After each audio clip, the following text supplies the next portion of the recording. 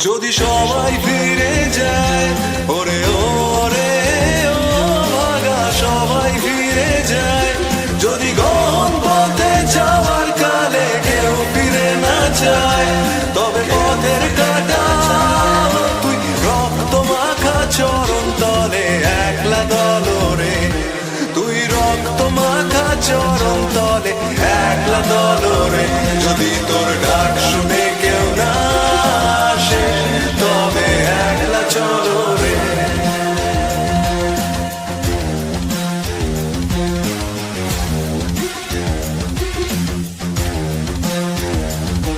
যদি আলো না ধরে, ওরে ওরে ও ভাগা আলো না ধরে, যদি ঝড় বাদলে আধার রাতে দুয়ার দেয় ঘরে, তবে বজ্রানলে আপন বুকের পাঁজর জ্বালিয়ে নিয়ে একলা চলো রে, আপন বুকের পাঁজর জ্বালিয়ে নিয়ে একলা চলো রে, যদি তোর ডাক শুনে কেউ না আসে তবে একলা চলো রে।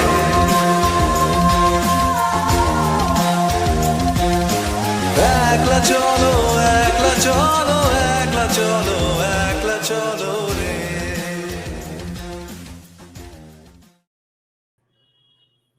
Hi guys, thank you for joining the live stream. Oh, I look like a scarecrow. Yeah, that's what happens in winters. But thank you for joining the live stream, guys. Hello Neon, hello Barbarica.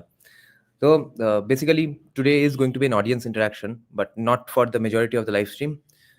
I'll be taking breaks from checking out the book, because every time I get a new book, whether I buy it or receive it as a gift, I spend some amount of time in the day just to go through the book a little, check out the chapter names, read the preface or the introduction at least, skim through some pages of the other chapters, etc.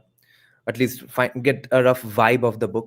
So I thought, let's do that with the live stream only. I have done this with other books as well previously. You all might remember our discussion of the book, the introduction section of the book, Theory of Sentimentals. No, I forgot the name. The Theory of Moral Sentiments by Adam Smith, for which the introduction was written by Amartya Sen, because it was a 250-year anniversary of that book. Hello, Perfect Beauty. So this book that I got today, this event is special because about, I think, 5 or 6 years later, went to a shopping with my mom, and she kind of insisted that, yeah, get a book, because I was saying to her that the Star Mark bookstore in South City Mall is so much fun to just even hang out in, because of the collection of books they have and all the deluxe edition these days, etc. And right when I gave up on buying deluxe editions, because almost all of the epic fantasy books and their deluxe editions cost about 10,000 rupees and stuff, I thought, okay, I'm never buying deluxe editions practically, or maybe someday just for show. Then a few weeks later, I found out that South City Mall started, that Star Mark store started, yeah, Neon, wait, I'll answer you. Star Mark started keeping some deluxe editions of books as well. That's when I bought the deluxe edition of Meditations by Marcus Aurelius, which is pretty cheap even for a deluxe edition, because even the book itself is very, very short. That's why it was affordable for someone who actually reads books. Otherwise, deluxe editions are mainly for show, because they are so frail, they are so fragile. It's best to not touch and open the books regularly and go through pages, mark them, etc. Deluxe editions are mainly for fun. So anyway, since hanging out with my parents and mainly my mom during Kolkata Book Fair in my childhood days was how I got hooked to reading in the first place. It was kind of nostalgic that, again, she is sitting down in one spot and I'm going around looking for at least one great book to buy. So I thought of, I caught many awesome books. Their deluxe edition versions of some philosophy books that I had seen before earlier, they were missing. Now the deluxe editions mostly were of classic fiction stuff. I was not looking to buy any fiction. I saw the Dune right when I entered. I thought, wait, no. Fictions I'm saving up for someday reading to my kids and stuff. I don't have time to read fictions anymore. I saw some good history books, some significant history books, but I'm not feeling any interest to read history all that much, even unless it's historical sociology, etc. Anything I read, it has to be non-fiction these days, and it has to have a strong dose of social science or philosophy or both.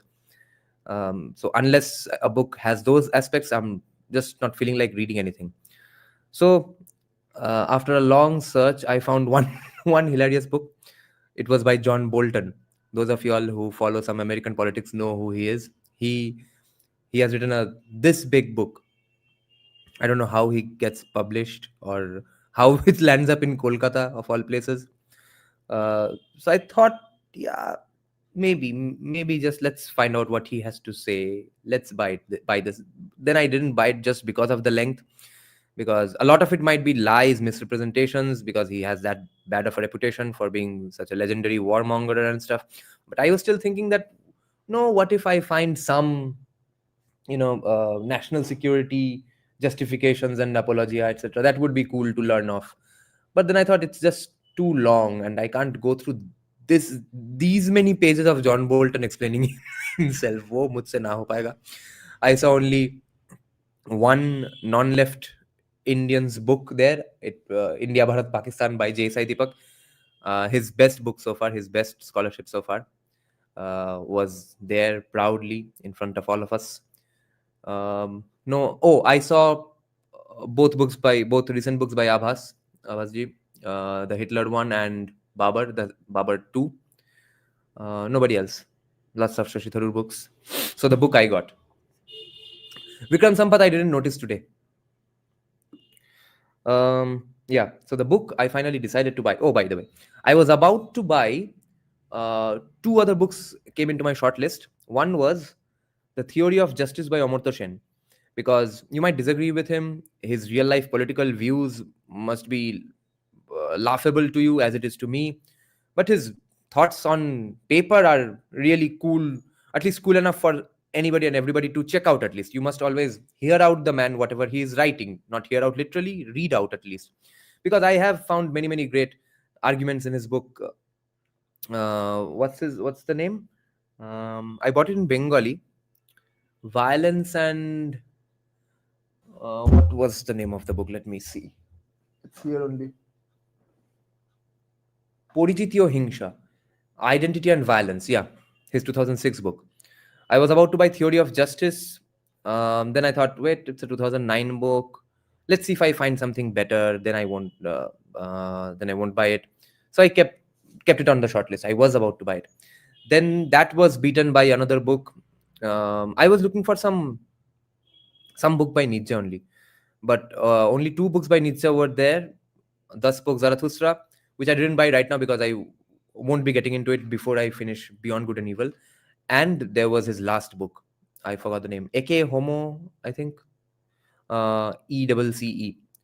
So I went through the book. I skimmed through the book and I realized that, first of all, that book was written right before he went crazy. He went mad.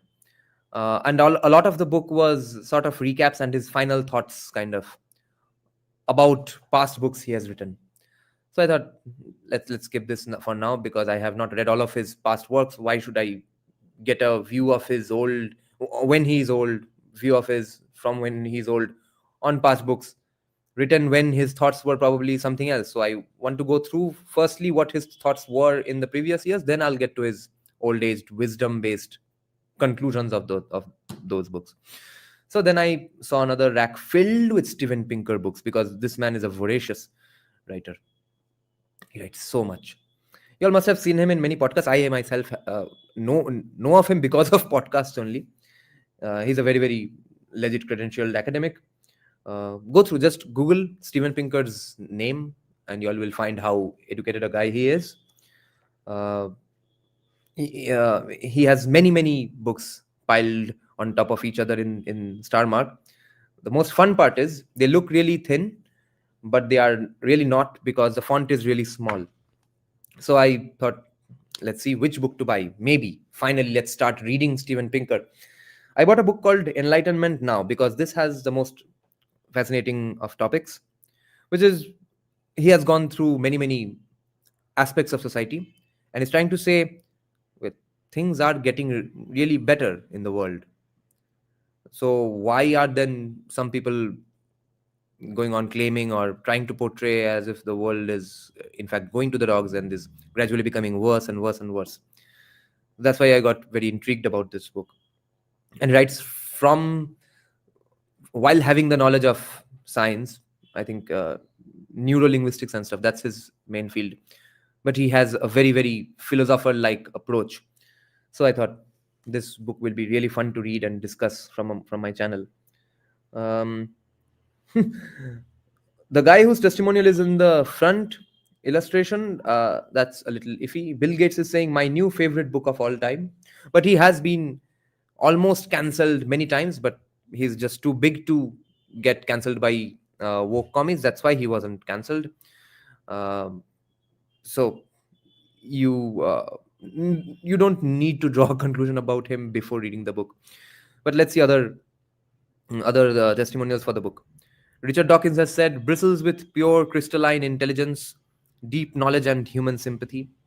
The Economist newspaper magazine has said, exhilarating, magnificent, uplifting. Um, Yuval Noah Harari has said, extols the amazing achievements of modernity and demonstrates that humankind has never been so peaceful, healthy, and prosperous. William Davies of Guardian has said, awesome, the confidence with which Pinker tears through the issues that cause such deep anxiety today is compelling. Okay, now I'll respond to Neon's comment there and then we'll start going through the book a little. And until I'm tired and think, wait, I can't read anymore, my brain has had too much to discuss, then I'll either go offline or interact with the audience in the comment section. And even when I take break from reading for some sips of coffee, I'll also be checking out comments and stuff. Let me see what Neon wrote. Yeah, Neon is saying, would you ever do another study along live stream someday? Yes, I will, on my music production days. जब काम आ रहा है तब मैं भूल जा रहा हूँ. I'm doing it alone on my own only. At least on my guitar practice timelines, but they are usually in the morning or afternoon.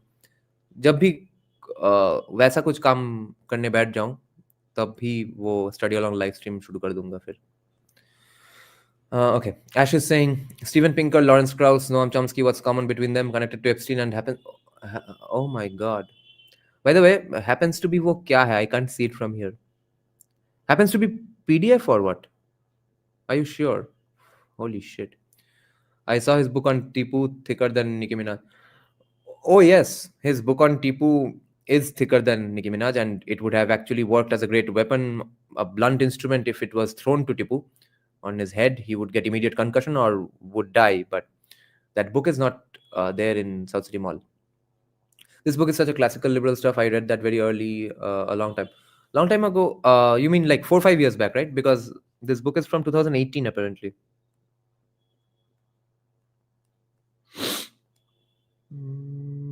Yeah, first published in Great Britain by Alan Lane, a branch of Penguin only, from 2018. Yeah.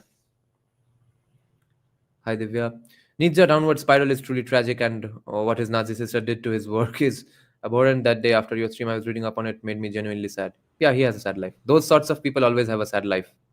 Those sorts of people, that's a personality type. Nietzsche, Savarkar. This book is such a nightmare to the late stage capitalism narrative. Yes. The PBD on Prakhar, did you see? I saw some portions of it. It was such a short podcast. It's a 1 hour podcast, which means he paid PBD and for only 1 hour, and therefore it's all regurgitated stuff that we have seen loads of times from his own podcast and from PBD. If you have been following his Valuetainment channel for 4 or 5 years, um, but it's a very significant step for Indian podcasting and in Prakhar's personal career as well. I'm very happy for him. I don't think we would find out any significant fruitful thing that would be beneficial to us, our brains personally. The Gen Z journal long time ago is 6 months. Yeah, Ash Ketchum is not Gen Z though. Okay, let's start the book now. there is a preface, short preface. No, I have not watched that podcast, Divya. Where have I heard its name? Did Prakhar pay him? I am pretty sure he did, because that's how you get PBD on a podcast, through his app that he has, Minect. Minect पे जाके Andrew Tate, भाई का नाम क्या है, Tristan, PBD, इन सब लोगों को कोई भी पॉडकास्ट पे बुला सकता है, उतना पैसा देना होगा. I don't think PBD, unless he has some, Prakhar has enough contacts in the world right now. Contact से हो सकता होगा कि देखिए बोलिए थोड़ा पीबीडी को हमारे पॉडकास्ट में आने के लिए. Other than that, any common man today would have to bring PBD by paying him. The exact 1 hour mark was, I think, a tell. Thoughts on 202 and the fact that Congress has less. 202 या 205 neon, बार बार हर जगह से अलग अलग संख्या सुन रहा हूँ. Last I heard 200, 203 as well. Yeah, that's pretty fascinating stuff, and it shows that it can, handing people 10,000 rupees a few seconds before an election really can go a long way. But of course people didn't vote just because of that. We don't want to get back to jungle raj, और 10,000 रुपए भी मिल रहे हैं, चलो ठीक है. तो जिस दिन बिना 10,000 के 1,200 रुपए के कोई वोट देगा, उस दिन हम इंटरेस्टिंग नाम दे सकेंगे इस चीज को. अभी इंटरेस्टिंग नहीं है. अभी सिर्फ और सिर्फ रियल पॉलिटिक है. अगर सिर्फ वो होता है और कुछ भी भोसड़ी के लेयर्स ही नहीं है उसमें, तो उसमें क्या डिस्कस करना. How effective was the SIR? I don't think so this has happened because of SIR.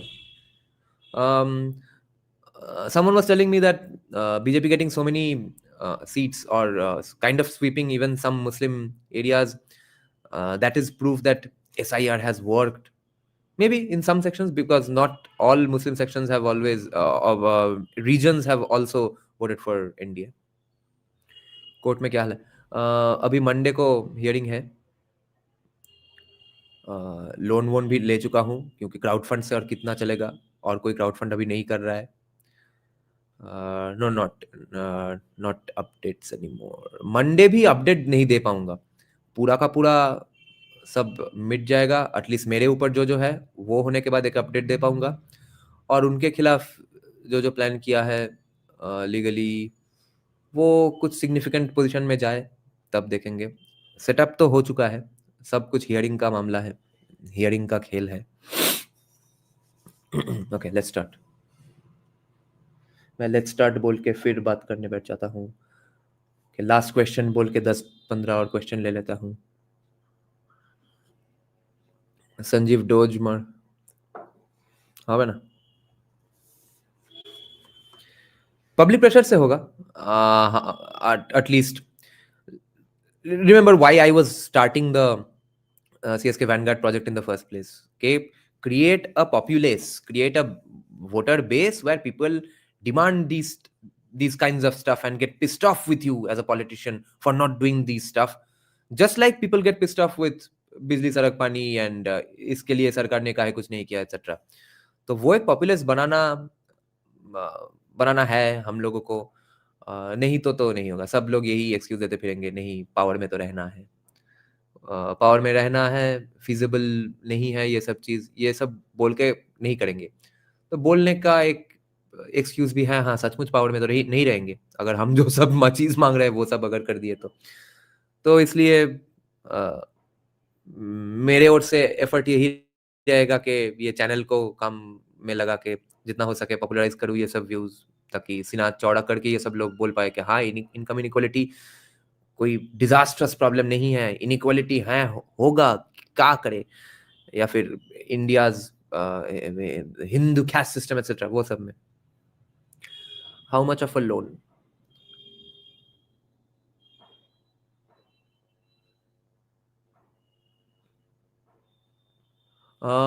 The crowd fund has paid for so far the stuff I have pursued against them. Some portions not. Majority 80-90% of that has been crowdfunded, and I'm appealing for quashing the case against me, of course. उसमें से I am taking a loan for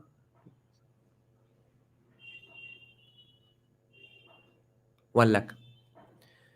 Your reaction about Bihar? Oh, I just gave the reaction, Skanda. कि हाँ, जंगल राज में लोग वापस नहीं जाना चाहते हैं and you are getting 10,000 rupees and stuff. Public pressure होते होले तो public has to be non retarded. Yes. तो जो लोग नॉन रिटार्डेड नहीं है उनको भर भर के गाली देना है टू पीपल इन पावर, और जो लोग रिटार्डेड है उनको भी ये नॉन रिटार्डेड जाके बार बार बोल के समझाए, यही हो सकता है. Blank Slate is another great book. He wanted to include race into it, but political correctness restricted him. I see. Still, I'm hopeful since the electorate has matured a bit more than before. My direction, right. America considers India number one enemy and will try to contain it for next decade. Yeah, of course. India is not number one enemy, but yeah, definitely is rank 2 or rank 3 number enemy. Russia और China के बाद तो हम ही है. हम है, तो बाकी सब पानी कम है. We are America's enemy. Namaskar, Sudeep. So the preface starts with the second half of the second decade of the third millennium would not seem to be an auspicious time to publish a book on the historical sweep of progress and its causes.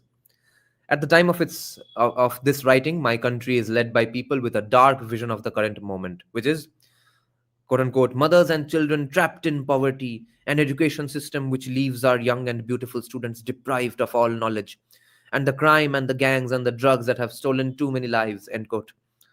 We are in an, quote unquote, outright war that is, quote unquote, expanding and metastasizing. The blame for this nightmare may be placed on a, quote unquote, global power structure that has eroded the, quote unquote, underlying spiritual and moral foundations of Christianity.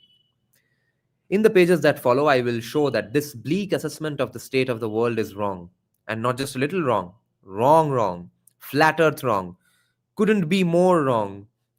But this book is not about the 45th president of the United States and his advisors, meaning Trump, because this book was written in 2018. It was conceived some years before Donald Trump announced his candidacy, and I hope it will outlast his administration by many more. Yeah, I'm buying the book when his second administration is going on. The ideas that prepared the ground for his election are, in fact, widely shared among intellectuals and lay people on both the left and the right. They include pessimism about the way the world is heading, cynicism about the institutions of modernity, and an inability to conceive of a higher purpose in anything other than religion. Excuse me. I will present a different understanding of the world, grounded in fact and inspired by the ideals of the Enlightenment, which was reason, science, humanism, and progress. In other words, Hinduism. Enlightenment ideals, I hope to show, are timeless, but they have never been more relevant than they are right now. The sociologist Robert Merton identified communalism as a cardinal scientific virtue, together with universalism, disinterestedness, and organized skepticism, CUDOS. Kudos indeed goes to the many scientists who shared their data on a communal spirit and responded to my queries thoroughly and swiftly. First among these is Max Roser, proprietor of the mind-expanding Our World in Data website. You all must check out this website then, Our World in Data, whose insight and generosity were indispensable to many discussions in part 2 of this book, the section on progress. I am grateful as well to Marion Tupi of Human Progress and to Ola Rosling and Hans Rosling of Gapminder, two other invaluable resources for understanding the state of humanity. Hans was an inspiration, and his death in 2017 a tragedy for those who are committed to reason, science, humanism, and progress. My gratitude goes as well to the other data scientists I pestered and to the institutions that collect and maintain their data. Carlin Bowman, Daniel Cox of PRRI, Tamer Epner of Social Progress Index, Christopher Ferris, Chelsea Follett of Human Progress, Andrew Gelman, Yair Gitza, April Ingram of Science Heroes, Jill Janoka of Bureau of Labor Statistics. So these are the places from where he has gathered all the stats, so that will be really fruitful. Gail Kelch of US Fire Administration and FEMA, Elena Kolosh of National Safety Council, Kelev Litaru of Global Database of Events, Language and Tone, Monty Marshall of Polity Project, Bruce Mayer Branko Milanovic of World Bank, Robert Muga of Homicide Monitor, Pippa Norris from World Values Survey, Thomas Olshansky from US Fire Administration FEMA, Amy Pierce from Science Heroes, Mark Perry, Teresa Peterson from Uppsala Conflict Data Program. Uppsala is in Sweden, right? Leandro Prados de la Escosura, Stephen Radelet, Ok Ridge Ripma from OECD Clio Infra, Hannah Ritchie from Our World in Data, Seth Stephens Davidowitz from Google Trends, James X. Sullivan, Sam Taub from Uppsala Conflict Data Program, Kyla Thomas, Jennifer Truman from Bureau of Justice Statistics, Jean Twenge, Bas van Leeuwen from OECD Clio Infra, Carlos Villalta, Christian Welzel, World Values Survey, Justin Wolfers, and Billy Woodward from Science Heroes. By the way, guys, you all just found out so many tough to pronounce surnames and surnames which a lot of you all probably have never heard before, right? The fact that so many people whose surnames are not familiar are in such a significant point of discussion, that they are being quoted, what they are providing is being cited and stuff in such a significant book by such a significant person, is proof that these societies are not casteist in the sense of how we understand caste. Okay, this is why you see no 5 6 similar surnames going on in positions of power forever and ever. This is what happens with economic disruptions, capitalism, free market, freedom. Okay, same families, same lineages, same surnames do not flourish forever and after decade, century after centuries, when the society is actually free, when your position in privilege is not protected artificially by distorting the economy just because your friend or your father hangs out with the chief minister and stuff. Is this I'm not answering Moinak Bhattacharya. Fiction is saying we are number one as we are easy to contain due to being a democracy. Other two countries are a dictatorship. Well said. Yeah, very true. More like a possible emergent rival or nuisance than a hostile enemy. Ajke geopolitics केउ our enemy no hai. Everyone has price except Pakistan. They hate us so pure. Yeah, also well said. Yeah. Impact of Bihar on West Bengal? I don't think so any. What's the book? Well, the BJP supporters, BJP Karyakartas will be very elated. Of course, there might be an extra energy with their actions. They might feel extra motivated. Nothing other than that. What's the book about? Can anyone tell? The book is about how things are not really as dire as people all over the world like to crib about. That, oh my God, the world is going to dogs. The poor are getting poorer, rich are getting richer. There's no values, etc. Everyone is an asshole. Those sorts of things is being countered in this book. David Deutsch अच्छा और भी थोड़ा acknowledgement चलो पढ़ ही लेते हैं थोड़ा हो ही गया और एक देर पैराग्राफ बाकी है otherwise I don't usually read acknowledgement sections on live stream but इतना पढ़ ही लिए हैं तो देख लेते जान लेते हैं और क्या क्या है यहाँ पे David Deutsch Rebecca Newberger Goldstein Kevin Kelly John Muller Rosalind Pinker maybe a relative Max Roser and Bruce Schneier read a draft of the entire manuscript and offered invaluable advice. I also profited from comments by experts who read chapters or excerpts, including Scott Aronson, Lida Cosmides, Jeremy England, Paul Ewald, Joshua Goldstein, A.C. Grayling, Joshua Green, Cesar Hidalgo, Jody Jackson, Lawrence Krauss. You probably mentioned Lawrence Krauss, right? Didn't he mention Lawrence Krauss?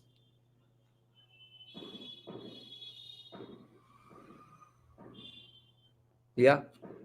That Lawrence Krauss actually read the draft of this book, Ash Ketchum. Branko Milanovic, Robert Mugger, Jason Nemiro, Matthew Nock, Ted Nordhaus, Anthony Pagden, Robert Pinker, Susan Pinker, पूरा परिवार को पढ़ा दिया है draft. Stephen Radelet, Peter Skoblik, Martin Seligman, Michael Schellenberger. Where have I heard about Michael Schellenberger? Can you all remind me? Who is Michael Schellenberger? I think I've heard him in many podcasts. Christian Welzel, also heard of him in podcasts. Other friends and colleagues answered questions or made important suggestions, including Charlene Adams, Rosalind Arden, Andrew Bamford, Nicholas Baumard, Brian Boutwell, Stuart. Every surname is different. Isn't it, bro? If this book was written by a Bengali,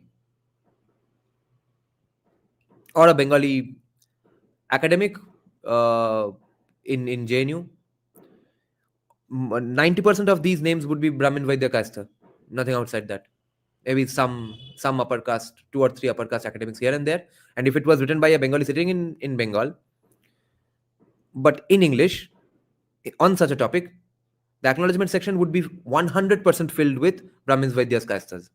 Meanwhile, telling everyone that Bihar and UP is castes, we are not.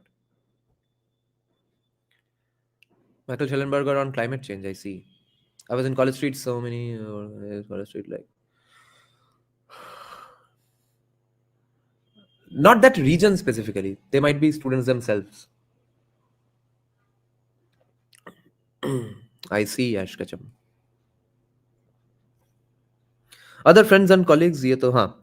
David Byrne, Richard Dawkins, Daniel Dennett, Greg Easterbrook, Emily Rose S. Eastop, Nils Peter Glendish, Jennifer Jacket, Barry Latzer, Mark Lilla, Karen Long, Andrew Mack, Michael McCullough, Heiner Rinderman, Jim Rossi, Scott Sagan, Sally Sattel, and Michael Shermer. Michael Shermer. Special thanks go to my Harvard colleagues Mazareen Banaji, so Parsi, Mazareen Banaji, Merce Crosas, James Engel, Daniel Gilbert, Richard McNally, Catherine Sicking, and Lawrence Summers. I thank Ria Howard and Luz Lopez for their heroic efforts in obtaining, analyzing, and plotting data, and Kihup Yong for several regression analyses. I thank as well Ilavenil Subaya for designing the elegant graphs and for her suggestion on form and substance. I'm deeply grateful to my editors Wendy Wolf and Thomas Penn, and to my literary agent John Brockman for their guidance and encouragement throughout the project. Katya Price has now copy edited 8 of my books, and I have learned and profited from her handiwork every time. Special thanks go to my family: Rosalind, Susan, Martin, Eva, Carl, Eric, Robert, Chris, Jack, David, Yale, Solomon, Danielle, and most of all, Rebecca, my teacher and partner in appreciating the ideals of the Enlightenment. Now we start part 1. The Enlightenment starts with a quote from Alfred North Whitehead. The common sense of the 18th century, its grasp of the obvious facts of human suffering and of the obvious demands of human nature, acted on the world like a bath of moral cleansing.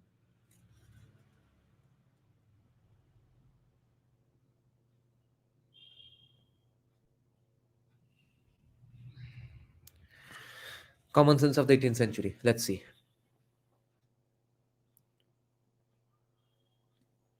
Fiction is saying, Dada, do you think the Anglo-Saxon Western countries will convert into white nationalists? Absolutely fiction, yes. That's where I have agreements with our Sanatanisi temperaturist.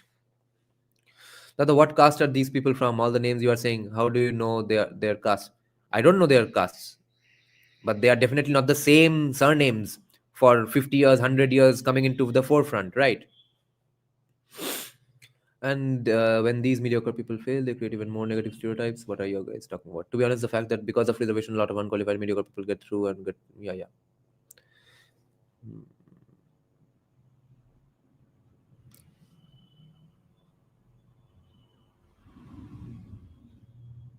Varun Dev is saying, Dada Surinder Jotka again come to Kamra and discuss caste plan to. फिर कब आ गया?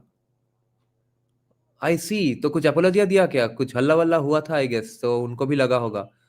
Because that video immediately got demonetized. So I realized either मैंने गाली ज़्यादा दे दिया, उसके वजह से demonetize हुआ, नहीं तो कामड़ा के फैंस ने आके कुछ रिपोर्ट किया होगा. Then I realized कि भाई मैं गाली देना पूरा बंद नहीं किया हूँ हर वीडियो में. हर वीडियो डिमोनेटाइज नहीं हो रहा है, और उस दिन से उस लाइव स्ट्रीम के बाद से सिर्फ 1-2 ही लाइव स्ट्रीम डिमोनेटाइज हुआ. तो कुछ कामड़ा फैंस आए थे होंगे, उन्होंने ही शायद रिपोर्ट किया था, 1-2 वीडियो रिपोर्ट करके फिर चले भी गए. तो अभी मेरा फिर से लास्ट कुछ लाइव स्ट्रीम कुछ भी डिमोनेटाइज नहीं हो रहा है. तो इसका मतलब है लोगों को दिखा कि हाँ ये तो खेल तो घूम गया उल्टा तरफ, ये ब्राह्मण अपोलॉजिया बन गया है. तो एक बार फिर से आइए भर के गाली देते हैं ब्राह्मण्स को. इनविजिबल ब्राह्मण लैडर पे डिस्कशन हुआ है. मिसअंडरस्टैंडिंग हो गया थोड़ा, गलत समझ लिए लोग, इसलिए वापस लाना पड़ा। तो चलो हाँ, हम फिर से लाइव रिएक्ट करेंगे ज़रूर। Thank you Varun Dev for letting me know about this and please keep reminding me. They cannot tolerate their superior features fading away. Lucid is saying, I was about to mail you, bro. Where is the link for CSK group? I wanted to join. Is it on?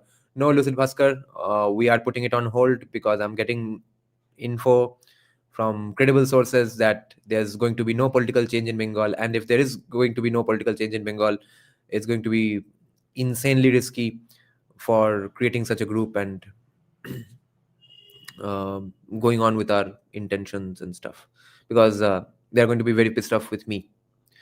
Mayuresh is saying, Dada, do you read academic works on English literature? No. A lot of new intellectuals are doing good research on this without explicit left of center. I see. English literature pe. Academic works on literature on the department branch of study called English literature, or people from the departments and branches of English literature doing great academic work? Mayuresh? Why does the BPK casteism disappear as soon as they migrate to Bangalore, Gurgaon, Hyderabad, etc.? Because they are not high caste there. उनको कोई पूछता नहीं है वहाँ पे। TDC Baramulla नहीं, अभी तक टाइम नहीं मिल रहा है, देखना पड़ेगा जल्दी से। बट बारामूला को लेकर मेरा एक डिसअपॉइंटमेंट हुआ है ऑडियंस के तरफ से कि भाई मुझे तो बिल्कुल भी पता नहीं था कि ये उस टॉपिक पे है, वो genocide and exodus of Hindus from Kashmir. नाम से समझ में नहीं आया, ट्रेलर मैंने देखा भी या ट्रेलर से भी उतना मुझे याद नहीं आ रहा है कि देखा भी या नहीं, मगर समझ में नहीं आया, नाम से समझ में नहीं आया, पोस्टर से समझ में नहीं आया। यही तो चाहिए था हमको इतने दिनों से, वही तो बात वो कुछ रिव्यूअर्स भी लिख रहे हैं क्या, ओ अच्छा अब तुम लोग भोसरी के फिल्म बनाना भी सीख गए, सटल मैसेजिंग कर रहे हो। तो अब ऑडियंस जो गांडू है वो माइक लेके हर जगह पे बोलते फिर रहा है, देखो अब हम फिल्म बनाना सीख चुके हैं, ये पूरा का पूरा हिंदुत्ववादी फिल्म है, कौमियों का माँ का, और देखो ये कितना बड़ा हिंदुत्ववादी फिल्म बनाया है हमारे लिए, और इसमें सटल मैसेजिंग भी है, इंटेलिजेंट फिल्म मेकिंग भी है। कुछ इडियट अकाउंट्स तो बोल ही रहे थे, आशीष धर ने भी बोल दिया, ये सब बोलने से चलता है थोड़ी। अब और कोई नहीं देखेगा, सबको पता चल गया कि अच्छा राइट विंग फिल्म हमको गांडू बनाना चाहते थे, अब हम नहीं देखेंगे। हमको तो दिखाना है सीक्रेट रख के कि नहीं अच्छा फिल्म है, देख लो, देख के तुम्हारे दिमाग में घुसना चाहिए, ओ अच्छा ऐसा भी होता है। अब सब लोगों ने प्राउडली बोल दिया, अब कोई कमी नहीं देखेगा। They probably didn't push that much because they know some of them would hype it up and then right, and it still got screwed. Mayuresh Singh is yes on the branch, although a significant part of it is left of center, but it's tolerable. On the other hand, research by English literature departments is very oh yeah. Oh my god, on classics, सिर्फ classics पे होता तो problem थोड़ी था, English literature department वाले social science पे कभी कभी पेपर लिख देते हैं, that's so cringe, oh my God. मान लो कि हाँ शेक्सपियर का उस पैराग्राफ का आज क्या संबंध है आज के प्रोस्टिट्यूशन से कोलकाता में, ऐसा कुछ पेपर लिख देंगे, वहां पे the problem arises. Yes, hilarious reaction, वो रिएक्शन अब बंद होने वाला है हमारे ही दोस्त से। Okay, so enlightenment, part one. Part one is called enlightenment. In the course of several decades, giving public lectures on language, mind, and human nature, I have been asked some mighty strange questions. Which is the best language? Are clams and oysters conscious? When will I be able to upload my mind to the internet? Is obesity a form of violence? But the most arresting question I have ever fielded followed a talk in which I explained the commonplace among scientists that mental life consists of patterns of activity in the tissues of the brain. A student in the audience raised her hand and asked me, why should I live? The student's ingenious tone made it clear that she was neither suicidal nor sarcastic, but genuinely curious about how to find meaning and purpose if traditional religious beliefs about an immortal soul are undermined by our best science. My policy is that there is no such thing as a stupid question, and to the surprise of the student, the audience, and most of all myself, I mustered a reasonably creditable answer. What I recall saying, embellished to be sure by the distortions of memory and l'esprit de la, I'm not reading that French phrase, the wit of the staircase, went something like this. This was his answer, okay? The following. Quote, In the very act of asking that question, you are seeking reasons for your convictions. And so you are committed to reason as the means to discover. You are committed to reason as the thing which is your means to discover and justify what is important to you. And there are so many reasons to live. As a sentient being, you have the potential to flourish. You can refine your faculty of reason itself by learning and debating. You can seek explanations of the natural world through science and insight insight into the human condition through the arts and humanities. You can make them what a beautiful way of putting it. You can seek explanations of the natural world through science.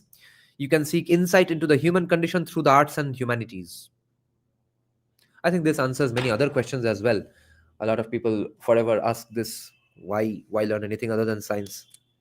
I'll underline this with my broken thumb. Oh my god. Time to destroy the book's beauty.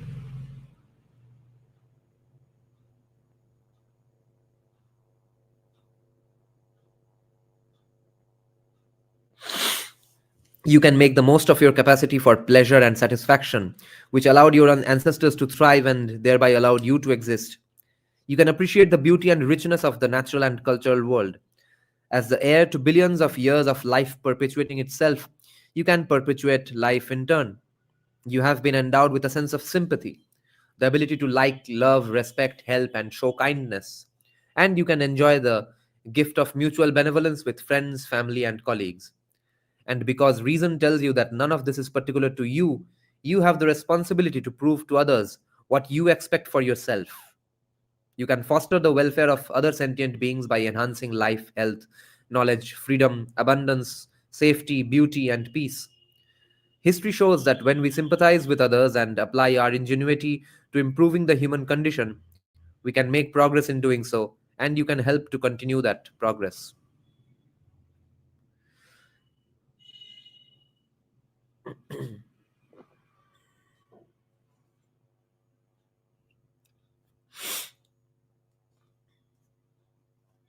That was his answer. End quote. Explaining the meaning of life is not in the usual job description of a professor of cognitive science, and I would not have had the gall to take up her question if the answer depended on my arcane technical knowledge or my dubious personal wisdom.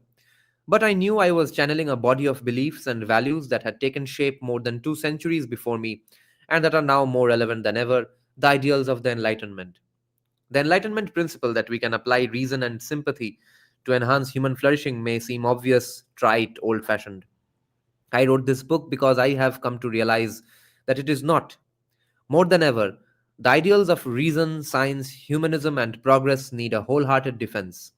We take its gifts for granted: newborns who will live more than 8 decades, markets overflowing with food, clean water that appears with a flick of a finger, and waste that disappears with another, pills that erase a painful infection, sons who are not sent off to war, daughters who can walk the streets in safety, critics of the powerful who are not jailed or shot, the world's knowledge and culture available in a shirt pocket.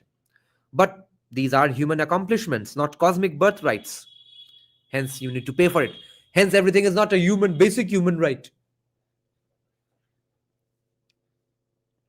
In the memories of many readers of this book, and in the experience of those in less fortunate parts of the world, war, scarcity, disease, ignorance, and lethal menace are a natural part of existence. We know that countries can slide back into these primitive conditions, and so we ignore the achievements of the Enlightenment at our peril. In the years since I took the young woman's question, I have often been reminded of the need to restate the ideals of the Enlightenment, also called humanism, the open society, and cosmopolitan or classical liberalism. It's not just that questions like hers regularly appear in my inbox. Like, dear Professor Pinker, what advice do you have for someone who has taken ideas in your books and science to heart and sees himself as a collection of atoms, a machine with a limited scope of intelligence, sprung out of selfish genes inhabiting space-time? It's also that an obliviousness to the scope of human progress can lead to symptoms that are worse than existential angst. Listen to this point very carefully. This is such an important point to be repeated amongst ourselves, amongst our friends groups and stuff. He's saying it's also that an obliviousness to the scope of human progress can lead to symptoms that are worse than existential angst. It can make people cynical about the Enlightenment inspired institutions that are securing this progress, such as liberal democracy and organizations of international cooperation, and turn them toward atavistic alternatives. The ideals of the Enlightenment are products of human reason, but they always struggle with other strands of human nature: loyalty to tribe, deference to authority, magical thinking, the blaming of misfortune on evildoers. The second decade of the 21st century has seen the rise of political movements that depict their countries as being pulled into a hellish dystopia by malign factions that can be resisted only by a strong leader who wrenches the country backward to make it, quote unquote, great again. These movements have been abetted by a narrative shared by many of their fiercest opponents, in which the institutions of modernity have failed, and every aspect of life is in deepening crisis. The two sides in macabre agreement that wrecking those institutions will make the world a better place. Hence, you see the agreement between Hindutva socialists and commies. Harder to find is a positive vision that sees the world's problems against a background of progress that it seeks to build upon by solving those problems in their turn. If you still are unsure whether the ideals of enlightenment humanism need a vigorous defense, consider the diagnosis of Maher, an analyst of radical Islamist movements. Quote, "The West is shy of its values. It doesn't speak up for classical liberalism," he says. Quote, "We are unsure of them. They make us feel uneasy," end quote. Contrast that with the Islamic State, which, quote unquote, knows exactly what it stands for, a certainty that is incredibly seductive. Certainty is seductive. That is the main point here. That is why so many people convert. That is why so many people just don't get Hinduism or get tired of trying to understand Hinduism. The lack of certainty. And Nietzsche said, remember, certainty is the sign of a pathologized mind, of a sick mind, a weak mind who cannot fully fathom things. A strong, healthy mind is capable of acknowledging and accepting irony and uncertainty. Remember what Nietzsche was saying in the sections we were discussing in the last day's stream. What a phenomenal thing he said in this context. That so many people will prefer a certain nothing over uncertain great things.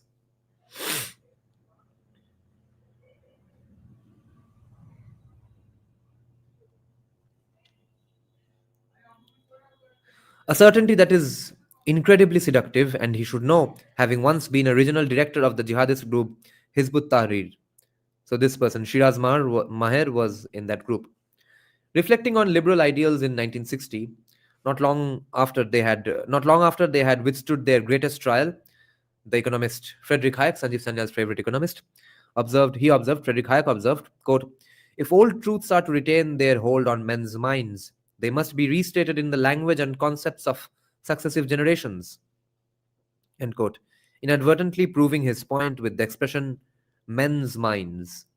What at one time are their most effective expressions gradually become so worn. This is Friedrich Hayek saying, okay? They gradually become so worn with use that they cease to carry a definite meaning. The underlying ideas may be as valid as ever, but the words, even when they refer to problems that are still with us, no longer convey the same conviction. So a new lexicon, a new consumption pattern, jahan pe tum relevant hoge. This book is my attempt to restate the ideals of the Enlightenment in the language and concepts of the 21st century. I will first lay out a framework for understanding the human condition informed by modern science, who we are, where we came from, what our challenges are, and how we can meet them. The bulk of the book is devoted to defending those ideals in a distinctively 21st century way with data. This evidence based take on the Enlightenment project reveals that it was not a naive hope. The Enlightenment has worked, perhaps the greatest story seldom told. And because this triumph is so unsung, the underlying ideals of reason, science, and humanism are unappreciated as well. Far from being an insipid consensus, these ideals are treated by today's intellectuals with indifference, skepticism, and sometimes contempt. When properly appreciated, I will suggest, the ideals of enlightenment are in fact stirring, inspiring, noble, a reason to live. Anything life affirming will have a very significant spot inside Hinduism because it's very life affirming. hence Nietzsche. Now we start chapter 1. This was sort of a prologue to chapter 1. Chapter 1 is called Dare to Understand.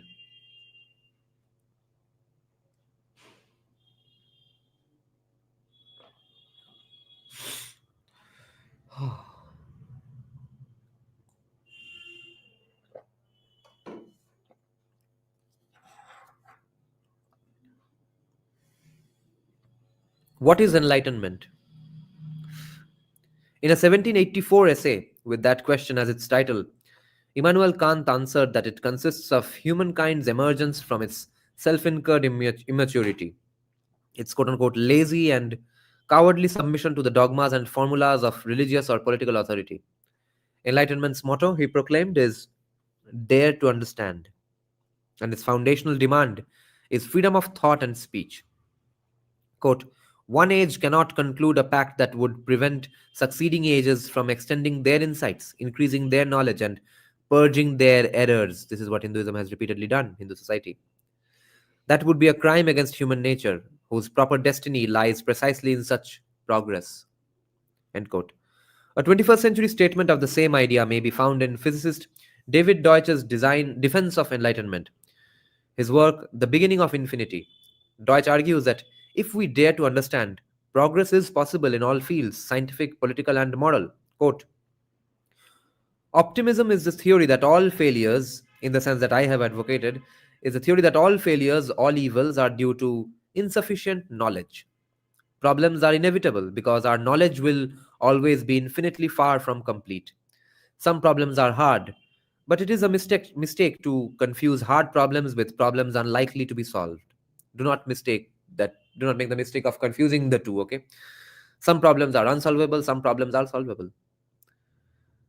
Some problems are hard, but it is a mistake to confuse hard problems with problems unlikely to be solved. Problems are soluble, and each particular evil is a problem that can be solved.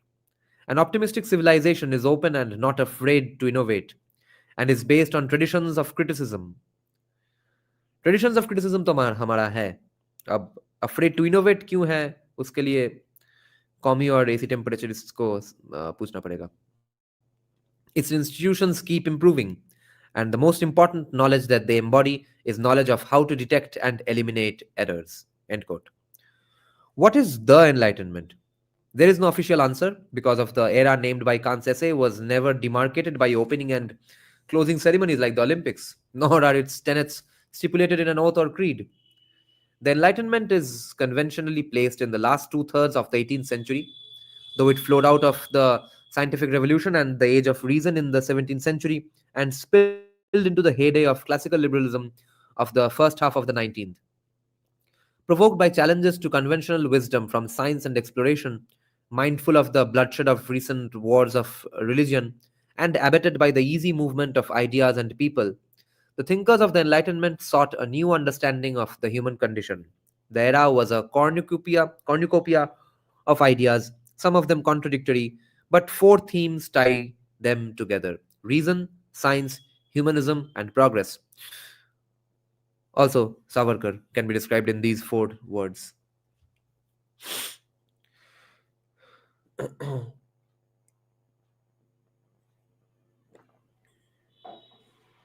AP, what do you mean by regarding a new channel? Regarding opening a new channel? Contact me through my mail. I'm logged out of the Instagram account for now. Mail me at indiconsciousness@gmail.com.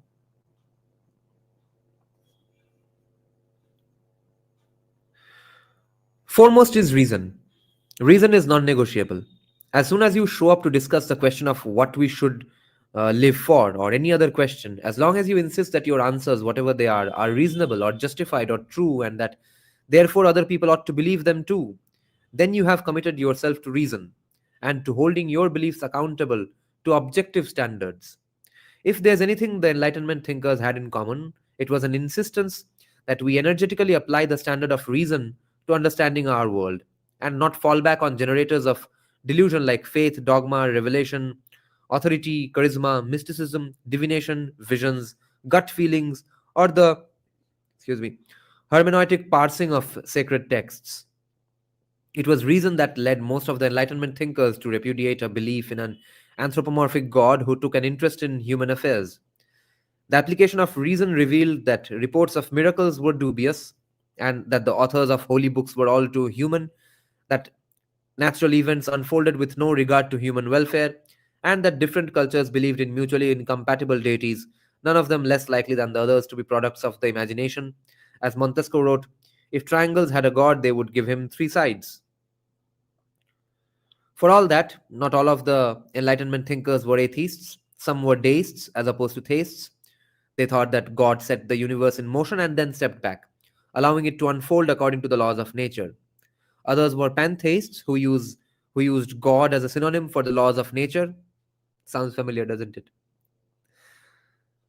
But few appealed to the law-giving, miracle-conjuring, son-begetting God of Scripture. Many writers today confuse the Enlightenment endorsement of reason with the implausible claim that humans are perfectly rational agents. Nothing could be further from historical reality. Thinkers such as Kant, Baruch, Spinoza, Thomas Hobbes, David Hume, and Adam Smith were inquisitive psychologists and all too aware of our irrational passions and foibles. They insisted that it was only by calling out the common sources of folly that we could hope to overcome them. The deliberate application of reason was necessary, precisely because our common habits of thought are not particularly reasonable. So, you see, in the end, the religion that will best work out for the progress and prosperity of a society is where reason is most encouraged and kept on a pedestal, i.e., Hinduism.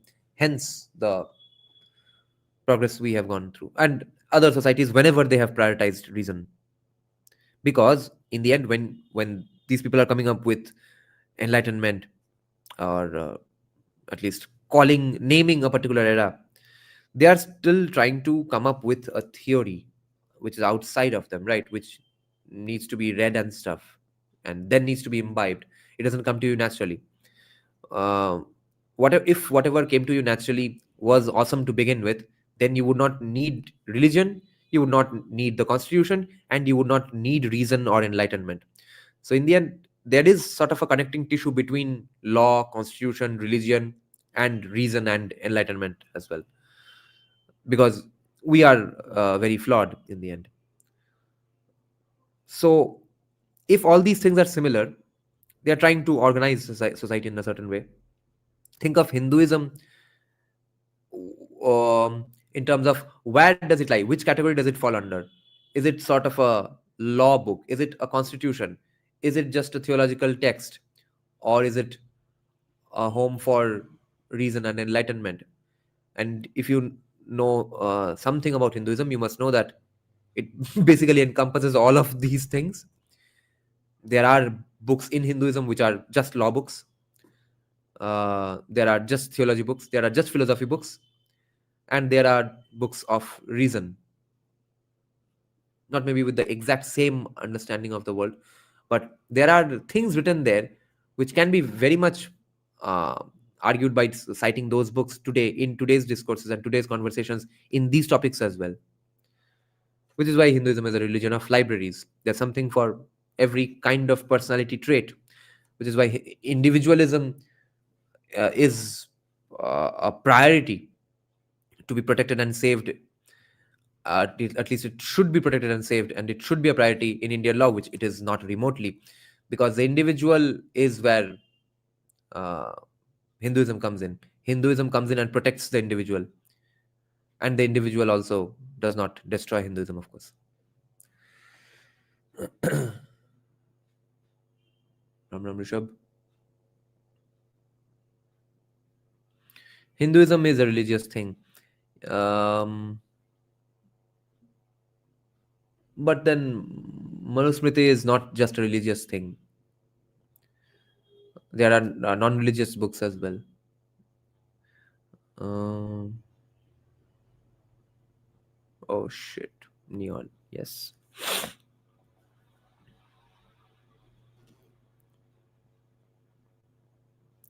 The deliberate application of reason was necessary precisely because our common habits of thought are not particularly reasonable.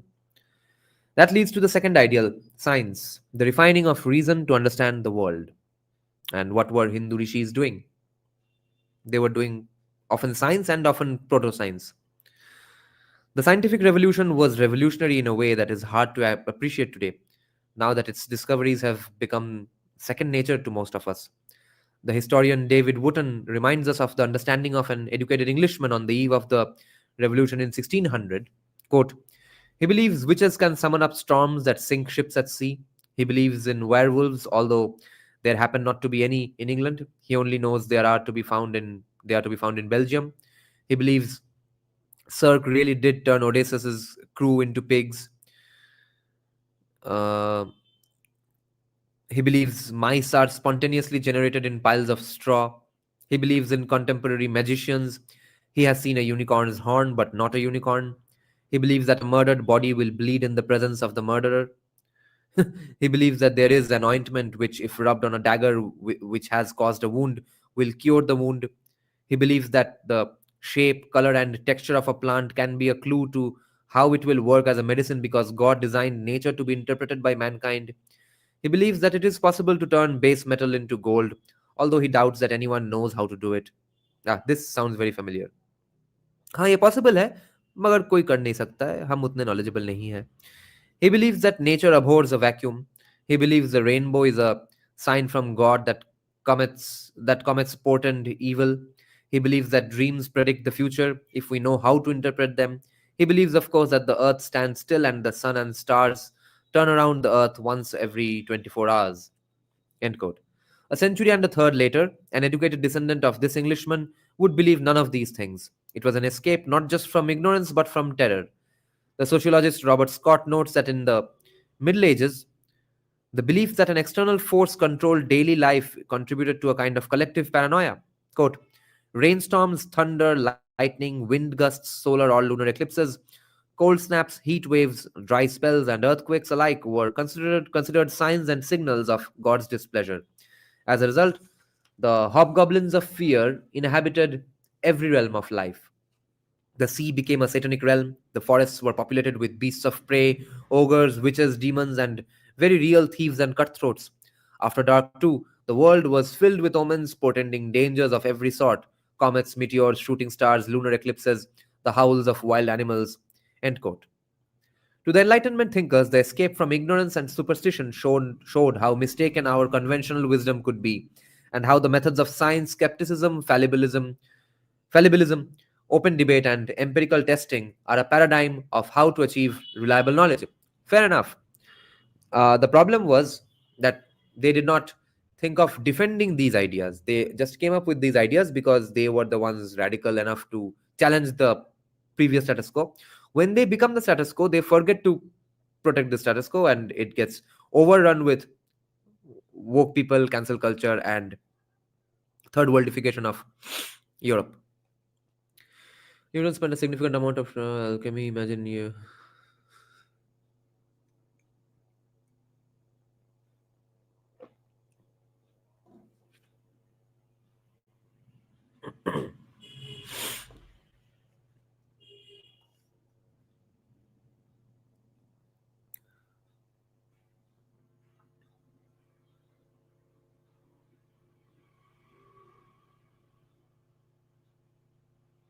To the Enlightenment thinkers, the escape from ignorance and superstition showed how mistaken our conventional wisdom could be, and how the methods of science, skepticism, fallibilism, open debate, and empirical testing are a paradigm of how to achieve reliable knowledge. That knowledge includes an understanding of ourselves. The need for a science of man was a theme that tied together Enlightenment thinkers who disagreed about much else, including Montesquieu, Hume, Smith, Kant, Nicolas de Condorcet, Denis Diderot, Jean-Baptiste d'Alembert, Jean-Jacques Rousseau, and Giambattista Vico. Their belief that there was such a thing as universal human nature and that it could be studied scientifically made them precocious practitioners of sciences that would be named only centuries later. They were cognitive neuroscientists who tried to explain thought, emotion, and psychopathology in terms of physical mechanisms of the brain. They were evolutionary psychologists who sought to characterize life in a state of nature and to identify the animal instincts that are quote unquote, infused into our bosoms. They were social psychologists who wrote of the moral sentiments that he's talking about Adam Smith now. Social psychologists who wrote of the moral sentiments that draw us together, the selfish passions that divide us, and the foibles of short sightedness that confound our best laid plans. And they were cultural anthropologists who mined the accounts of travelers and explorers for data, almost Max Weber like. Explorers for data both on human universals and on the diversity of customs and mores across the world's cultures.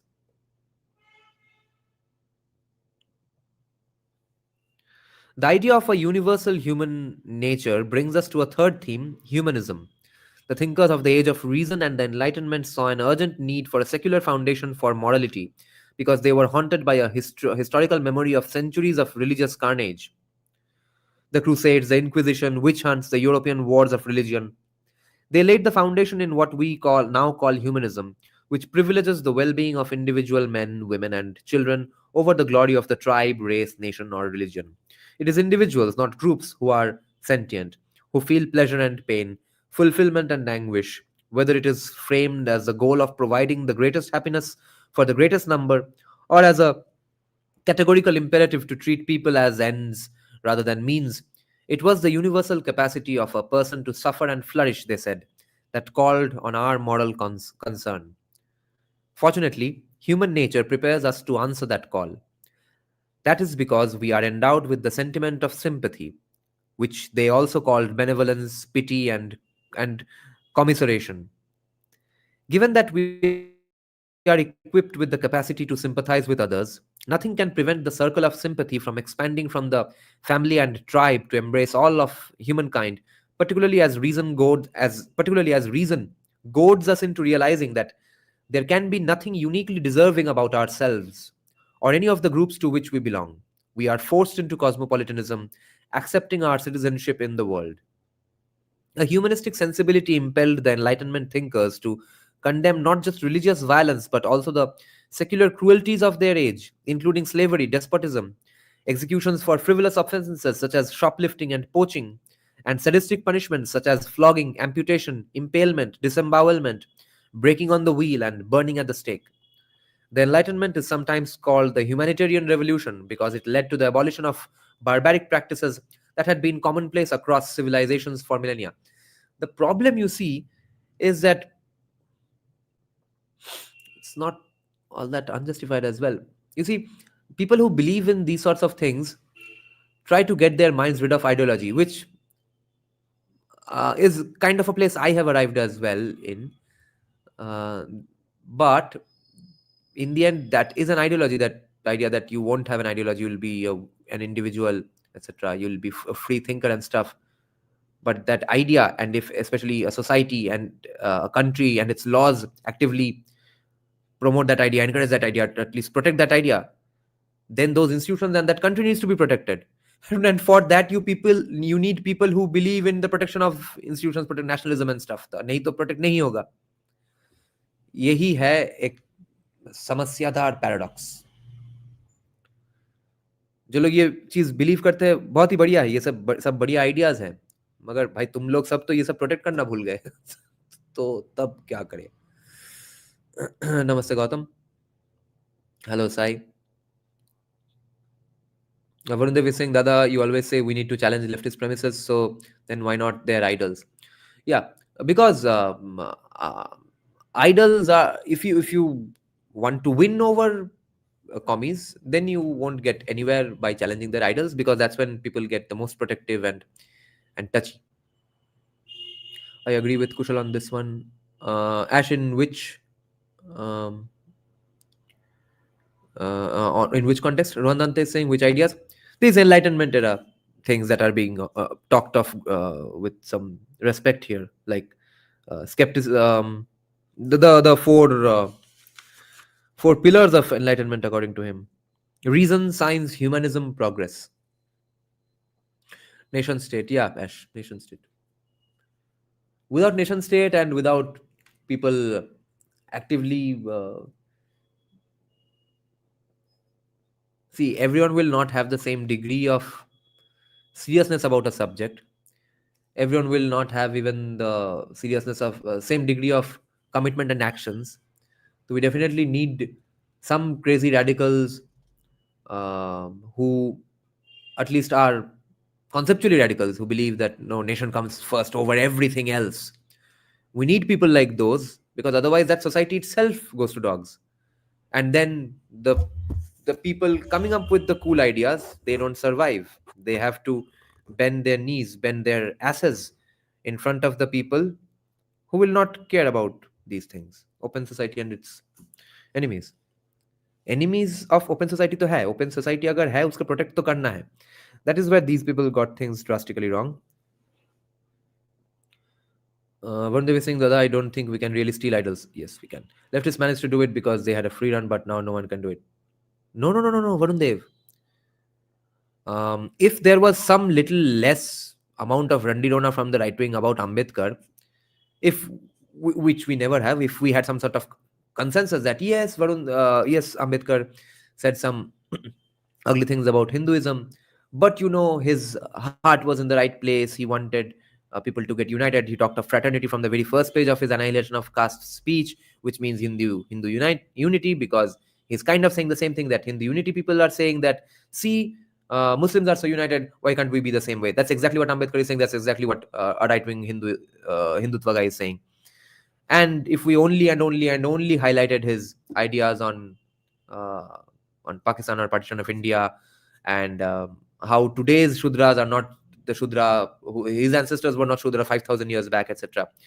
वो सब अगर होता तो तुम एक phenomenon और भी जल्दी देखते, जो कि ऑलरेडी हो रहा है, but in very niche spaces and in small quantities, मगर वो और भी overwhelming होता, तुमको बहुत obviously दिखता कि the leftists themselves will start abandoning Ambedkar, which they are already doing. They are abandoning Ambedkar, they are abandoning Arundhati Roy for being upper caste.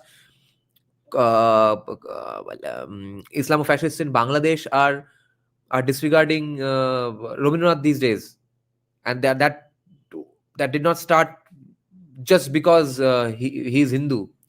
It started with people making those posts viral where Rabindranath criticizes Islam. So taking away of idols is very possible. Write a book on libertarianism, I'll read. Good idea, very good idea, Rohan Dante. But और थोड़ा समझना पड़ेगा. Not libertarianism, but I have to come to conclusions about many things before which writing this book will be pointless. I'm in doubt about some things. Yeah, but that's what I wanted to get to. Doubts. A person who has doubts will be a free thinker, or conversely, a free thinker will always have doubts. A person who has doubts might end up being a free thinker. Not always the case. Of course, doubts might be had by some people who just have inferiority complex as well. But those people who have doubt, who are not sure of anything, who are okay with uncertainty, those are the kinds of people who cannot really protect a country, because at best they can say yes, चलो थोड़ा tax ले लो, एक army vermi रखो, देश को बचाते हैं. वैसे सोचने से क्या होता है, वो भी हमने देख लिया है 70 साल में. वही प्रॉब्लम है. ऐसे लोग ही पावर में थे जो कि बिलीव करते थे हाँ आर्मी वार्मी अच्छा है, इंडियन आर्मी रहना ही चाहिए, टैक्स देते हैं, एक दो दिन जनगण मन गा भी लेंगे क्रिकेट मैच के शुरू में. मगर the things that you require to do, the things that are actually necessary to be done for protecting an open society, protecting a country like India, protecting an open, let's say, an openness encouraging religion like Hinduism, वो सब करने का तो intention ना साहस इन हमारे intellectual ancestors में भी नहीं था in the last 70-80 years. And that's where people like Savarkar and the Bengalis of that era came in. That was, I think, one significant spark of awesomeness in the long history of India, when the past awesomeness flickered for a while and then again died a dog's death very quickly, which is those people, those Brahmin Vaidyas Kaistas of Kolkata and people like Savarkar in the rest of the country, they knew of these ideas inside out, they believed in these ideas inside out, and were protective of their society and their state. ये एक बार फिर आ सकता है, बंगाल में नहीं, मगर rest of India का ये हाल फिर से हो जाएगा. मगर अब हम जब लाएंगे ये सब चीज, maybe when we are in our 50s and 60s, जब हम देखेंगे ये इंडिया फिर से हो रहा है, तब हमको ये भी बहुत बहुत क्लियरली बार बार हैमर इन कर लेना पड़ेगा हमारे सब लेखों में, स्पीचेस में, कि हाँ बढ़िया चीज एक बन गया है, अब इसको प्रोटेक्ट भी करना है by steady doses of nationalism, at least in some people, and radical crazy Sanatani टेम्परेचरिस्ट या फिर crazy nationalist are fine as long as they don't commit violences and stuff, but you need those people. पहली बात तो radical के बिना moderate को कोई भाव नहीं देगा, मॉडरेट खुद रेडिकल बन जाएगा अगर तुमसे रेडिकल कोई ना हो. सेकेंडली, एक्चुअल प्रोटेक्शन के लिए, एक्चुअल डर्टी वर्क से ही प्रोटेक्शन, क्लीनिंग अप जो होता है, गंदगी हैंडल जो करना होता है, पीओ के जब लेना पड़ेगा कभी ना कभी, वो सब के लिए जो सब अननाइस थिंग्स करना पड़ेगा, वो भाई ओपन सोसाइटी और फ्री थिंकर से नहीं होगा, फिजिकली भी नहीं, उनका कॉन्सेंट भी नहीं मिलेगा. और अगर वो सब ना हो, फिर से तुम भाग जाओगे यूएसए जाके ये सब बुक लिखना पड़ेगा. तो इस बार हमको जब फिर से चांस मिलेगा इंडिया को कभी ना कभी इन द नेक्स्ट 2-3 डेकेड्स, ये हमको हैमर इन करना है. नेक्स्ट जनरेशन का तो हैमर इन आई थिंक हो जाएगा, उसके अगले जनरेशन में, हमारे ग्रैंड चिल्ड्रन के जनरेशन में हैमर इन करना है कि देखो बढ़िया चीज हमने कुछ तरह फिर से बना लिया है, अब इसको मत चोद दो. Take my point if possible. Let's see Gautam's point. I will have some coffee a little. Gautam का पॉइंट कहाँ पे? Gautam, how's your hand now? Is this your point? I don't think so. Then I can't see your comment. जय Birsa Munda ji, yes. Basically दुर्जनों के सख्त हाथ से दम. Yes, दुर्जन कोई है भी या नहीं, ये डाउट में फिर से हमको नहीं जाना है. দুর্জনেরে রক্ষা করো, দুর্জনেরে হানো. Yes, দুর্বলেরে রক্ষা করো. How sure are you about stealing idols? Don't you think a Hindu should be in a position that he presents his ideas without using some? No. पहली बात तो है कि वो सिचुएशन तो अभी नहीं है. We are in a cricket field. We don't even know how to play cricket. We are just learning how to play cricket because cricket is the only thing being played around us. So you have to play cricket for now. Cricket के field में घुस के तुम नहीं बोल सकते हो कि no see I am such a strong team कि I play football inside the cricket field and you play cricket, no problem, you go on playing cricket, you are the powerful one, but I will just play football and beat you at this game. वो नहीं होगा. ये तो है main reason. Second reason है कि भाई अगर तुम दूसरों का पीओवी नहीं सुनोगे, अगर ठीक है, अगर तुम ये बोलते हो कि हाँ ठीक है आइडल स्टील नहीं करना है, मगर पढ़ भी लेते हैं, फिर भी पढ़ने के बाद उनको नहीं साइड करते हैं, अपने लोगों को साइड करते हैं, वो दैट्स अ फेयर आर्ग्यूमेंट. मगर तुम्हारा प्रॉब्लम तुम्हारे आर्ग्यूमेंट से ये होगा कि जब तुम बोलोगे कि नहीं आइडल्स नहीं चाहिए उस साइड से, तब वहां पे हमारे साइड में से सिर्फ गांडुमी और चुतियापा ही होगा, क्योंकि कोई अलग पीओवी जानता ही नहीं है. तो they will come up with hotshit ideas and solutions, especially hotshit solutions themselves. See, Sanjeev Sanyal, Desai Deepak, Anand Ranganathan, these people, when they were brought up, when they were growing up, they did not read only Sitaram Goel books, right? Because there was no option to read any non-left books. That's why they are so intellectually adept. That's why they are, at least Desai Deepak seems to be unbeatable in debates, right? So why is that? Because they have spent a lifetime reading the other side, whereas the other side has not spent a lifetime reading this side. So never even unknowingly encourage that sort of a situation. Never condone a situation where people who listen to you or look up to you, maybe your younger brother and stuff, they should not get even an ounce of this notion that yes, I'll just read my stuff, stuff written by people on my side. That is the first step towards destruction. Right wing in America is economically Nietzschean and religiously anti-Nietzschean. Even Democrats were Nietzschean up until a few decades back, I think.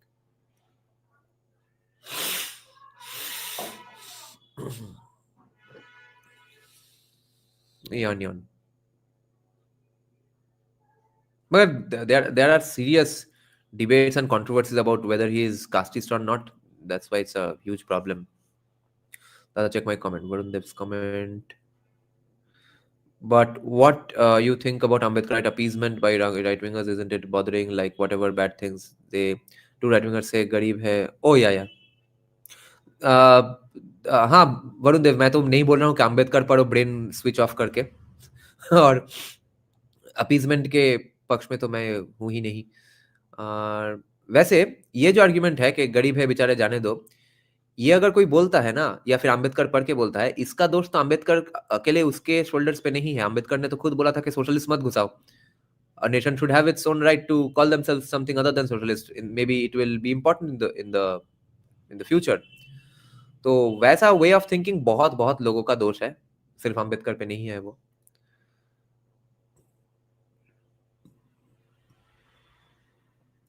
Fiction gamer is saying, who cares about debates? This is not USA. We need China model in India. या China model तुम करो. China model के ऊपर जब राहुल गांधी बैठेगा तब क्या करोगे वो सोच लो. I have never once felt that he is casteist. What's accusation? एक तो है कि कास्टिस्ट वाइब्स मिलता है कि because he unapologetically talks about some problems at least faced by Brahmins in some point, and even in the recent podcast with something Talwar, एक law related ही channel में पॉडकास्ट में आए थे. वहां पे भी he said that a thing that I said just a few months back in my live streams as well. He said that, yeah, my community. He did not even mention the phrase Tamil Brahmins, but he said my community is usually good in these things. Like he meant academics, because we have no other avenue. और कोई तो पूछने वाला नहीं है, और कोई skill set नहीं है, और कोई काम धंधा नहीं मिलेगा, सिर्फ पढ़ाई करो ठीक से. तो उसमें इसमें तो मैं कासिस नहीं बोल सकता हूँ, क्योंकि I believe we should learn from these communities because it's a fact as clear as day कि Tamil Brahmins are insanely awesome at these things, meaning academia related things. तो कोई तो coincidence नहीं है. रंगनाथन, विवेक रामास्वामी, जयसाई दीपक, they are out of the ordinary everywhere. तो we should appreciate every skill set of every community according to me.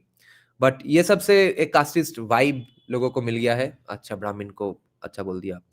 And there are some stories, I have heard rumours and stuff के gatherings में he allegedly said casteist things. I've never really understood whether it was actually casteist or not, whether he was responding to someone else and stuff. Those are high level conspiracy theories, but impression उनका बहुत ही casteist बन गया है, which is he is basically seen as the more educated version of Ashish Dhar. Ashish Dhar is also insanely educated, but he's sort of Ashish Dhar on steroids. That is the problem, and उसके वजह से थोड़ा problem है. राहुल बाबा कभी जीत ही नहीं पाएगा. अरे भाई, जीत का प्रश्न आ कहाँ से रहा है? तुम तो बोल रहे हो चाइना मॉडल. चाइना मॉडल तो ऐसे ही हो जाएगा ना, गला दबा के. Abhay is getting things these days. He's saying Christianity is not at all compatible with American values. Yes, very true. This is why right-wing wipe fiasco happened, because they went to being too racist and religious. Yes, Abhay, very well pointed out, very well said. American values is very not Christian. हाँ, तुम बोल सकते हो Protestant values पे बनाया गया था. भाई क्या Protestant values? The people like Thomas Jefferson were following other stuff. उनका खुद का बाइबल है. कहाँ है खुद का बाइबल? कहाँ है बना लिया? अगर है भी तो सिर्फ और सिर्फ प्रोटेस्टेंट वैल्यूज थोड़ा बोल सकते हैं, नॉट जुडेओ क्रिश्चियन हिंदुत्व सब कुछ घुसा रहे हैं लोग, इंक्लूडिंग विवेक. वो नहीं है. प्रोटेस्टेंट वैल्यूज पे ही शुरू हुआ था देश. Decoloniality rattled everyone.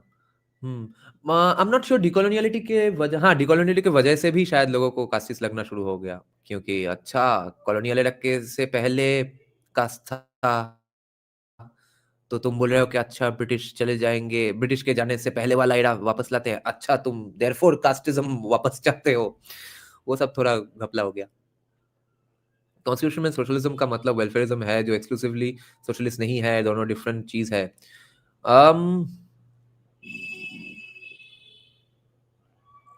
Yeah, that's true, but any form of socialism is going to lead to the same things.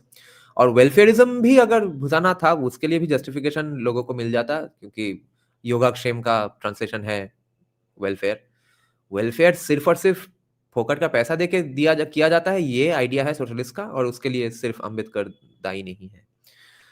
Here to learn is saying you must watch Hindu Rashtra Lollipop podcast by Hyper. What the fuck is this name? Every point is libertarian without calling it libertarian. I see. Gautam is saying, what is the difference between a pro-Indic decolonial supporter and a brown sepoy? Both argue in English language and can't speak without using English terms in Indian language as well said. Good question. Difference तो argument के contents में होगा और अगर argument के content से हमको demarcate करना ही है if it comes to that कि अच्छा ये ब्राउन सेपाय है या इंडिक डिकोलोनियल सपोर्टर है तो स्पेसिफिक इश्यूज पे बात हो सकती है कि there might be some things I genuinely agree with an actual brown sepoy who is definitely a brown sepoy मगर यहाँ पे एक ठीक चीज बोल रहा है like Jayant Bhandari's criticism of the Indian bureaucracy. Who doesn't agree with that in the entire country? तो हम थोड़ी सबके सब जयंत भंडारी है या फिर let's say someday we find out secretly जैसे दीपक is casteist we didn't know it outside someday it comes out okay कहीं पे एक सीसीटीवी फुटेज में देखते हैं हम लोग एक दिन के किसी शूद्रा को देख के वो लात वात मार दिया तो तब क्या जैसा दीपक का जो रिसर्च है इन इंडिया भारत पाकिस्तान वो सब यूजलेस हो जाएगा या फिर डिकोलोनियलिटी का आर्ग्यूमेंट ही पूरा गलत हो जाएगा वो सब हमने जो समझा है उन दो पुस्तकों से वो सब क्या गलत हो जाएगा तो नहीं then what will be the situation we will end up agreeing with a casteist तो if we have to discuss specific issues then it has to be issue to issue to issue there can't be no all encompassing अच्छा ये सब चीजों में believe करता है तो वो ब्राउन सेपाय है ये सब चीज में बिलीव करता है तो वो डिकोलोनियल इंग्लिश मीडियम एजुकेटेड आदमी है वैसा नहीं हो सकता है so the if you are asking how will a lazy person like who are casually interested in this that who is a brown sepoy who is a decoloniality guy वो अगर समझना है तो we should get a bulk of their arguments in general do they consider India inherently a bad society with bad governance and has it been forever or does he say no 2014 तक सब गलत था या फिर 2014 तक सब बढ़िया था अगर कोई बोलता है कि हमेशा से इनहेरेंटली सब कुछ चूतिया था like Jayant Bhandari then he is a brown sepoy everyone else is not socialism is government control of means of productions welfareism is freebie funded by tax money welfareism can be there in capitalist model too plus infinite waiting line buy one get one free one of pros of welfareist capitalism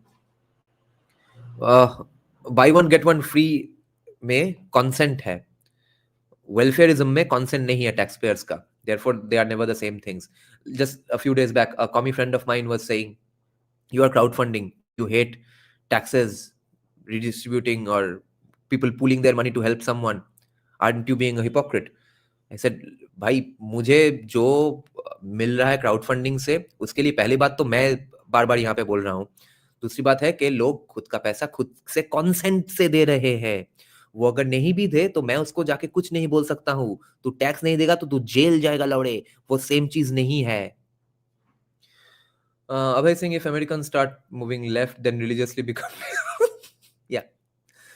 VXT Singh, have you heard Salvatore Babones' criticism of JSD? His point is a lot of courts are anecdotally chosen to fight a case, and the book is written in legalese without the understanding of VXT. Yes, his criticisms are correct. I don't appreciate that book because it's the most awesome legal or social science book ever written.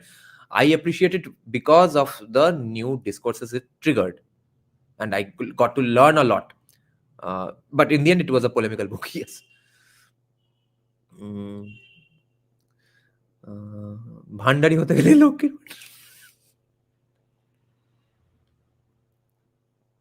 infinite waiting lines free में आता है welfareism में oh that the private companies can give us much reservation they want on their will we can't oppose it right yes absolutely we shouldn't oppose it but we shouldn't of course demand by law from private companies that कर भोसड़ी की reservation वो गलत होगा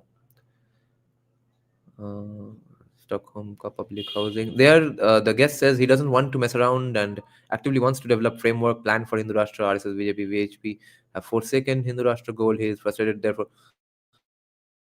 what's his definition of Hindu Rashtra Jayant Bhandari endorses Vivek yes yeah he has been a long time supporter of Vivek he has always said good things about Vivek he just says it with some nonchalant and reluctance that के बंदा बढ़िया है मगर इसका culture vulture बहुत ही चुतिया है चलो ठीक ही है, बच्चा बच्चा अच्छा काम कर रहा है, वैसा एक सपोर्ट है उसका विवेक के लिए. Rishabh, thank you for consensual socialism. Yes, thank you for contributing to our GDP without any coercion. Bakura is saying how to remove rent-seeking behavior in capitalism. Even Adam Smith opposed it. Rent-seeking behavior, by if it's a human flaw, it's not going away by anything. You have to the only bad behaviors you can meaning society can really kick away very quickly is by not incentivizing through state. If the state incentivizes rent seeking behavior, it's never going to go away. By the way, capitalism's rent seeking behavior is countered by an enforcement of contracts and competition. The moment it becomes only and only crony capitalism and cartelization, then you won't be able to tackle rent seeking. I'm pretty sure you or some goons will come beat me up if I don't give you chanda. Why will I? Gun rights, decentralized education, free markets, etc. would be components of Hindu Rashtra. What would be the Hindu things in his Rashtra? Because I am, of course, on board with these things. YouTube taxation. That's what he says. There isn't even any discussion and debate around how Hindu Rashtra should look like and work like. Acha. Then Bhandari is sad that the right wingers are not supporting Vivek. Okay, let's continue with the book now.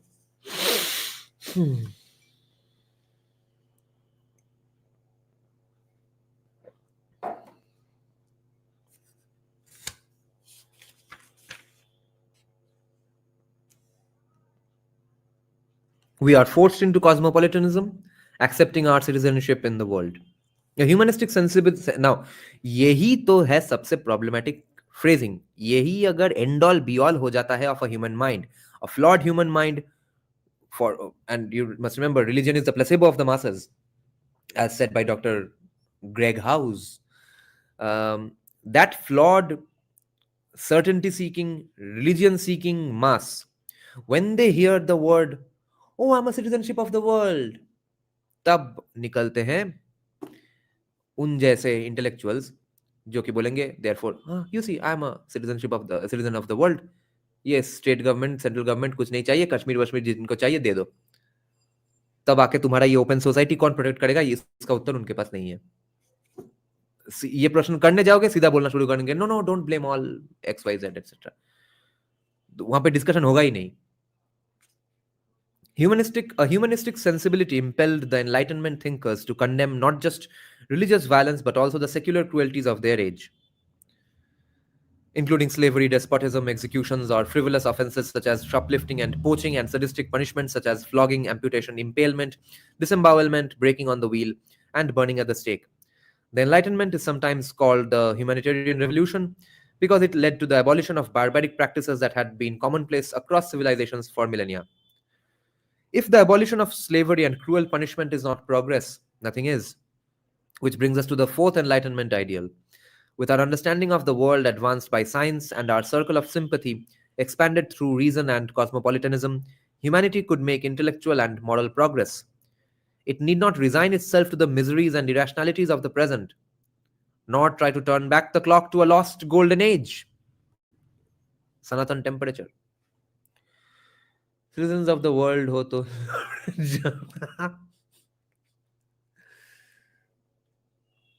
What do you think was the impact of the Inox mafia on Baramulla? I have no information on this. I didn't know there was some bawal between Baramulla and Inox. Many Hindus say to make India a Hindu Rashtra, which I never understood. Do you support it? If so, can you define it, or is it even necessary? My definition of Hindu Rashtra is whatever there was in the Hindu Mahasabha draft constitution, which truly upholds and encourages the spirit of Hinduism. Rahul Diwan is the guest. I only remember temple reclamation, temple freedom, etc. Acha. So if someone asks me what would be the specifically Hindu things, there would be things like CA, of course. Okay, completely secular to understanding nahi hai. We are not saying okay, downtrodden of the world, सब यहाँ पे आ जाओ, अगर आना है तो हाँ मतलब काम करो एक्सेट्रा। मगर बांग्लादेश पाकिस्तान से तो सिर्फ नॉन मुस्लिम्स ही आएंगे, क्योंकि एक बहुत बढ़िया घपला हो गया था 47 में, उसका थोड़ा रेक्टिफिकेशन अब करना ही है। Those kinds of things would be Hindu राष्ट्र।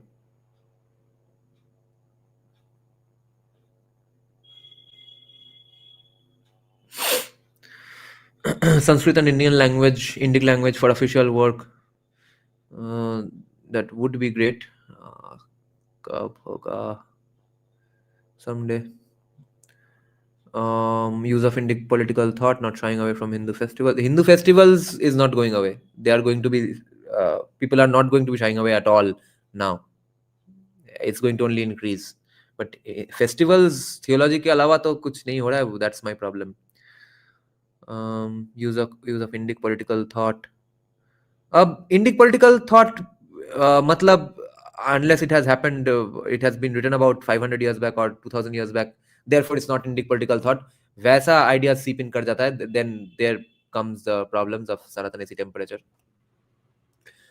Language and symbols very important, and keeping the ideas of an ancient Hindu society alive just by making people feel included in the Hindu Rashtra is by doing things like giving Janeu for graduation ceremony, etc., or PhD. Government office institutions में Hindu symbols rituals होने चाहिए, only Hindu no Abrahamic. ये सब तो नहीं होगा भी, और एनफोर्सेबल भी नहीं है। एनफोर्सेबल अगर है भी तो it's eight the hands of someone very problematic. कि ऑफिस तो वैसे सिंबल्स और रिचुअल्स का जगह है नहीं, अगर है तो सबके लिए क्यों नहीं, और स्पेशली प्राइवेट ऑफिस में ये तर्क हमेशा से ही आएगा। तो I think this particular battle is not worth spending time on. China model is a Hindu राष्ट्र विद अ सम्राट। चाइना मॉडल में भाई कितना डिसेंट्रलाइजेशन है पावर का, तुमको पता है क्या? Business, setting up businesses in China is so much fun. China model with Hindu Rashtra में जब दुर्गांगन और जगन्नाथ धाम बनाने वाले विराट हिंदू जब तुम्हारे हिंदू राष्ट्र चाइना मॉडल के ऊपर बैठेंगे तब क्या होगा वो सोचो। Festivals reduced to partying and whining saddens me. Very few friends. Yes, exactly. When the situation is already that, how will you prevent some other festivals which are being actually celebrated with dedication in offices and stuff? Offices में एक देश का political idea भी नहीं enforce हो सकता है। Office है सिर्फ उस ऑफिस का वाइब एंड कमराडरी मेंटेन करने के लिए। वहां पे हर किसी का फेस्टिवल्स सेलिब्रेट करना ही पड़ जाएगा if the vibe is supposed to be maintained, which is why all festivals are celebrated by the Indian Army as well. वहां पे camaraderie, brotherhood, fraternity is the main goal. Fraternity कुछ offices में है, Indian army में है, यहाँ वहाँ है, कलेक्टिवली इंडिया का फ्रेटर्निटी नहीं आ रहा है, वो है problem. Sudeep Kumar is saying Arthashastra और नीति शास्त्र को फॉलो करना है और उसको अपडेट करना है इन मॉडर्न सिनेरियो। या the moment you say follow Arthashastra and then supplemented by saying that उसको अपडेट करना है, update and follow won't ever happen at the hands of the same persons. That is the problem. It can only be updated by people who don't want to follow it, who are just taking a scholarly interest in it.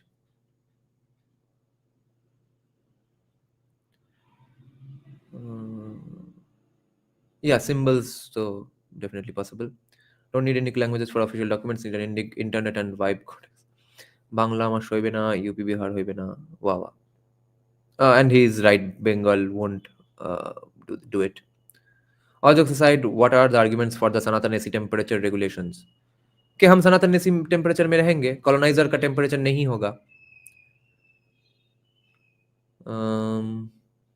Structures and policies are the point. या structures and policy में भी Hinduism का, theology का क्या role है, वो discussion, debate होना है। Okay, let's continue.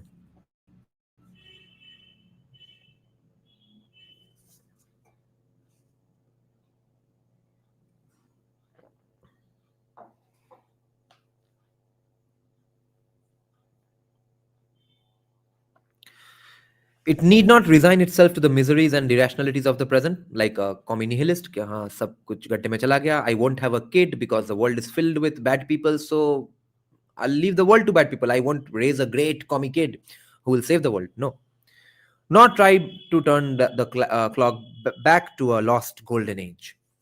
The Enlightenment belief in progress should not be confused with the 19th century romantic belief in mystical forces, laws, dialectics, struggles, unfoldings, destinies, ages of man, and evolutionary forces that propel mankind and ever upward toward utopia. As Kant's remark about increasing knowledge and purging errors indicates, it was more prosaic, a combination of reason and humanism. If we keep track of how our laws and manners are doing, think up ways to improve them, try them out, and keep the ones that make people better off, we can gradually make the world a better place. Science itself creeps forward through this cycle of theory and experiment, and its ceaseless headway, superimposed on local setbacks and reversals, shows how progress is possible. The ideal of progress also should not be confused with the 20th century movement to re engineer society for the convenience of technocrats and planners, which the political scientist James Scott calls authoritarian high modernism. The movement denied the existence of human nature, with its messy needs for beauty, nature, tradition, and social intimacy. Starting from a clean tablecloth, quote unquote, the modernists designed urban renewal projects that replaced vibrant neighborhoods with freeways, high rises, windswept plazas, and brutalist architecture. Oh my god. And planned townships for retired bureaucrats. They theorized, quote unquote, mankind will be reborn and live in an ordered relation to the whole.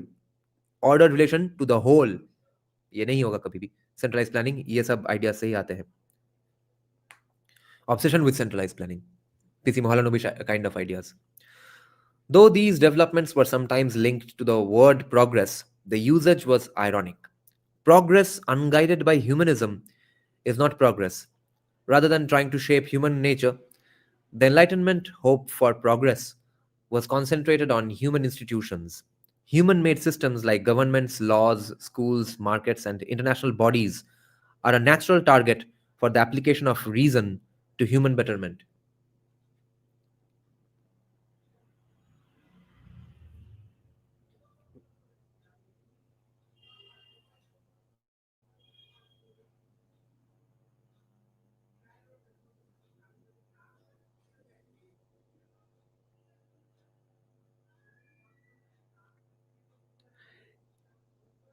In this way of thinking, government is not a divine fiat to reign, a synonym for society, or an avatar of national, religious, or racial soul. It is a human invention, tacitly agreed to in a social contract, designed to enhance the welfare of citizens by coordinating their behavior and discharging selfish acts that may be tempting to every individual but leave everyone worse off. As the most famous product of the Enlightenment, the Declaration of Independence, put it, in order to secure the right to life, liberty, and the pursuit of happiness, not happiness, governments are instituted among people, deriving their just powers from the consent of the governed. Among the powers of government is meting out punishment, and writers such as Montesquieu, Caesarea Beccaria, and the American founders thought afresh about the government's license to harm its citizens. Criminal punishment, they argued, is not a mandate to implement cosmic justice, but part of an incentive structure that discourages antisocial acts without causing more suffering than it deters. The reason the punishment should fit the crime, for example, is not to balance some mystical scale of justice, but to ensure that a wrongdoer stops at a minor crime rather than escalating to a more harmful one. Cruel punishments, whether or not they are in some sense deserved, are no more effective at deterring harm than moderate but surer punishments, and they sensitize spectators and brutalize the society that implements them. Sensitize spectators, brutalize the societies that watch, that witness those things. So well said. But यहाँ पे एक problem है.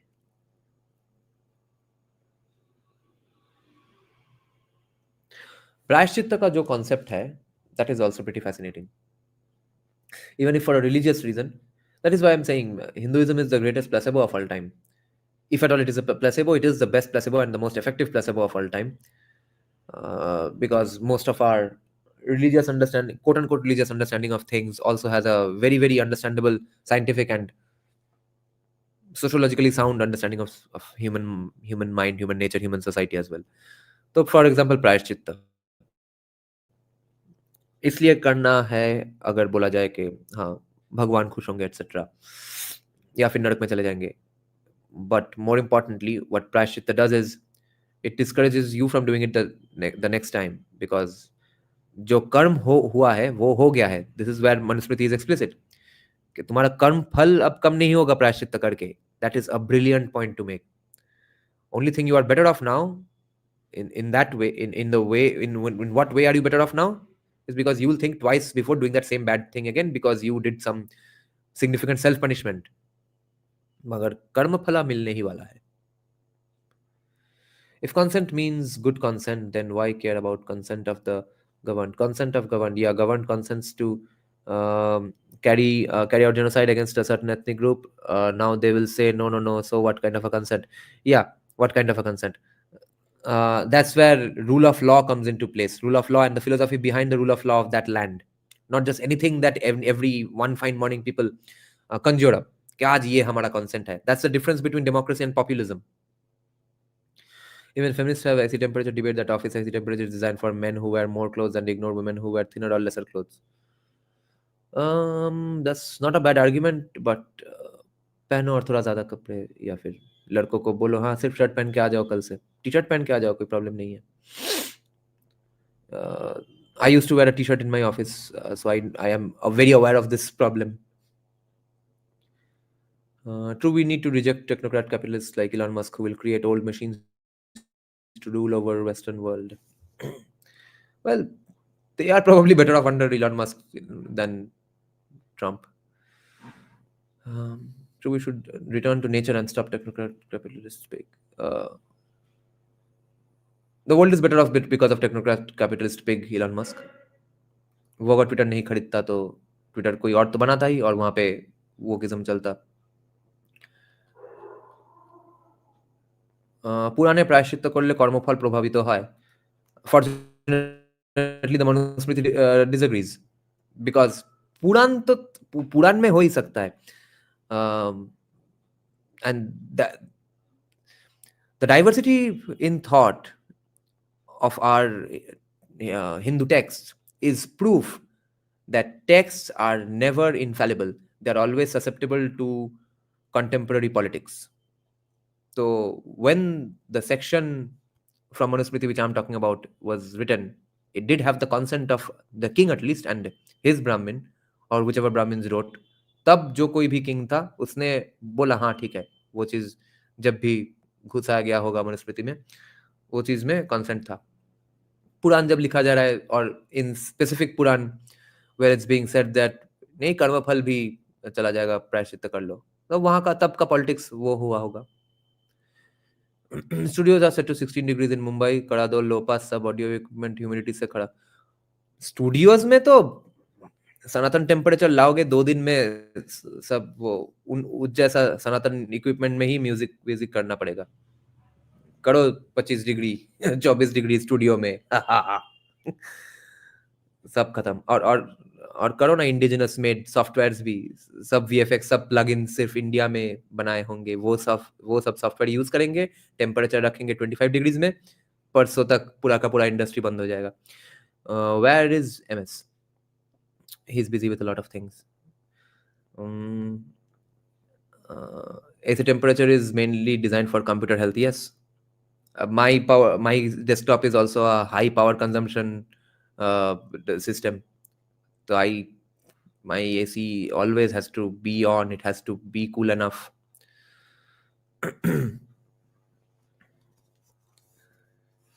Where were we?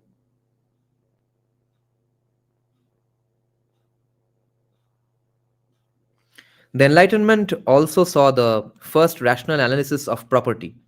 Its starting point was not how wealth is distributed, but the prior question of how wealth comes to exist in the first place. Adam Smith, building on French, Dutch, and Scottish influences, noted that an abundance of useful stuff cannot be conjured into existence by a farmer or craftsman working in isolation. It depends on a network of specialists, each of whom learns how to make something as efficiently as possible and who combine and exchange the fruits of their ingenuity, skill, and labor. In a famous example, Smith calculated that a pin maker working alone could make at most one pin a day, whereas in a workshop in which one man draws out the wire, another straights it, a third cuts it, a fourth points it, a fifth grinds it grinds it at the top for receiving the head, each could make almost 5,000 pins in a day. And Sanatan Nesi temperaturist says that this book from where this is being cited, written in 1776, actively calls for destroying of families and divorcing people. No, I meant Manusmriti, which section of Manusmriti says that Prashitya is only for reminding you not to do any bad karma anymore. Then though it's scam because why pay Brahmins for this? No, Manusmriti does not say that. That's my sociological interpretation of that fact by Manusmriti, which says that claim by Manusmriti, which says that your karma phala is not changing, do the Prashitya anyway. That tells me that, oh, therefore it was a way to self-regulate. You're only saying this is going to be a never-ending battle, but even ignoring it means defeat. The more I read, the more I find defeatism being glorified in ideologies such as feminism, Marxism, and in Abrahamic faiths. Uh, did any feminist congratulate Maithili Thakur, by the way? Why would a feminist congratulate a female vehicle of patriarchy? AC needs to be regulated and citizens warned to not use it often for the well-being of Mother Nature. हाँ, congratulations तुमको. Mother nature को 50 degree temperature करने को तो हमने नहीं बोला था जन्म लेने से पहले. अब 50 डिग्री में काम धंधा कुछ नहीं हो सकता है, तो अब तो हमको टेम्परेचर चाहिए ही आराम का. अब हम आ ही गए हैं, ऐसा सोसाइटी बन गया है जहाँ पे ऐसे काम करने होंगे घर के अंदर बैठ के जो कि 50 डिग्री टेम्परेचर में हो नहीं सकता है. तब क्या करें? वो सब काम बंद कर देते हैं, एकदम 300 BC का इंडिया में वापस चले जाते हैं, तब प्रॉपर्ली मदर नेचर को रेस्पेक्ट कर पाएंगे.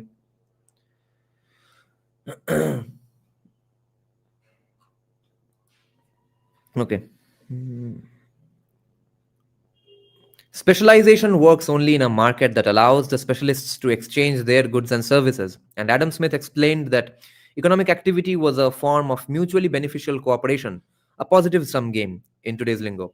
Each gets back something that is more valuable to him than what he gives up. Through voluntary exchange, people benefit others by benefiting themselves. As he wrote, quote, "It is not from the benevolence of the butcher, the brewer, or the baker that we expect our dinner, but from their regard to their own interest. We address ourselves not to their humanity, but to their self-love. They are not going to feed you out of the goodness of their hearts. They'll feed you because they want to get richer, because you are paying them money to get food from them." Smith was not saying that people are ruthlessly selfish or that they ought to be. He was one of history's keenest commentators on human sympathy. He only said that in a market, whatever tendency people have to care for their families and themselves can work to the good of all. Exchange can make an entire society not just richer but nicer. Oh, अच्छा ऐसा होता है. हाँ. I wonder why some countries and places are nicer and high trust. Because in an effective market, it is cheaper to buy things than to steal them, and other people are more valuable to you alive than dead. As the economist Ludwig von Mises put it centuries later, quote, "If the tailor goes to war against the baker, he must henceforth bake his own bread." Many Enlightenment thinkers, including Montesquieu, Kant, Voltaire, Diderot, and Abbé de Saint-Pierre, endorse the idea of dough commerce, gentle commerce. The American founders, George Washington, James Madison, and especially Alexander Hamilton, designed the institutions of the young nation to nurture it. This brings us to another Enlightenment ideal, peace. War was so common in history that it was natural to see it as a permanent part of the human condition, and to think peace could come only in a messianic age. But now war was no longer thought of as a divine punishment to be endured and deplored, or a glorious contest to be won and celebrated, but a practical problem to be mitigated and someday solved. In Perpetual Peace, Kant laid out measures that would discourage leaders from dragging their countries into war. Together with international commerce, he recommended representative republics, what we would call democracies, mutual transparency, norms against conquest and internal interference, freedom of travel and immigration, and a federation of states that would adjudicate disputes between them. For all the prescience of the founders, framers, and philosophies, this is not a book of enlightenolatory. This is not a book about just glorifying the Enlightenment era. The Enlightenment thinkers were men and women of their age, the 18th century. Some were racists, sexists, anti-Semites, slaveholders, or duelists. Duel है, गोली से उड़ा देते थे. बहुत सीखे. मिल वहां पे मुझे तू क्लास के बाहर. That was dueling. Some of the questions they worried about are almost incomprehensible to us. And they came up with plenty of daffy ideas together with the brilliant ones. Okay? See, even a pro-enlightenment guy is not saying enlightenment era में सब perfect था, वो सब perfect थे, उनके सब thoughts perfect थे. Therefore आज के जमाने में exact copy paste कर देते, पूरा छाप देते हैं enlightenment era में जो बोला गया था सब कुछ. That's what sets apart Sanatana AC temperaturists from people like Steven Pinker. Some of the questions they worried about are almost incomprehensible to us, and they came up with plenty of daffy ideas together with the brilliant ones. More to the point, they were born too soon to appreciate some of the keystones of our modern understanding of reality. They, of all people, would have been the first to concede this. If you extol reason, then what matters is the integrity of the thoughts, not the personalities of the thinkers. And if you are committed to progress, you can't very well claim to have it all figured out.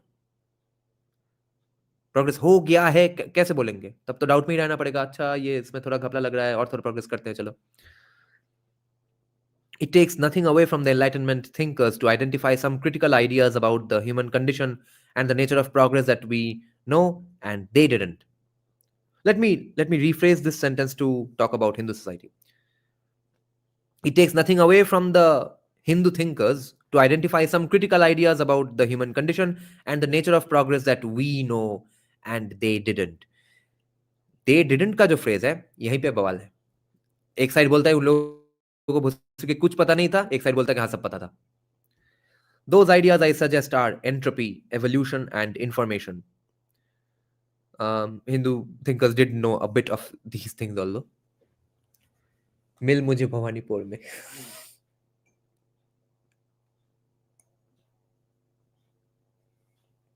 Here to learn. Common thread of dharma, I think, is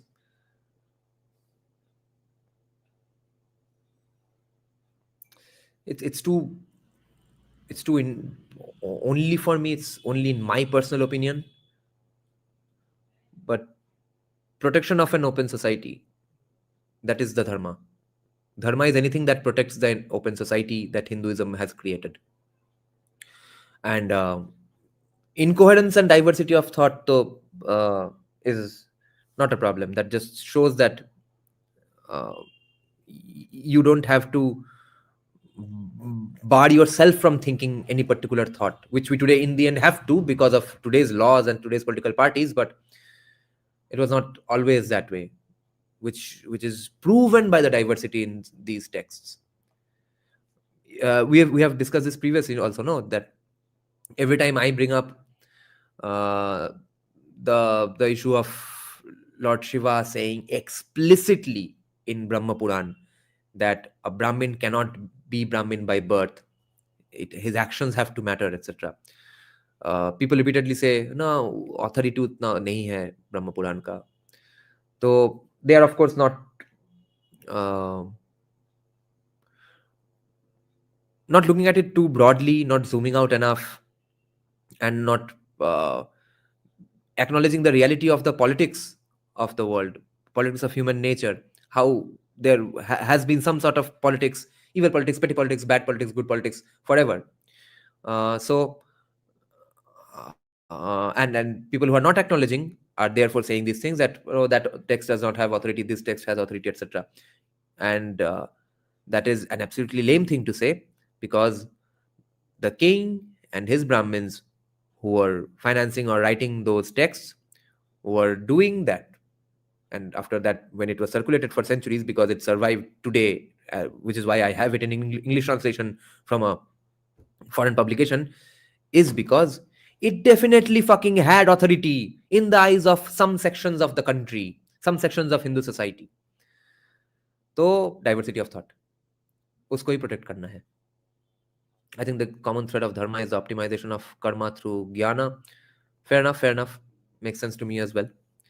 um, तो Hinduism नाम का अगर religion नहीं भी है, I don't have a problem anymore, because Hindutva as a political ideology does not depend on theology at all, the way at least Savarkar understood it, which is my idea of Hindutva. Um, but I will probably never convert to any other religion. But in a past situation, I probably was on a trajectory where if I was curious enough and read up some stuff, I probably would have. I will never today, not because of the diversity of cool thoughts in Hinduism, or because of a political ideology right now, or because of Savarkar, or because of a political party in power. I will never feel like, or no, अब push comes to shove, वो मतलब life threatening situation अगर हो गया, हाँ तो दिखाने के लिए कुछ शायद कर लूंगा, मगर मन से इच्छा से कभी भी मुझे कन्वर्ट करने का इच्छा नहीं जागेगा, because of one person, Rajarshi Nandi. The things he has given me, the things he has set into motion in my life, and along with Bhairava, of course, I personally don't need Hinduism to justify anything, any existence on my part. It's all in the realm of Hindutva, therefore.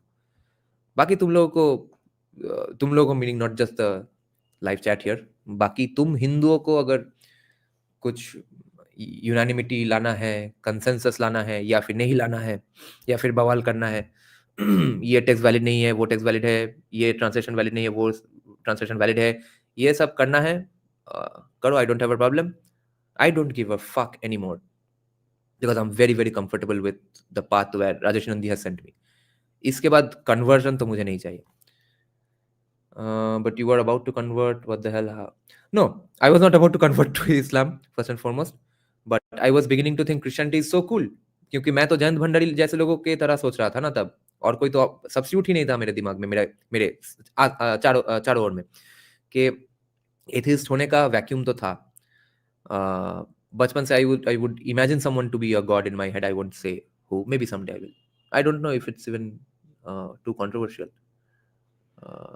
छोड़ो. तो when I was reading up so much on USA, I ended up thinking, where these American right-wingers who have such cool views on economics and stuff, what makes their society so cool? Must be Christianity. So I was delving into that. I would probably never convert, but if at all I converted into Christianity 10 years from today, 20 years from today, that 26-year-old me, 27, 28-year-old me would not be even surprised. But today's 34-year-old me will be surprised if I meet my 60-year-old self and I see him converted. Friedrich Nietzsche was my antidote, yes, very much.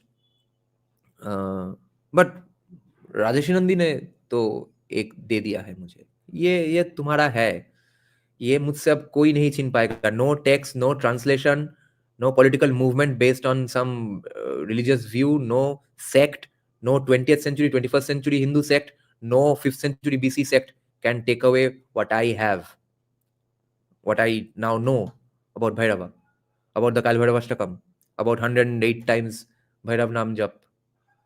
बाकी तुम लड़ते रहो.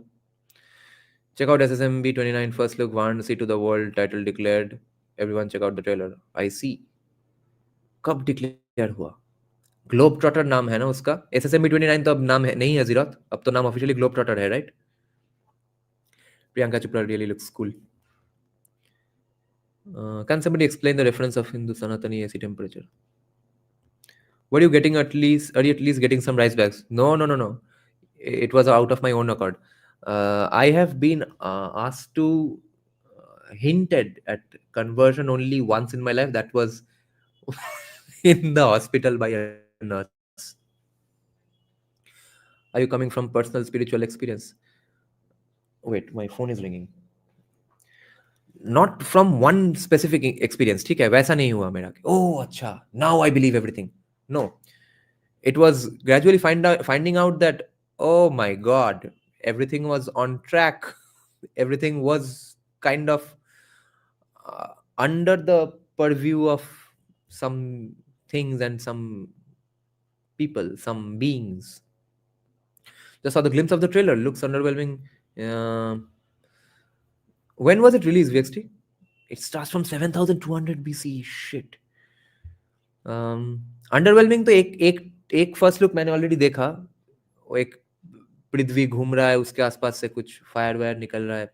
Underwhelming तो I think purposely ही रखते हैं राजा मौली, ताकि तुम जाके चौंक जाओ और फिर लोगों को बोलो नहीं नहीं देखना ही है, देखना ही है. Please elaborate how Alap on in which context? It's not trailer, it's like a motion poster. Excuse me. An hour ago. An hour ago or so, I see. Released 2 hours ago. अच्छा अच्छा. Then देखना पड़ेगा जल्दी से.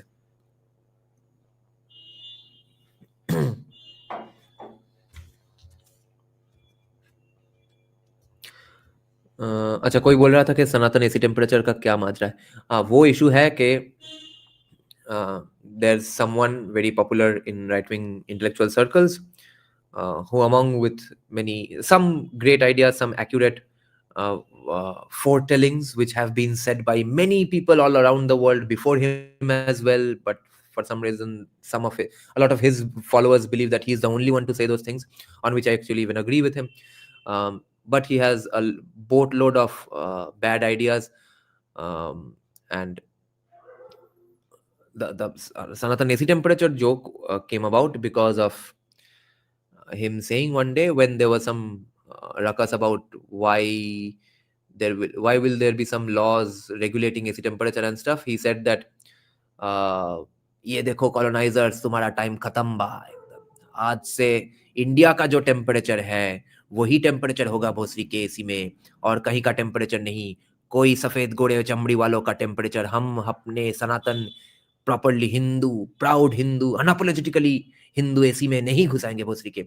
As if the entirety of the country has the same temperature, as if the entirety of the country is not Sanatan. Okay, तो AC में 24 से 26 तक है सनातन टेम्परेचर. 26 के ऊपर का जो है वो सनातन नहीं है for some reason, even though India is a hot country, मगर उनको चाहिए 24 से 26, उनको मजा आता है 24 से 26 में, तो इसलिए वो सनातन है. 24 का नीचे है कॉलोनाइजर का टेम्परेचर. समझ रहे हो? हिमाचल वालों को बोलो तुम भोसरी के कॉलोनाइजर हो.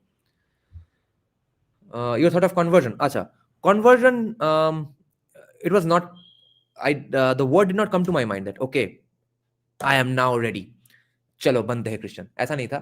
But I was beginning to find Christianity cool and thinking that, okay, these cool proverbs are there, therefore this might be the reason for all the awesomeness of USA. That was what was up, and I think it could have devolved into me converting someday. Bhosri is a town near Pune, by the way. Yes. Udhar ka temperature kyun? Well, the whole narrative of God, devil, sin, heaven, good, evil are surrounded by Christianesque. It's natural to think Christian way. Yeah. And I had not read all that much. I was reading some sections of the Proverbs. Naked oil plus ish. अरे एक minute रुको, पानी डालना है इसमें थोड़ा.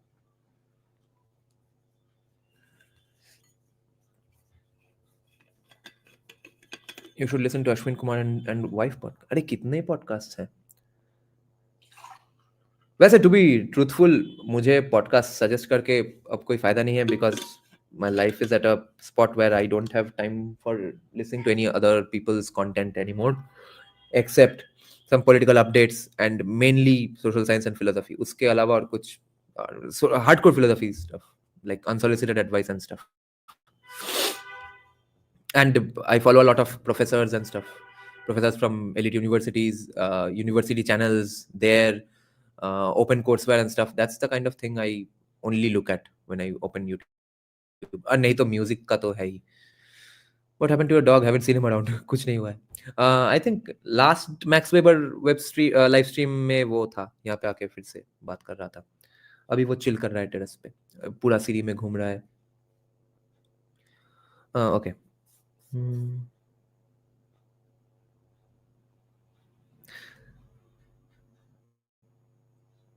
More to the point, they were born too soon to appreciate some of the keystones of our modern understanding of reality. They of all people would have been the first to concede this, that they might not know everything.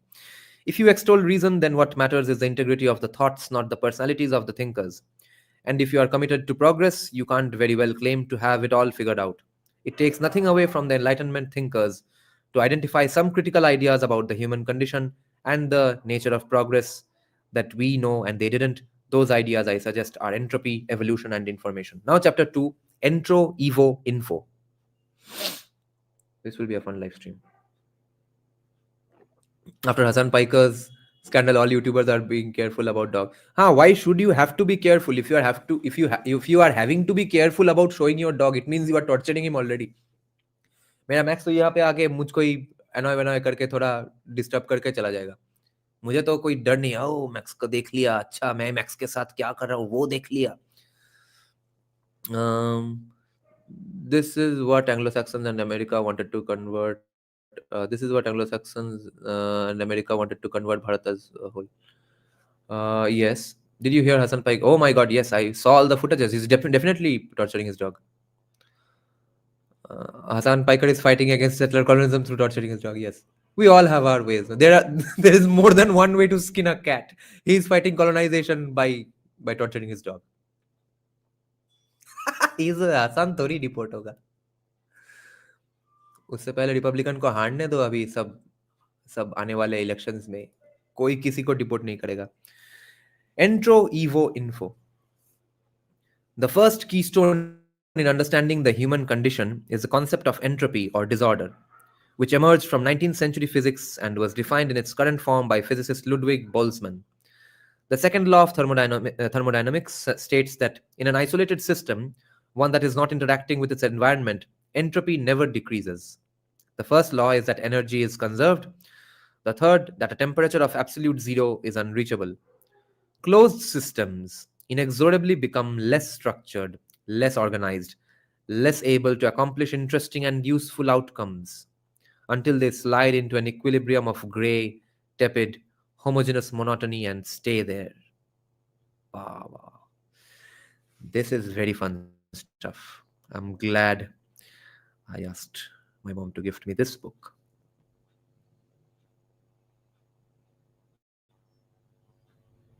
In an isolated system, entropy never decreases. Closed systems inexorably become less structured, less organized, less able to accomplish interesting and useful outcomes until they slide into an equilibrium of gray, tepid, homogeneous monotony and stay there. India, which was a closed system under Nehru and Mahalanobis, did become less structured, less organized, less able to accomplish interesting and useful outcomes, and for which we blame Bihar today. But Bihar also was a result of governments who believed in keeping it closed and stuff, and slide into an equilibrium state of gray, tepid, homogeneous monotony. Now, बहुत लोग बोलेंगे कि homogeneous monotony तो नहीं है हमारा. Homogeneity हाँ religious cultural understandings में नहीं है, सिंबल्स में नहीं है, भाषा में नहीं है. होमोजेनिटी एक और जगह पे आ गया है जहाँ पे नहीं चाहिए था. वो है सब लोग विश्वास करते हैं कि फ्रीबीज आर गुड एंड सरकार को कुछ करना चाहिए एंड नहीं हम लोअर कास्ट है, हम बैकवर्ड से आते हैं. Oh, that friend who was saying that your crowdfunding is akin to socialism, bro. I had a debate with him on taxation right after that, and he said that, yeah, I believe taxes are great because I am born into privilege, and my privilege deserves to be redistributed among people.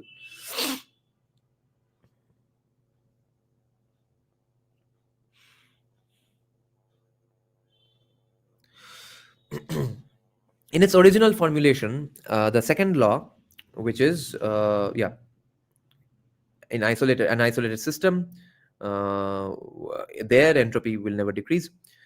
In its original formulation, the second law referred to the process in which usable energy in the form of a difference in temperature between two bodies is inevitably dissipated as heat flows from the warmer to the cooler body. As the musical team Flanders and Swan explained, you can't pass heat from the cooler to the hotter. Try it if you like, but you far better not it. This is a line from their song.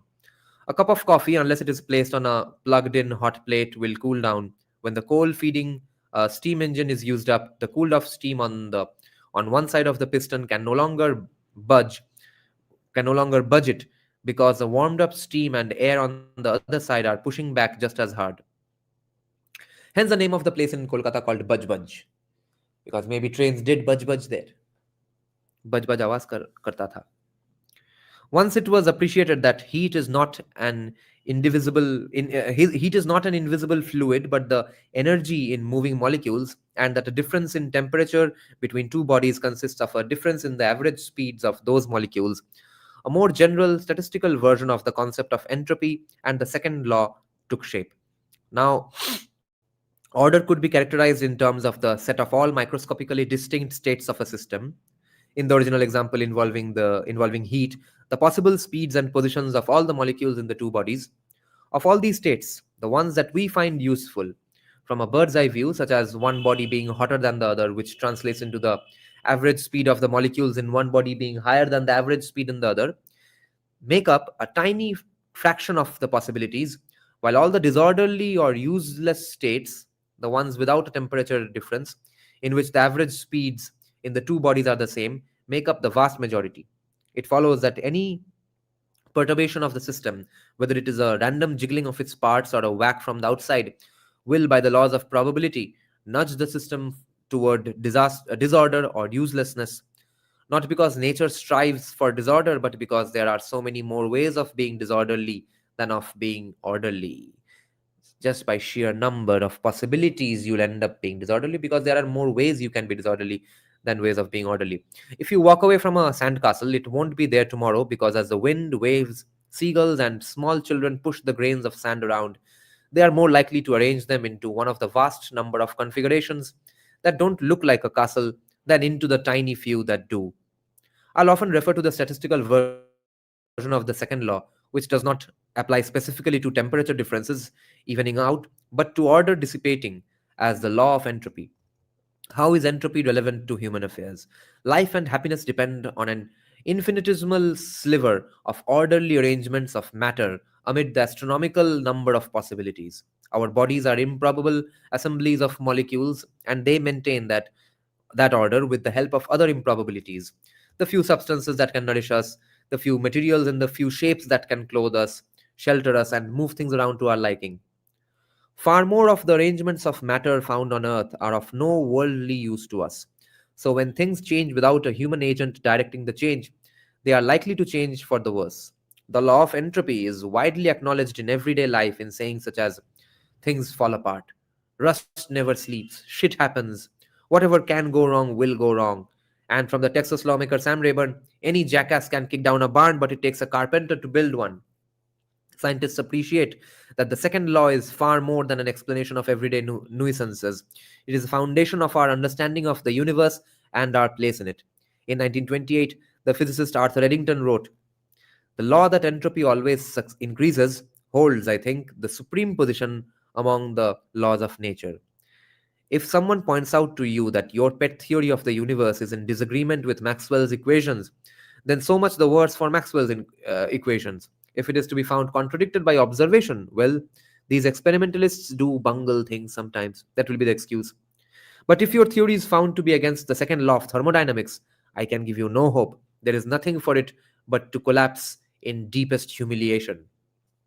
In his famous 1959 Reed Lectures, published as The Two Cultures and the Scientific Revolution, the scientist and novelist C.P. Snow commented on the disdain for science among educated Britons in his day. Quote, "A good many times I have been present at gatherings of people who, by the standards of the traditional culture, are thought highly educated, and who have with considerable gusto been expressing their incredulity at the illiteracy of scientists. Once or twice I have been provoked and have asked the company how many of them could describe the second law of thermodynamics. The response was cold. It was also negative. Yet I was asking something which is about the scientific equivalent of, have you read a work of Shakespeare's? It's that common a question. Then why are all of them hating science and scientists? That's what CP Snow is asking. Second law of thermodynamics पता नहीं है, science खराब है, western science है, ये सब कहाँ से आइडिया आ रहा है?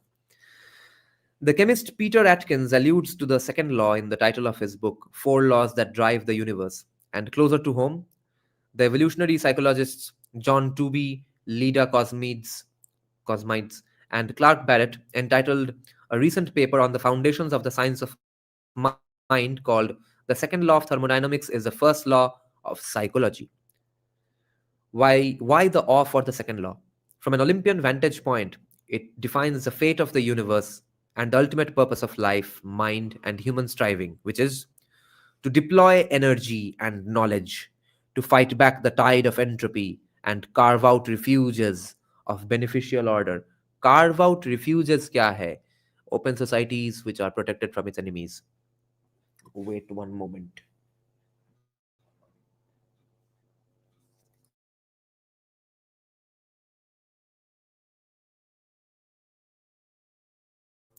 Wokeism in a nutshell, Sudeep is saying.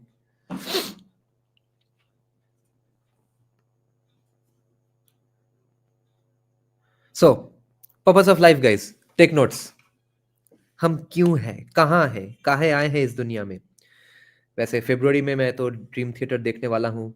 Finally the last time it came to India, it was announced a week after my accident, so I could not go. But back then, the original Dream Theater drummer had left for a few years, so I was going to watch Dream Theater. If at all I did back then, I was going to watch them live with a different drummer. But that original drummer is now back, so I'm going to watch the original lineup of Dream Theater. But why did I bring Dream Theater up? Because I was reminded of a song. Where did we come from? Why are we here? Spirit carries on. So, we are here to deploy energy and knowledge to fight back the tide of entropy and carve out refuges of beneficial order. From a terrestrial vantage point, we can get more specific, but before we get to familiar ground, I need to lay out the other two foundational ideas. At first glance, the law of entropy would seem to allow for only a discouraging history and a depressing future. The universe began in a state of low entropy, the Big Bang, with its unfathomably dense concentration of energy. From there, everything went downhill, with the universe dispersing, as it will continue to do so, into a thin gruel of particles evenly and sparsely distributed through space. In reality, of course, the universe as we find it is not a featureless gruel. It is enlivened with galaxies, planets, mountains, clouds, snowflakes, and a efflorescence of flora and fauna, including us. One reason the cosmos is filled with so much interesting stuff is a set of processes called self organization, which allows circumscribed zones of order to emerge. When energy is poured into a system and the system dissipates that energy in its slide toward entropy, it can become poised in an orderly, indeed beautiful configuration: a sphere, a spiral, starburst, whirlpool, ripple, crystal, or fractal. The fact that we find these configurations beautiful, incidentally, suggests that beauty may not just be in the eye of the beholder. Ahaha. Objective standards of beauty, people are going to be so pissed off. The brain's aesthetic response may be a receptiveness to the counter-entropic patterns that can spring forth from nature. Ahaha. इसलिए Steven Pinker इतना popular है. What a beautiful thing to say here. I think I have a great explanation to beauty now. Beauty, I used to consider whatever is difficult to achieve is a beautiful thing. Whatever is created out of a lot of, uh, after facing a lot of problems and putting in a lot of effort, that is beautiful. And in terms of physical beauty, of course, is a proxy, is a substitute for good health because of our proclivity to reproduce and stuff. Here's another great explanation, I think. The brain's aesthetic response may be a receptiveness to the counter-entropic patterns that can spring forth from nature. So whatever we inherently, subconsciously end up concluding to be beautiful are counter-entropic patterns. Wherever we see a cause of life, whenever we observe something life-affirming, we call that beautiful then. But there is another kind of orderliness in nature that also must be explained. Not the elegant symmetries and rhythms in the physical world, but the functional design in the living world. Living things are made of organs that have heterogeneous parts which are uncannily shaped and arranged to do things that keep the organism alive, that is continuing to absorb energy to resist entropy. Hmm. The customary illustration of biological design is the eye, but the eye is not a single organ. But I will make the point with my second favorite sense organ. The human ear contains an elastic drumhead that vibrates in response to the slightest puff of air, a bony lever that multiplies the vibration's force, a piston that impresses the vibration into the fluid in a long tunnel conveniently coiled to fit inside the wall of the skull, a tapering membrane that runs down the length of the tunnel and physically separates the waveform into its harmonics. Ah, my sound engineering days. And an array of cells with tiny hairs that are flexed back and forth by the vibrating membrane, sending a train of electrical impulses to the brain. This is what I had learned in sound engineering. This is why the ear is also called an input transducer. There are output transducers and input transducers. Transducers are anything that convert one form of energy to another form of energy. So speakers are your output transducers. There is electrical energy in the speakers. It converts it to air and sends it out to your ears. Your ear, like a microphone, is an input transducer because air is being thrust upon it. It is converting it into electrical energy and sending it to your brain or to the computer. Plus a bhava arising out of that pattern. Absolutely, absolutely. Boishali is saying, when will the sociologists of the world stop appropriating physics and chemistry terms? Entropy. Boishali, you have brought up a great topic. And one of my favorite YouTube channels, Unsolicited Advice, recently made a video on this only, I think, just 2-3 days back, on therapy speak. Everyone is diagnosing everyone of being depressed, anxious, or narcissist, etc., and then therefore screwing up relationships and altering the perception of reality, because they are only going around pathologizing and diagnosing each and every human quirk and personality differentiation and behavior. Everything about you has to be some sort of a mental health disease. What the fuck? And while discussing therapy speak, the video was specifically on therapy speak के हर जगह पे हर कोई psychology का term use करते फिर रहा है बस ठीक है. He was giving examples of how this happens with other field knowledges, other field terms as well, which are also misused in daily life.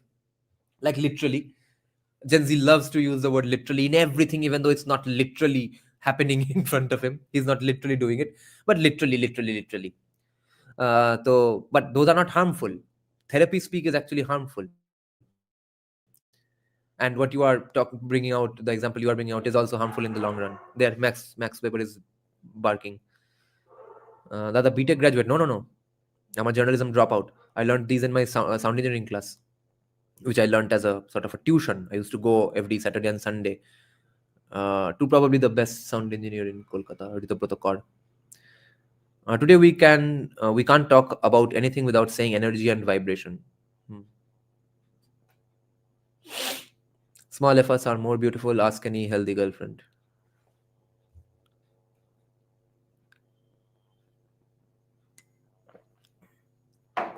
There is a pun there somewhere, which I'm not going to acknowledge. Let's imagine you meant it the way it seems to be. It seems to have been meant, which is you bring just one rose and not a fucking BMW for her, and she gets impressed with it. But it took a lot of maybe gulping down of ego and stuff. It must have been difficult. So yeah, a rose must have impressed her. But let's not also be certain that only roses are going to suffice forever, right? You are going to need BMW like things someday, because women are not gold diggers. Women are also have a proxy of their own. They see money as a substitute or proxy of competence. You have the ability to earn that money. You are of service to fucking someone. Therefore, you are earning some money, right? So do not overestimate the power of one rose. The I saying I agree. Being in STEM, it's very annoying, and also I don't like how some sociology appropriates the scientific Jalina appropriates the scientific method to an extent and applies it to things it shouldn't. I imagine a day when we won't need engineering colleges and only private coaching and internship. Yes. Good going retrowave. Sorry I'm late. Discussion तो बहुत बढ़िया चल रहा है, तुम शुरू से ही 1.5 में डाल के सुन लो. We are on page 18 of a book. Um,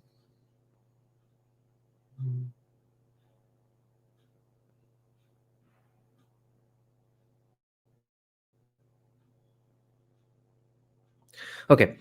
Living things are made of organs that have heterogeneous parts, which are uncannily. Oh, the human ear contains. Yeah, okay. Yeah, I read up till the description of the human ear. It's an input transducer. Excuse me. It is impossible to explain why these membranes and bones are. Why mein agar ghus gaye, tab to khatam. It is impossible to explain why these membranes and bones and fluids and hairs are arranged in that improbable way without noting that this configuration allows the brain to register patterned sound. Even the fleshy outer ear, as asymmetrical top to bottom and front to back, and crinkled with ridges and valleys, is shaped in a way that sculpts the incoming sound to inform the brain whether the sound maker is above or below, in front or behind. Organisms are replete with improbable configurations of flesh like eyes, ears, hearts, and stomachs, which cry out for an explanation. Before Charles Darwin and Alfred Russel Wallace provided one in 1859, it was reasonable to think that they were the handiwork of a divine designer. One of the reasons I suspect that so many Enlightenment thinkers were deists rather than outright atheists. Darwin and Wallace made the designer unnecessary. And here is my uh, acceptance of Hinduism, therefore, that yes, whatever is the explanation of Darwin and Wallace, which is evolution, I don't see it as contradictory. Yes, that is evolution. That is the spirit of life, the will to live, the will to power. It's life affirming, and maybe that has been okayed ahead by deities or beings, etc. And if it even if it is not, no real problem really. Um, Believing in some of these things works as a great placebo. Um, the only issue is fake babas and stuff. So वहाँ पे तो therefore diverse knowledge will always help you recognize who is a fake baba who's trying to sell you snake oil and who is not. Now watch him weave a metaphor with which had no actual relation to what he wants to talk about with.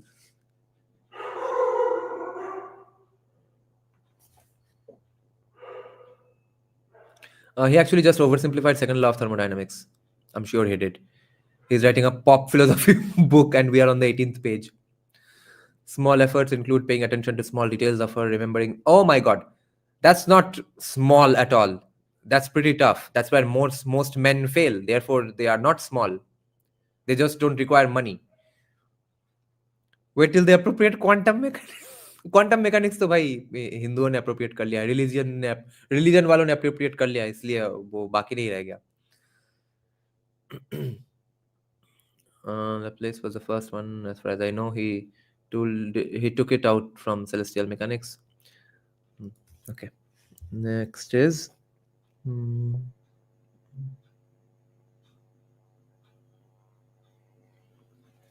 once self-organizing processes of physics and chemistry gave rise to a configuration of matter that could replicate itself, the copies would make copies, which would make copies of the copies, and so on, in an exponential explosion. The replicating systems would compete for the material to make their copies and the energy to power the replication. Since no copying process is perfect, the law of entropy sees to that errors will crop up, and though most of these mutations will degrade the replicator, entropy again, occasionally dumb luck will throw one up that's more effective at replicating, and its descendants will swamp the competition. As copying errors that enhance stability and replicating accumulate as copying errors that enhance stability and replication accumulate over the generations, the replicating system, we call it an organism, will appear to have been engineered for survival and reproduction in the future, though it only preserved the copying errors that led to survival and reproduction in the past. Oh my god, yes. It only preserved the copying errors that led to survival and reproduction in the past. Creationists commonly doctored the second law of thermodynamics to claim that biological evolution, an increase in order over time, is physically impossible. The part of the law they omit is quote unquote, in a closed system. Organisms are open systems. They capture energy from the sun, food, or ocean vents to carve out temporary pockets of order in their bodies and nests, while they dump heat and waste into the environment, increasing disorder in the world as a whole. Organisms' use of energy to maintain their integrity against the press of entropy is a modern explanation of the principle of conatus, effort or striving, which Spinoza defined as the quote unquote endeavor to persist and flourish in one's own being, and which was a foundation of several Enlightenment era theories of life and mind. The ironclad requirement to suck energy out of the environment leads to one of the tragedies of living things. While plants bask in solar energy and a few creatures of the briny deep soak up the chemical broth spewing from cracks in the ocean floor, animals are born exploiters. They live off the hard won energy stored in the bodies of plants and other animals by eating them. Ahaha. Pareto. Pareto principle. So do the, like, which is why commies never get it, never understand it. That why is the wealth of the country accumulated in the hands of a few, etc.? Why is there rising wealth inequality? And why do 20% of uh, all rivers in the world have 80% of the water? You need to redistribute some water, guys. Thank you for becoming a member, Retrowave. Harshi Singh, along with the one you have of Dr. Kumar, I've also bought 2 volumes of Manusmriti of Chakamba publication from Medhatit. Nice, nice. That's probably the more accurate one. Here to learn is saying, maybe I said that because attention to details of favorite people comes naturally to me, and I like doing it. And women think it's small effort, though. Not the right women. If any woman is thinking they are small efforts, good, you are about to dodge a bullet. हर्ष का ऊपर का comment पढ़ने को बोल रहा है. हर्ष का ऊपर में तो हाँ ये तो पढ़ लिया. Dumpster fire.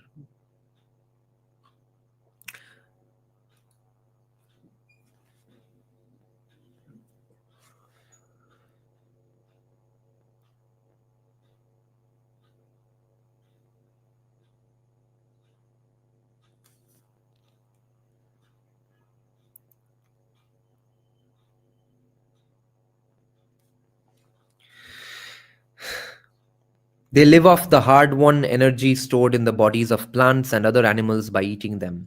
So do the viruses, bacteria, and other pathogens and parasites that gnaw at bodies from from the inside. With the exception of fruit, everything we call food is the body part or energy store of some other organism, which would just as soon keep that treasure for itself. Nature is a war, and much of what captures our attention in the natural world is an arms race. Prey animals protect themselves with shells, spines, claws, horns, venom, camouflage, flight, or self defense. Plants have thorns, rinds, bark, and irritants and poisons saturating their tissues. Animals evolve weapons to penetrate these defenses. Carnivores have speed, talons, and eagle eyed vision, while herbivores have grinding teeth and livers that detoxify natural poison. And now we come to the third keystone, information. Information may be thought of as a reduction in entropy, as the ingredient that distinguishes an orderly, structured system from the vast set of random, useless ones. Imagine pages of random characters tapped out by a monkey at a typewriter, or a stretch of white noise from a radio turned between channels, or a screen full of confetti from a corrupted computer file. Each of these objects can take trillions of different forms, such as each as boring as the next. But now suppose that the devices are controlled by a signal that arranges the characters or sound waves or pixels into a pattern that correlates with something in the world. The Declaration of Independence, the opening bars of Hey Jude, a cat wearing sunglasses. We say that the signal transmits information about the declaration or the song or the cat. The information contained in a pattern depends on how coarsely or finely grained our view of the world is. If we care about the exact sequence of characters in the monkey's output, or the precise difference between one burst of noise and another, or the particular pattern of pixels in just one of the haphazard displays, then we would have to say that each of the items contains the same amount of information as the others. Exactly. Ah, this is the definition of white noise. VXT, are you still here? Have you studied some sound engineering, VXT? वो जो white noise है, वो जो पहले black and white TV में होता था या फिर केबल चले जाने से जो होता था, ज़्ज़ करके जो आवाज आता था, उसे व्हाइट नॉइज कहते हैं। तो व्हाइट नॉइज तभी होता है जब हर फ्रीक्वेंसी का 20,000 हम अप्रोक्सीमेटली सुन सकते हैं, ऑफिशियली स्पीकिंग 20 हर्ट्ज से 20,000 hertz, which is not the case and which evolves with your age and stuff. Your hearing goes away and stuff and is at peak in different ages. But usually people can hear from 40 hertz to 18,000 hertz. People who are very well trained sound engineers can hear beyond that and stuff. तो ये जो frequency range है 40 hertz 60 hertz या फिर मान लो 100 hertz 200 hertz, यहाँ का जो साउंड है, एक मान लो एक आवाज जिसमें साउंड है धुप, ये धुप आवाज में क्या है, एक प था एक त था, ठीक है, धुप, सिर्फ इसमें भी थोड़ा ये म साउंड था। ये जो स्ट्रक्चर दिया जा रहा है वो अदरवाइज सिर्फ लो थ्रस्ट ऑफ साउंड को, थ्रस्ट ऑफ एयर को, वो स्पेसिफिक प्रोनाउंसिएशन आ रहा है हाई फ्रीक्वेंसीज से। अगर मैं बोलूं इसमें जेड था प था, ये सब हाई फ्रीक्वेंसीज में मिल रहा है। हाँ, जेड का ज वो थ्रस्ट और प वो सब मान लो के 1000-2000 हर्ट्ज से ऊपर में वो साउंड एस्टेब्लिश हो रहा है, मगर मेन एयर का जो थ्रस्ट है लो, ये साउंड ये आ रहा है लोअर फ्रीक्वेंसीज से। तो ऐसा एक साउंड जहां पे ये है या फिर ये है, इन दोनों में क्या अंतर है?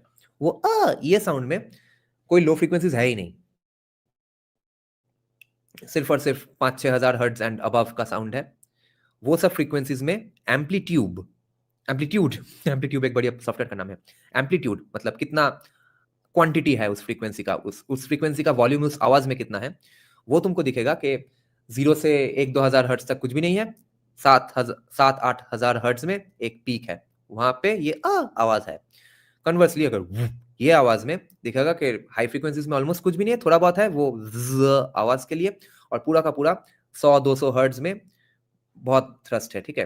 अगर तुम एक EQ एनालाइजर से देखो तो यहाँ पे भी हाई फ्रीक्वेंसीज और लो फ्रीक्वेंसीज में बहुत डिफरेंसेस है। इसमें लो फ्रीक्वेंसी ज्यादा है, वो साउंड में हाई फ्रीक्वेंसी ज्यादा है।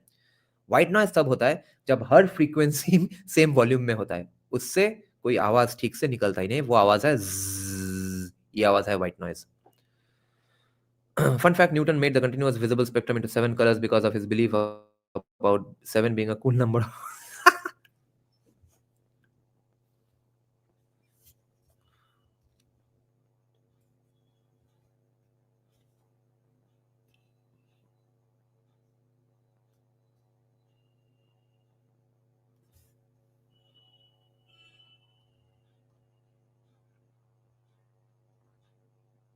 To say that the universe is orderly rather than random is to say that it contains information in this sense.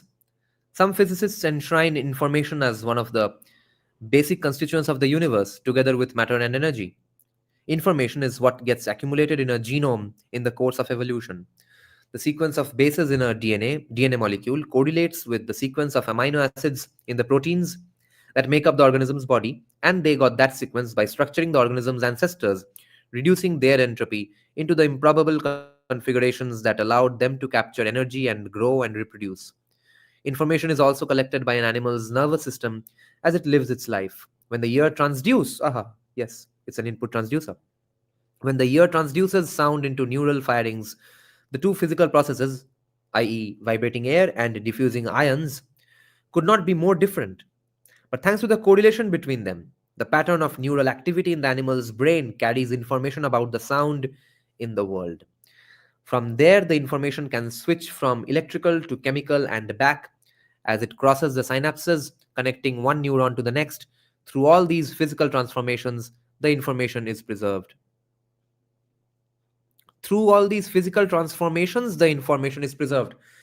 Let me read into it a little more than it is probably intended. Fusion music, fusion with classical. A lot of classical artists hate fusing their pure classical music with something else or pure folk music with something else. But it won't survive unless it's fused with something else. Unless it goes through physical transformation, that information won't be preserved, guys. A momentous discovery of 20th century theoretical neuroscience is that networks of neurons is not only can preserve information but can transform it in ways that allow us to explain how brains can be intelligent. Two input neurons can be connected to an output neuron in such a way that their firing patterns correspond to logical relations such as and, or, not, or to a statistical decision that depends on the weight of the incoming evidence. That gives neural networks the power to engage in information processing or computation, which is why playing sports is so important for children in their developing years, when their brain is developing, and especially playing catch with a ball. Women in general are horrible drivers because of this reason. One is that they never rode a cycle or bike in their entire lives. They just get a job and buy a car at the age of 27 because they want to prove to their fathers that yes, they were not anything less by being a girl, etc. But I think it starts with not playing a sport when they were growing up. um, Imagine catching a ball. How much of calculations you are doing as a child unknowingly, weight of the ball, the speed, direction, and you figure out these differences, especially more so when you play catch with someone who, especially girls and stuff, and especially people who have never played a sport. You see their brains and eyes are almost retarded.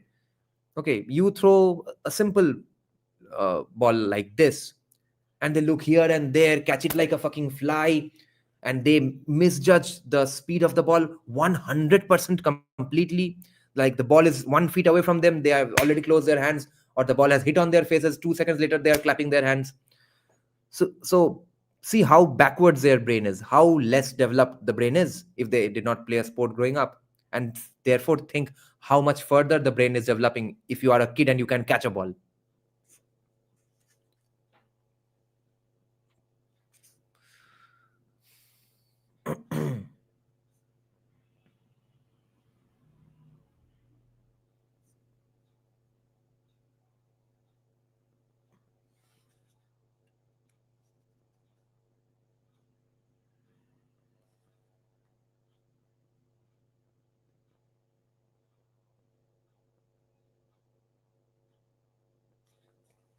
A momentous discovery of 20th century theoretical neuroscience is that networks of neurons not only can preserve information but can transform it in ways that allow us to explain how brains can be intelligent.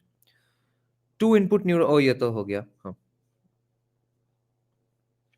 Given a yeah, that gives okay, ye फिर से पढ़ ही लेते हैं.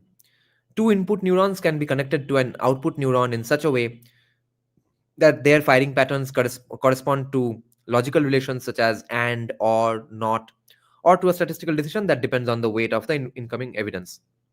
That gives neural networks the power to engage in information processing or computation. Given a large enough network built out of these logical and statistical circuits, and with billions of neurons, the brain has room for plenty.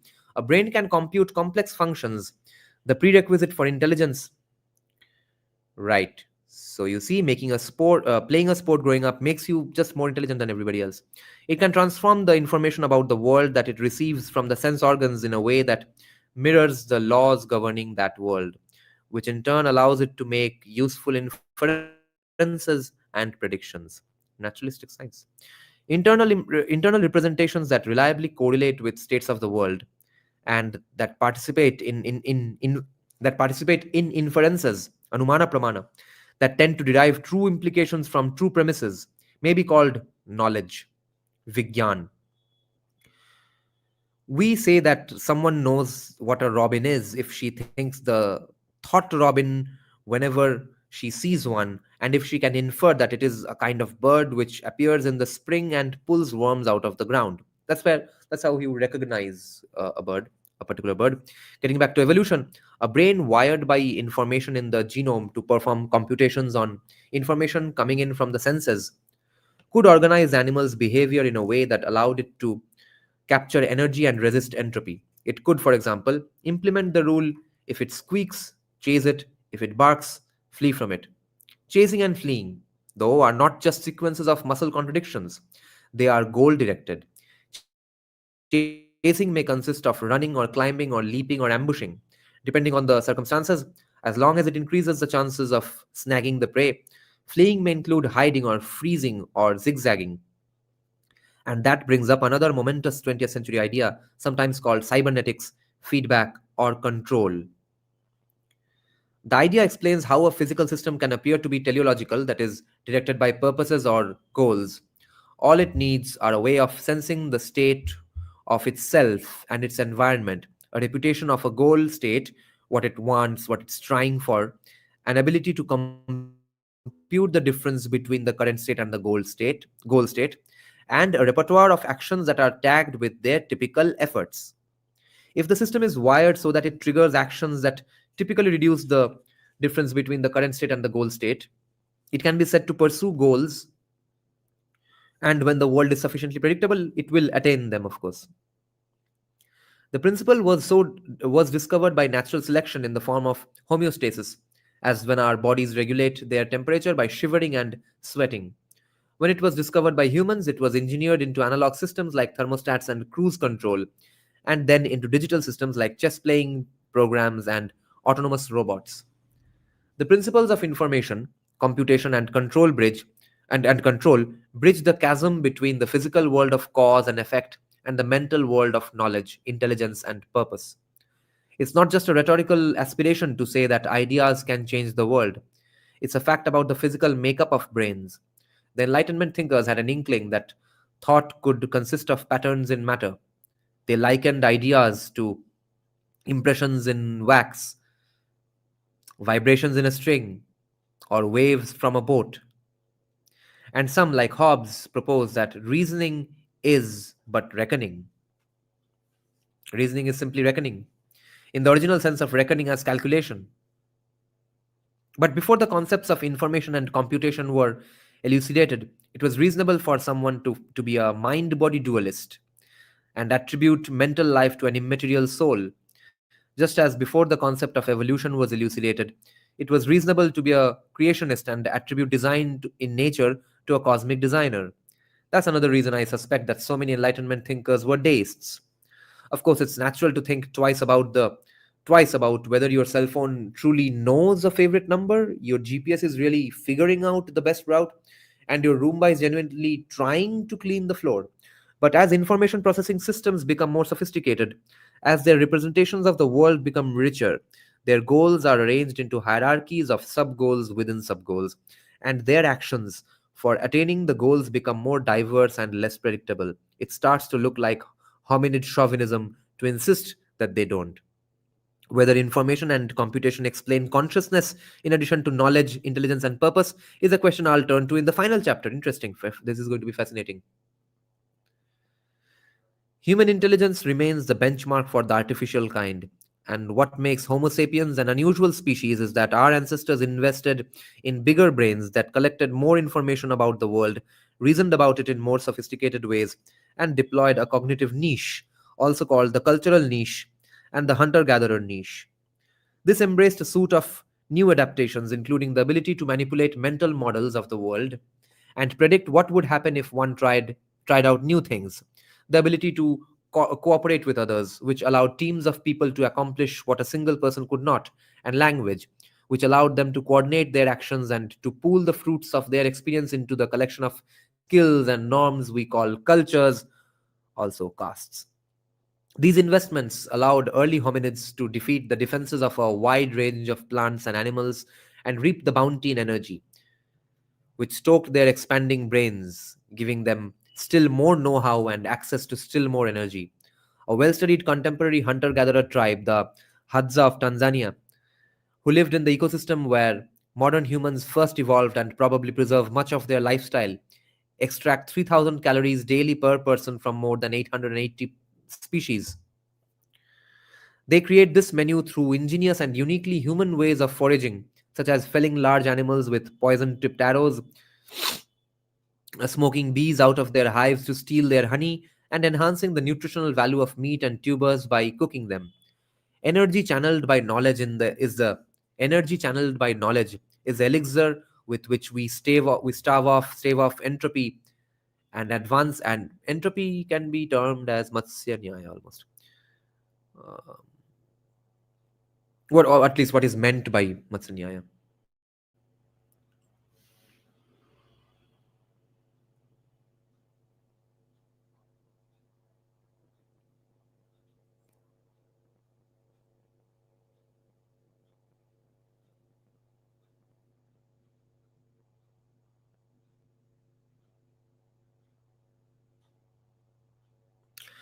Energy channeled by knowledge is the elixir with which we stave off entropy, and advances in energy capture are advances in human destiny.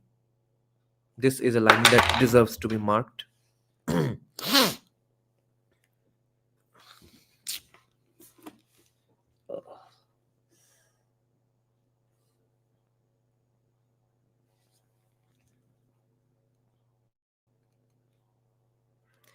Energy channeled by knowledge is the elixir with which we stave off entropy, and and advances in energy capture are advances in human destiny.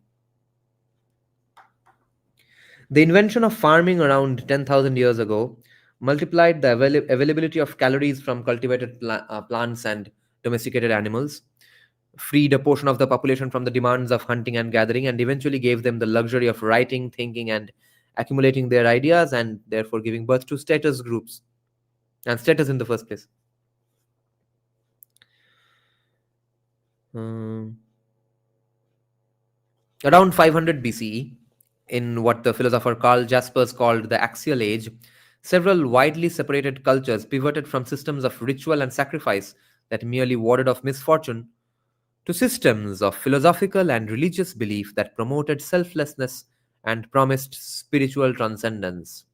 Taoism and Confucianism in China, Hinduism and Buddhism and Jainism in India, Zoroastrianism in Persia, Second Temple Judaism in Judea, and classical Greek philosophy and drama emerged within a few centuries of one another. Confucius, Buddha, Pythagoras, Aeschylus, I forgot the pronunciation, Aeschylus,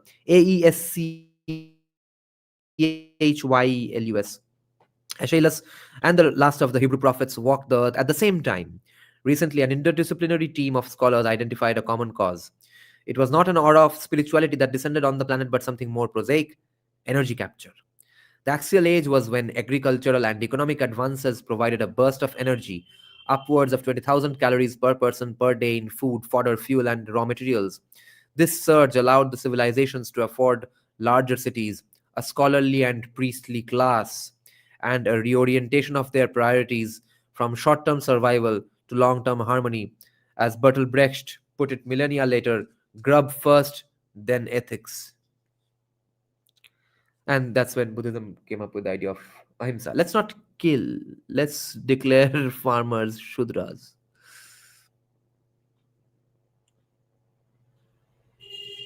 Grub first, then ethics. When the Industrial Revolution released a gusher of usable energy from coal, oil, and falling water, it launched a great escape from poverty, disease, hunger, illiteracy, and premature death, first in the West and increasingly in the rest of the world, as we shall see in chapters 5 to 8. And the next leap in human welfare, the end of extreme poverty and spread of abundance with all its moral benefits, will depend on technological advances that provide energy at an acceptable economic and environmental cost to the entire world. But there will be an economic and environmental cost, make no mistake. Entro, Evo, Info. These concepts define the narrative of human progress, which is the tragedy we were born into and our means for eking out a better existence. The first piece of wisdom they offer is that misfortune may be no one's fault. A major breakthrough of the scientific revolution, perhaps its biggest breakthrough, was to refute the intuition that the universe is saturated with purpose. In this primitive but ubiquitous understanding, everything happens for a reason, so when bad things happen, accidents, disease, famine, poverty, some agent must have wanted them to happen. If a person can be fingered for the misfortune, he can be punished or squeezed for damages. If no individual can be singled out, one might blame the nearest ethnic or religious minority who can be lynched or massacred in a pogrom. If no mortal can plausibly be indicted, one might cast about for witches who may be burned or drowned, and their scapegoat always forever, a literal goat in some cases. Failing that, one points to sadistic gods who cannot be punished but can be placated with prayers and sacrifices. Yeah. And then there are disembodied forces like karma, fate, spiritual messages, cosmic justice, and other guarantors of the intuition that everything happens for a reason. Galileo, Newton, and Laplace replaced this cosmic morality played with a clockwork universe in which events are caused by conditions in the present, not goals for the future. People have goals, of course, but projecting goals onto the workings of nature is an illusion. Things can happen without anyone taking into account their effects on human happiness. This insight of the scientific revolution and the Enlightenment was deepened by the discovery of entropy. Not only does the universe not care about our desires, but in the natural course of events, it will appear to thwart them, because there are so many more ways for things to go wrong than for them to go right. Houses burn down, ships sink, battles are lost for lack of a horseshoe nail. Awareness of the indifference of the universe was deepened still further by an understanding of evolution. Predators, parasites, and pathogens are constantly trying to eat us, and pests and spoilage organisms try to eat our stuff. It may make us miserable, but that's not their problem. Poverty too needs no explanation. In a world governed by entropy and evolution, it is the default state of humankind. Yes, yes. Poverty is the default state. In a world governed by entropy and evolution, it is the default state of humankind. Matter does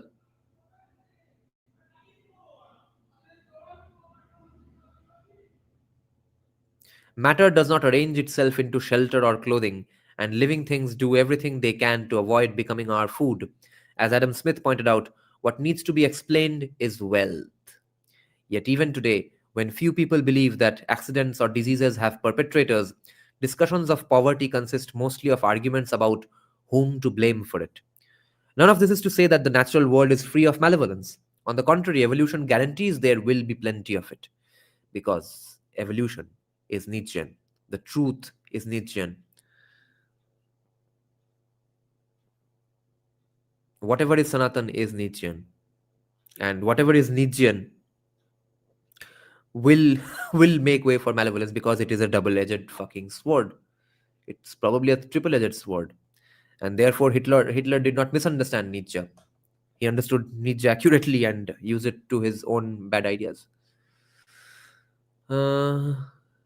না না কারোকে পাতা দিচ্ছি না, because very much in the flow of it. একটু break নিলে বা চ্যাপ্টারটা শেষ হলে তখন I'll check out some comments.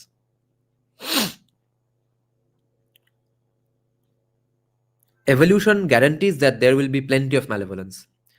Natural selection consists of competing among genes to be represented in the next generation, and the organisms we see today are descendants of those that edged out their rivals in contests for mates, food, and dominance.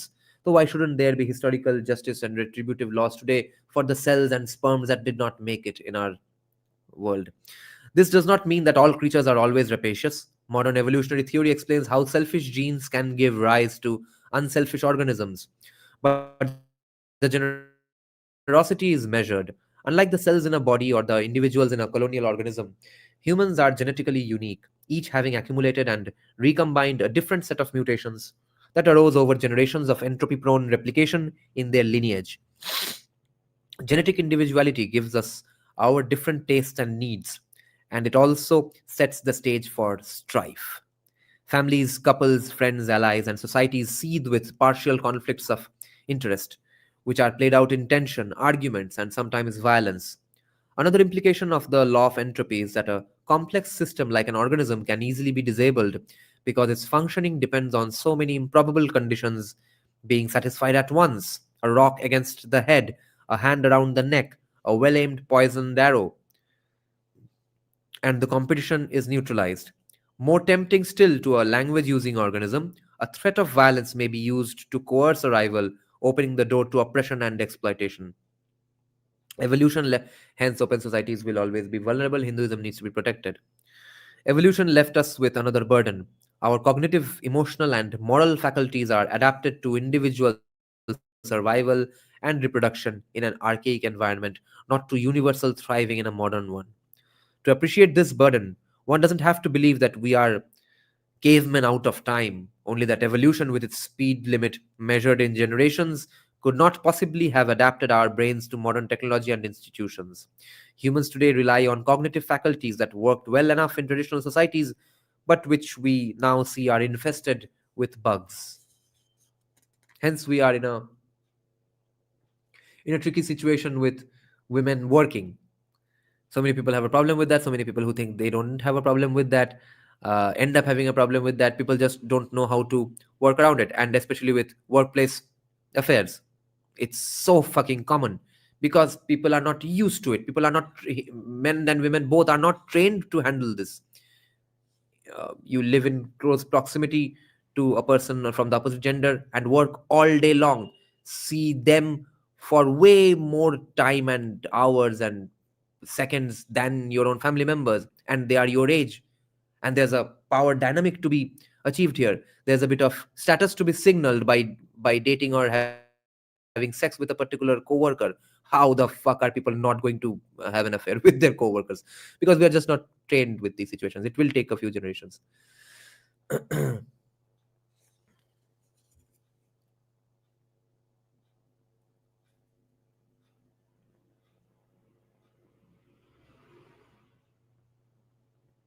Humans today rely on cognitive faculties that worked well enough in traditional societies, but which we now see are infested with bugs.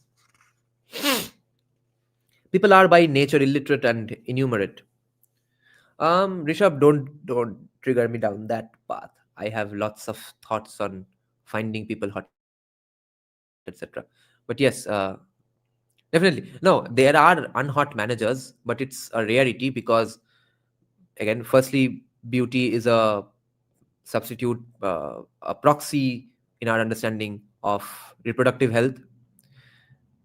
That's 50% of it. So, people who have great reproductive health come from a lineage and heritage of a family background where they grew up healthier than rest of the society. So if they ended up becoming managers, it's because they were very qualified for the job, and they therefore, it's going to be always conversely associated with the fact that they come from a physically healthy and gene wise healthy family, right? That's one part of it, that managers are bound to be hot in most cases anyway. Secondly, is if they actually like to look nice. Not every woman manages that, right? And not every woman even wants to do that.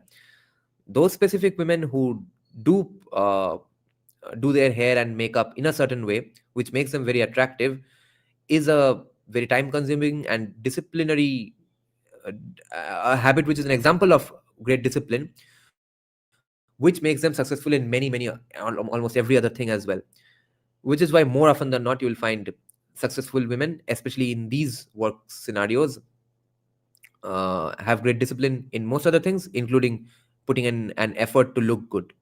Therefore, you'll always end up finding your manager hot. I've given two reasons. The third is the one given by Rene Girard, because it's obviously very cool of you in society. Your social capital increases by you becoming the guy who dates or fucks or gets married to the manager. Yeah, jo bhi ho. Yes. Dude, people can be just competent sometimes, but that competent comes from physical health.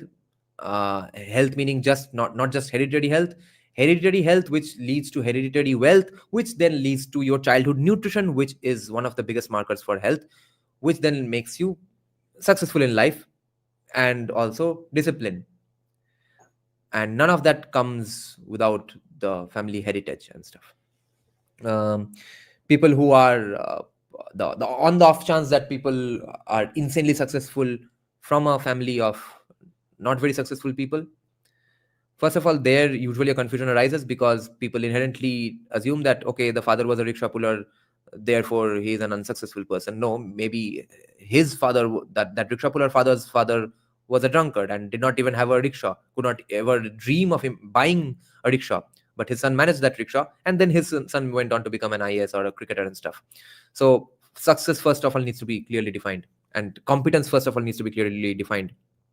But the guy whose father was actually a loser at everything, was a drunk and stuff, uh, their children becoming successful definitely has a lot to do with their children not wanting to be like their father, and therefore realizing that, okay, whatever he did, I'll just do the opposite and I'll be successful, and that's how he or she becomes successful. But most of it is not happening without health, and health is always going to be associated with beauty, and discipline is always going to lead you to making an effort to look good in front of everyone, always, all the time, etc. So inherently, therefore, managers will usually be hot people, or hot people will usually become managers and stuff, something like that. Not exactly substitutable, of course. This is why people in the West are more attractive, good nutrition. That's also why each successive Indian generation is also getting hotter. 50%, yes, Rishabh, but 50% is because of the internet generation, where buying makeup and makeup skills have become very democratized. These days, lower middle class women on Instagram know the makeup skills and secrets of stars from 50 years back. So, what does looking good entail is going to change pretty fucking soon. The elites of the society are not going to tolerate any random lower middle class villager from Instagram from the villages of Bengal looking as cool as them in Kolkata. It's not going to happen. Fashion is going to change, like it's already changed in the West, right? Richest people are going around roaming about with torn clothes and unkempt hair and stuff, because they don't want to look like the masses. They will always make their own exclusive groups and make their own consumption pattern the moment anyone enters their group by copying the consumption patterns. No.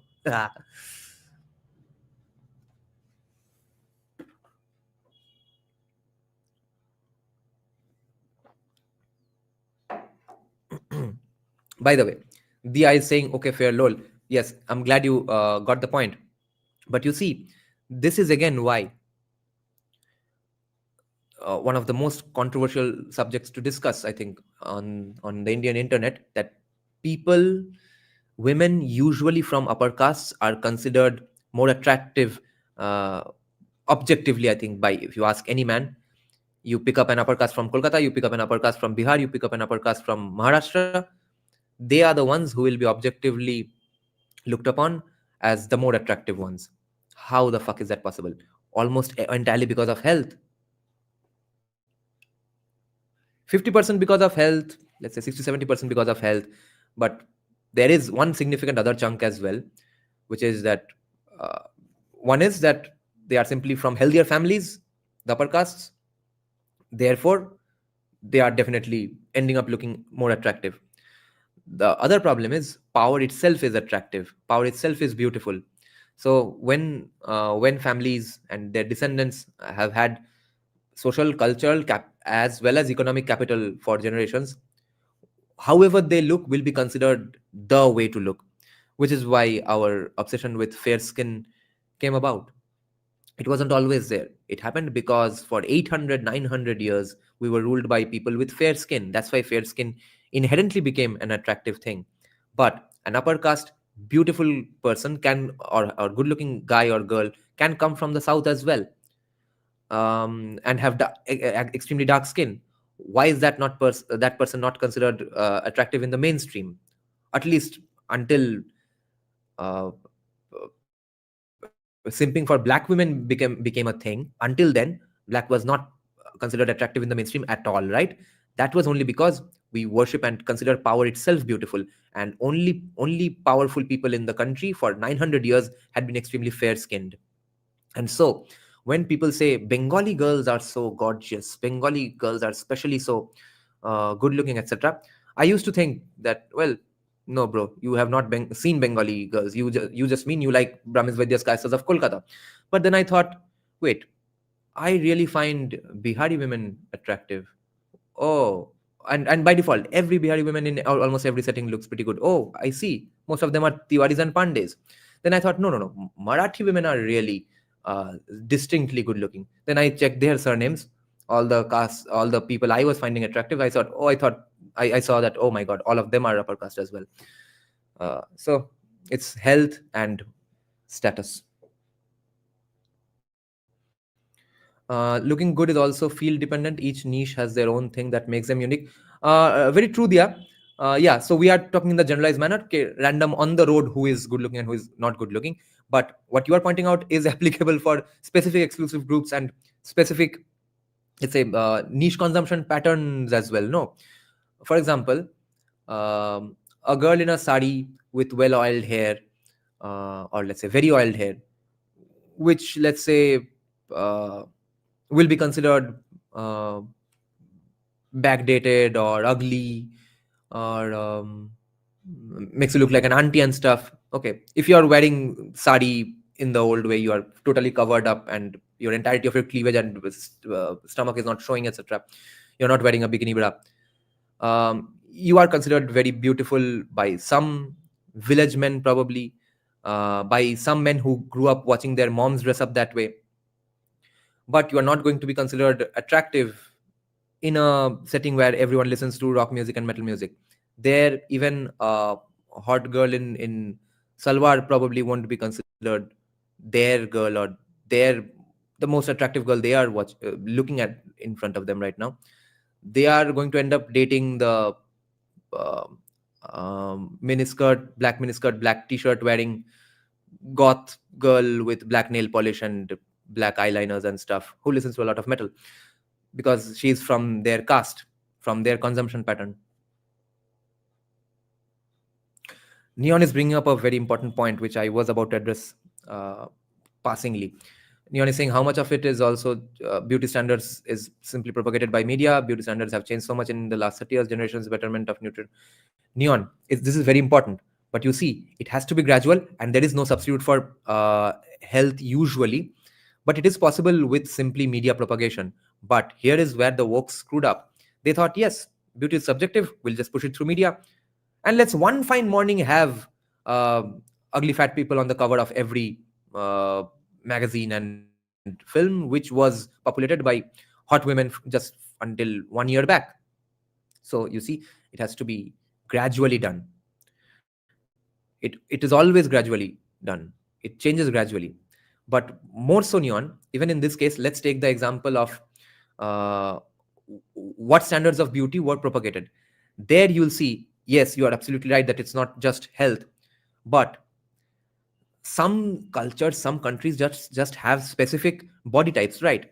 So when the body type, or let's say when the beauty of one culture is being promoted through the megaphone, not forcibly, not with evil intentions. Americans are making American movies. How were they to know that women from India would go skinny, trying to kill themselves just because white women are skinny? But the white women who were considered beautiful and stuff, first of all, they were also starving themselves, but starving became a marker for, let's say, a step towards looking more attractive, because a lot of women were naturally that way, who did not have to starve themselves to look that way. So their source of thinking in what is beautiful was correct, but they had to artificially replicate it because it's a business after all. So those women started starving themselves, and यहाँ पे तो कोई possibly नहीं है looking like a white petite woman, so our women starved themselves more. Now they are filling up their mouth twice more, because now the power says black curvy women are attractive, without realizing Serena Williams's body is filled with muscle, not fat. So power is in the end changing the dynamic, but it just does change slowly, not one fine morning. Why do you think plus size hot people didn't work? Because it was done one fine morning, Barbarika. Um, I'm saying specifically about Earth, which was born and can. Acha, this is a different discussion.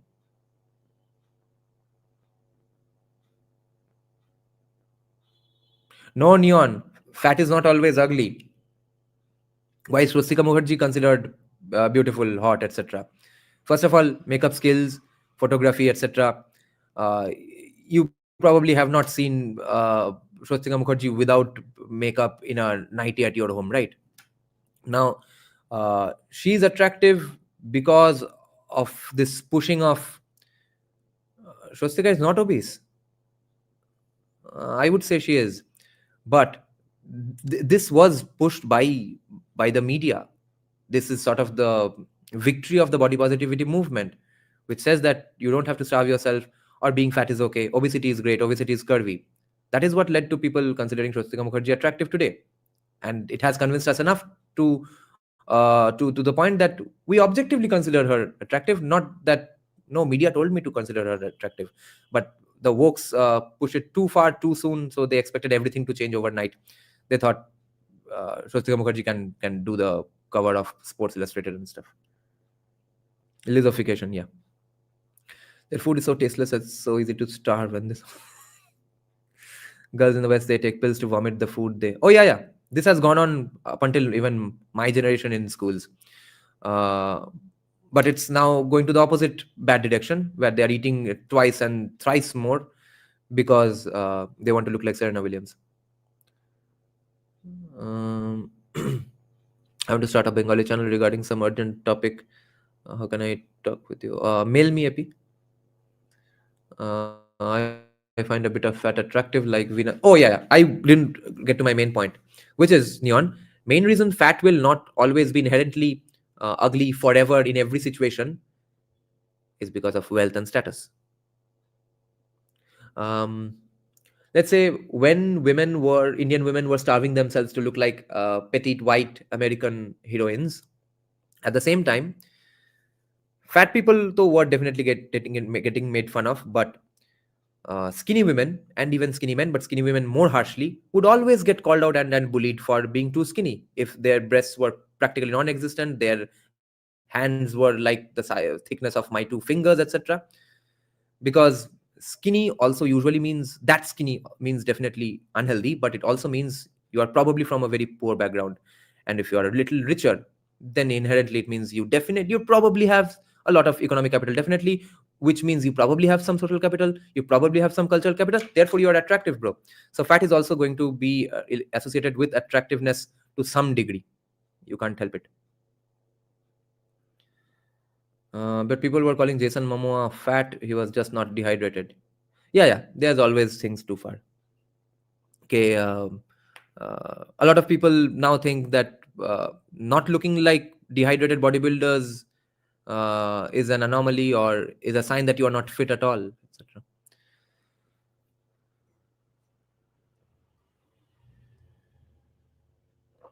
Mm.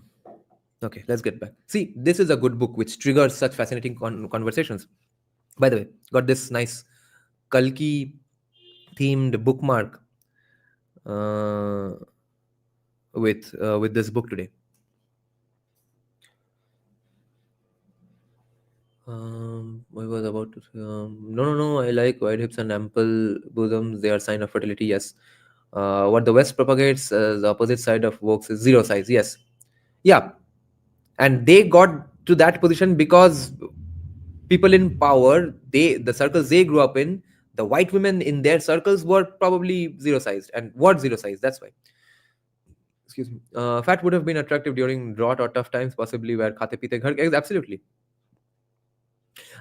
So much of our language hides so many informations and secrets about our past. No, I just came to this realization 3 days back that this phrase, it's not my place to say XYZ, okay, quote unquote, it's not my place, that phrase shows you that casteism always existed in some form or the other in every society in the world.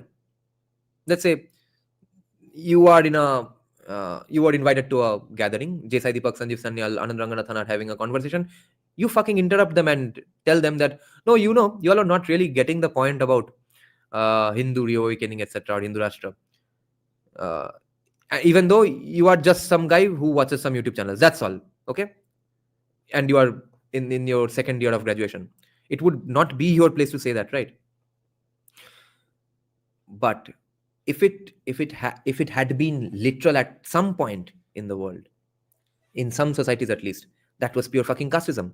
What else was it? It's not your place. It means you are not allowed to enter this space. It means you are supposed to stay away. it means you are an untouchable. Why Bengali so short? What does that mean? And now my senses of fit and fat have gone for a toss. In Hindi belt, it's very common saying if you have some money, some status ki lage to khate. Yeah, yeah, absolutely, yes. Oh, why are Bengalis so short? Oh, yeah, famines, yes, especially Bengali women.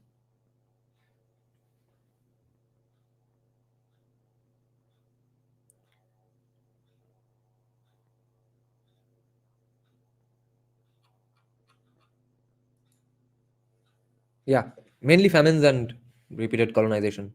कोई खाने को ही नहीं दिया. And then तो अभी जो crops है हमारा green revolution के चलते.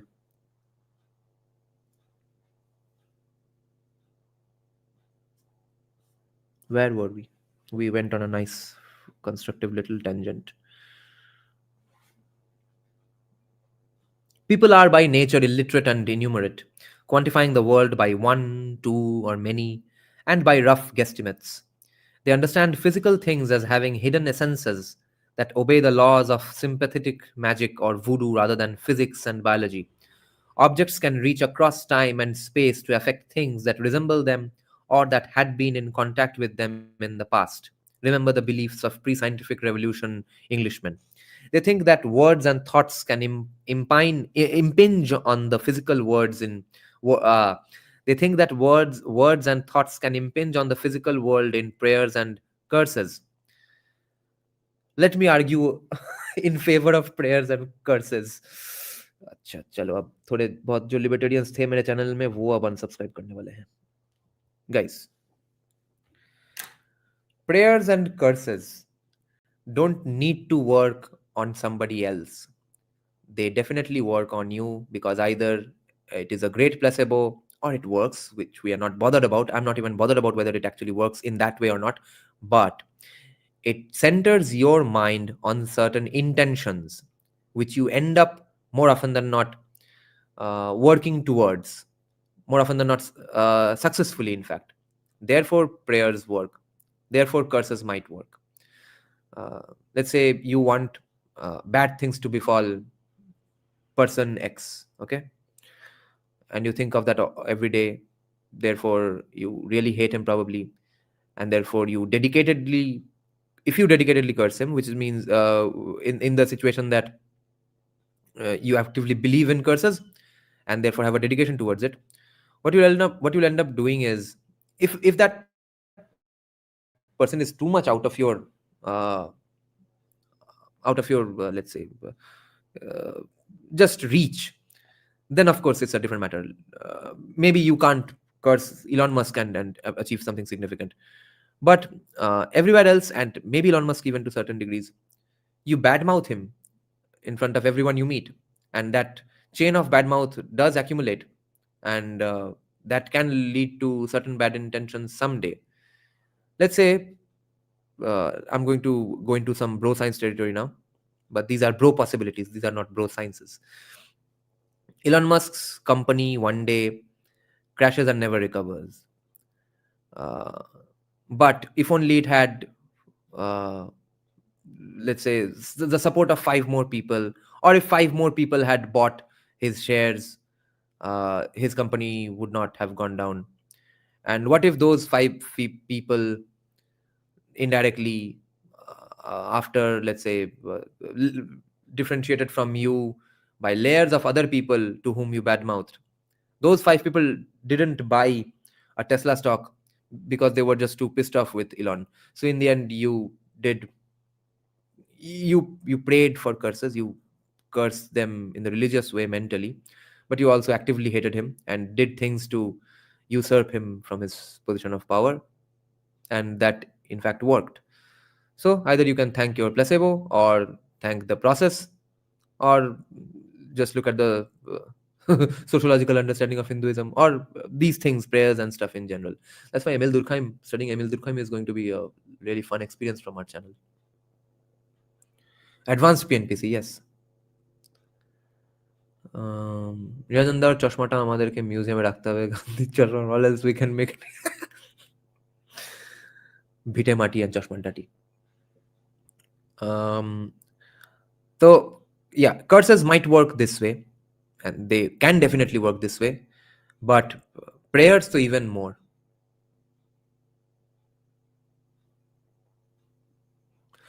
Here to learn is saying, I don't eat a lot, I'm not addicted to fast food sweets, great. But I have irregular food timings and sleep timings. Oh, yeah, that's going to happen in many professions. I gained 10 kg in 2 years.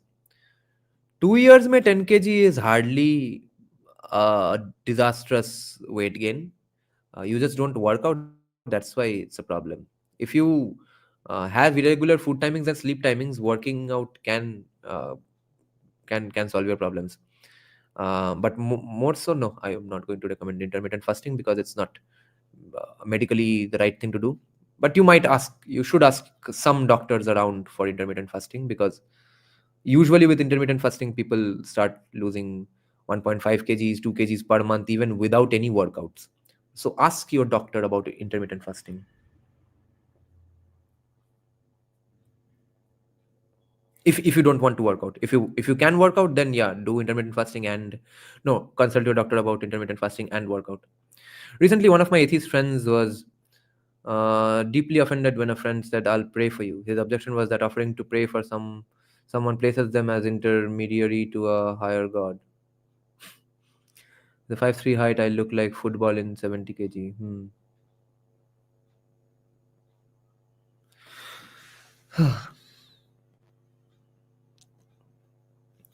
They think that words and thoughts can impinge on the physical world in prayers and curses. They underestimate the prevalence of coincidence. They generalize from paltry samples, namely their own experience, and they reason by stereotype, projecting the typical traits of a group onto any individual that belongs to it. They infer causation from correlation. They think holistically in black and white and physically, treating abstract networks as concrete stuff. They are not so much intuitive scientists as intuitive lawyers and politicians, marshalling evidence that confirms their convictions while dismissing evidence that contradicts them. Yes.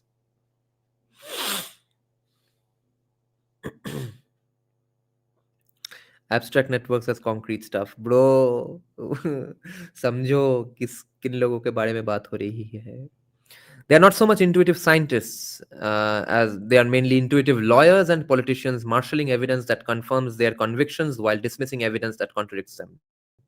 They overestimate their own knowledge and understanding and rectitude, competence, and luck. The human moral sense can also work at cross purposes to our well being. People demonize those they disagree with, attributing differences of opinion to stupidity and dishonesty.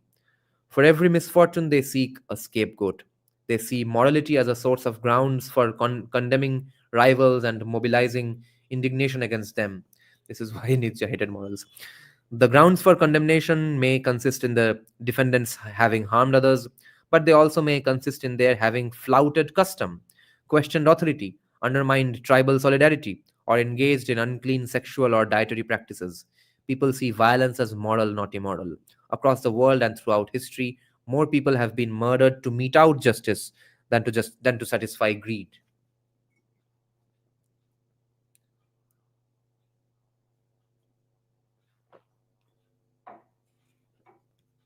But we are not all bad.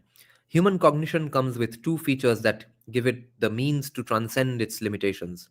The first is abstraction. People can co opt their concept of an object at a place and use it to conceptualize an entity in a circumstance, as when we take the pattern of a thought like the deer ran from the pond to the hill and apply to the child went from sick to well.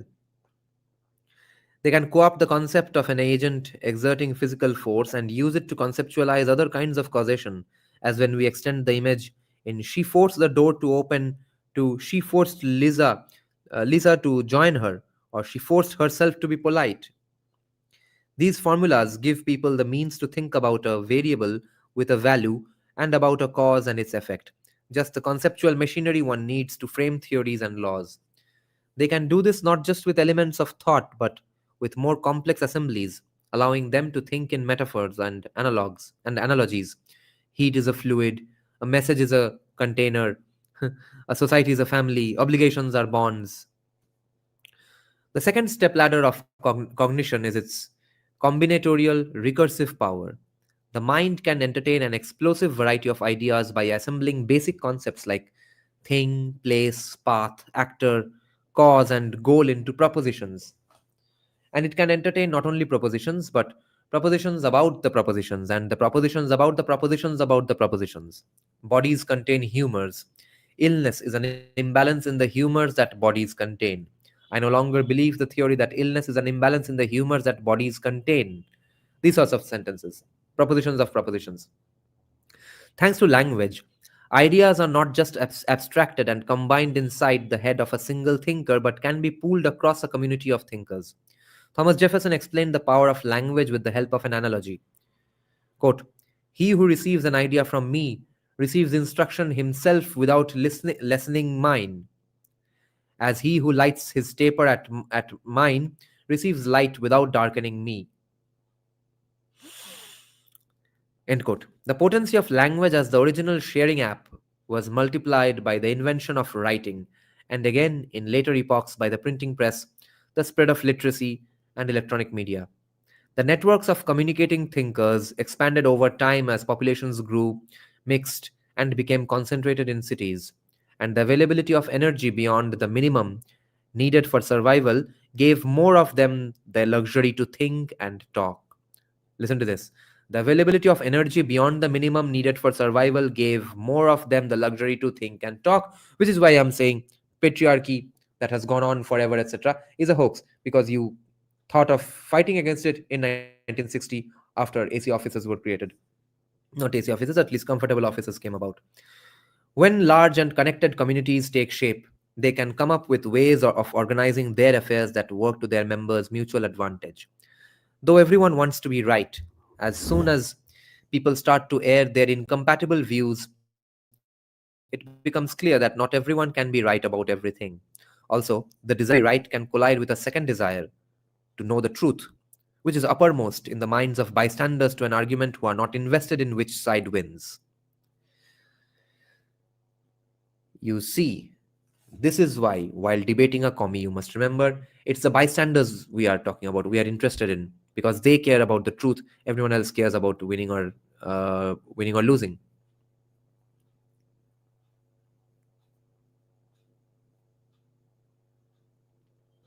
Here to learn, I had a female friend who had this problem. You are basically dehydrated. You have some tendency towards hydration. So if you drink less than 4 liters of water per day, uh, there's no point discussing this. If you drink 3 to 4 liters per day, water minimum, and then have the problem still go on, then yeah, you need to apply some medicine and stuff, because it's a dehydration issue.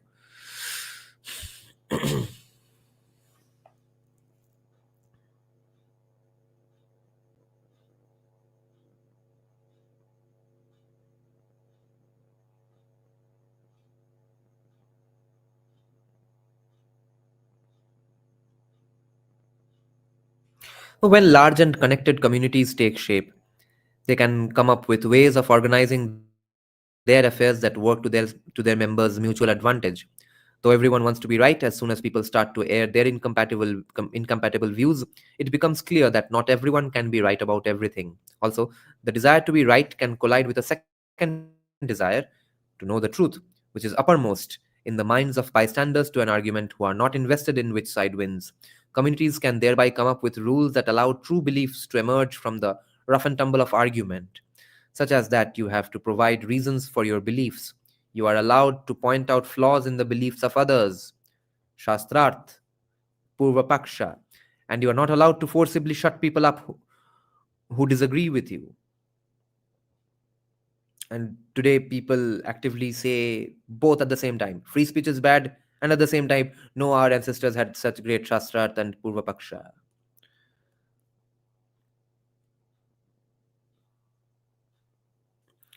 Add in the rule that you should allow the world to show you whether your beliefs are true or false, and we can call the rules science. With the right rules, a community of less than fully rational thinkers can cultivate rational thoughts.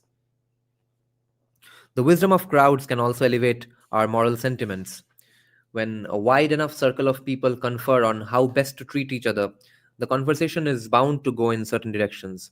If my starting offer is, I get to rob, beat, enslave, and kill you and your kind, but you don't get to rob, beat, enslave, or kill me or my kind, I can't expect you to agree to this, to the deal, or third parties to ratify it, because there's no good reason that I should get privileges just because I'm me and you are not. Nor are we likely to agree to the deal. I get to rob, beat, enslave, and kill you and your kind, and you get to rob, beat, enslave, and kill me and my kind, despite its symmetry, because the advantages either of us might get in harming the other are massively outweighed by the disadvantages we would suffer in being harmed. Yet another implication of the law of entropy, which is harms are easier to inflict and have larger effects than benefits. Commies, Pareto.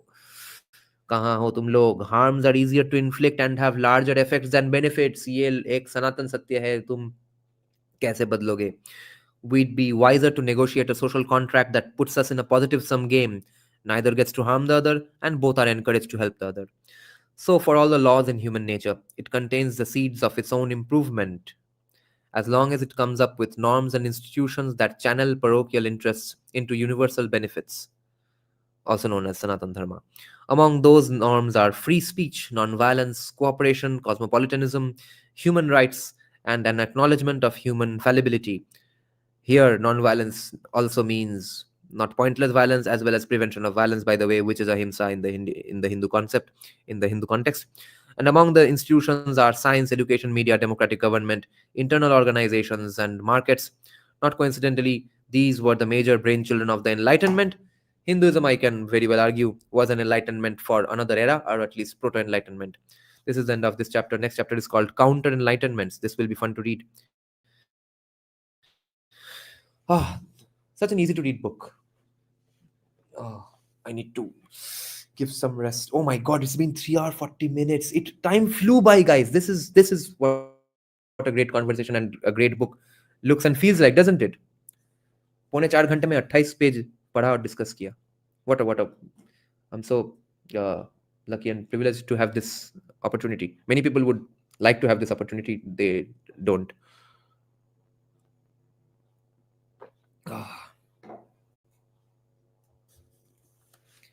Let me take a sort of a stretching break of 4 minutes, okay?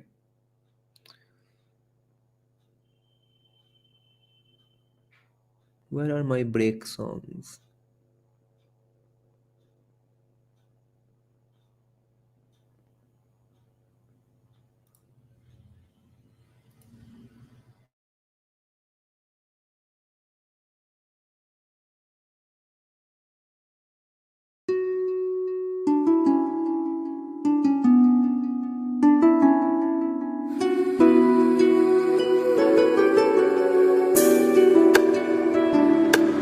বসন্ত এলো পাতা ঝরা বয়স পাড়ার সময় কিভাবে কে জানে এত রঙের সাথে হলো পরিচয়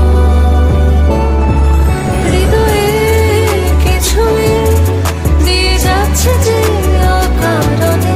আমি কার কি আমার ভুলে যাচ্ছি দিন রাতে হিসেব বসন্ত এলো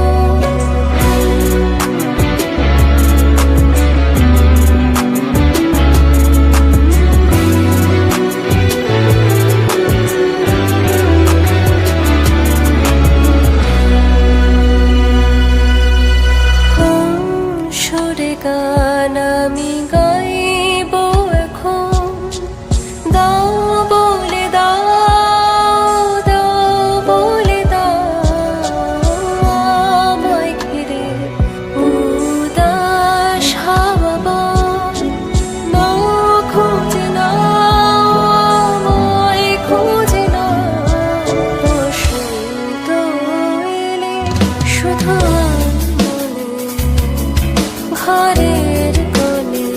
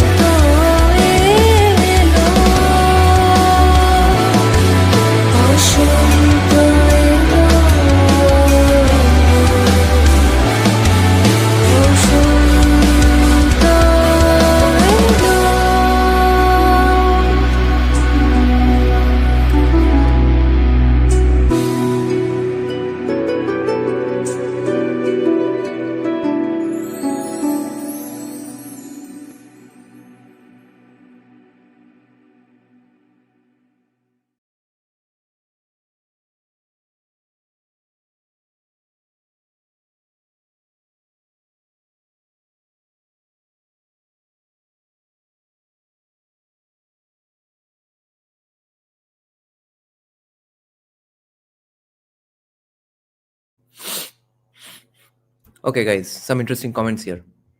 Shoham is saying, Dada, Coke Studio Bangla level jinish bana. Shoham, that was exactly my point, exactly my intention when I started this particular song series. I called it uh, some sessions. I had called it. I was going to make many such videos, one after the other. The problem was the co-composer here, Krishanu. He is the one who has composed the main vocal melody and written the lyrics. Arrangement decisions were done by both of us, and music programming, guitar tracks, mixing, everything else was done by me. So we have uncountable numbers of such OCs, original compositions, left lying around. Some of them we have put up on our Neerajan Music, my Neerajan Music YouTube channel. Some of them are unreleased, etc. But we need videos of that sort to really promote them, right? Because none of our songs have proper videos except this one. So I was going to do a lot of that. Then um, his wife got pregnant. That's why we put a lot of that on hold. Now his wife, his daughter is 4 months old now, 3 months old. He is now coming back to work on some music. Finally, we are currently in the making of a really cool arrangement of another Rabindra Sangit, like the ones way actually better than the one you hear in our intro and outro music, which is the intro and outro music right now is a sort of a heavy nu metal / prog metal version arrangement of Akla Cholo. We are doing a way more matured nu metal / prog metal arrangement of a very non-famous Rabindra Sangit called Ratri Eshe Jethaye Meshe. It's turning out pretty awesome. So we don't have any budget or thoughts of making a video for that right now because all my money is being spent on lawyers. So जब अगर अभी अगर lawyers भी नहीं रहता तो every penny would be spent on the Kaal Bhairav Ashtakam project. So that project has gone on hold. I'm thinking if the Kaal Bhairav Ashtakam project is finally well executed, after I'm done with loans for my lawyers' fees and stuff, the quashing, etc., if it gains some traction, if I can garner more funding because of that, garner at least some funding. अभी तो पूरा का पूरा crowdfunding है. If I can get some funds from other organizations and people because of the Kaal Bhairav Ashtakam project, then I am going to start a proper production house which will do such good music videos and movies every now and then. We'll think of other ways of crowdfunding it. But a lot now is riding on the Kaal Bhairav Ashtakam project. Someone else was asking, তবে Kanglus can make some good songs at least nowadays, bhai. Show 'em. আমাদের ছোটবেলা থেকে they were the only ones we were listening to growing up. Do metal versions of Nozul. Yeah, Nozul songs are very much meant for metal, but yes, so far we have done one version of his songs. It's not metal, but it's a very interesting arrangement. People will like it. It's on my Neerajan Music page, Neerajan Music YouTube channel. ওই যে ওই গানটা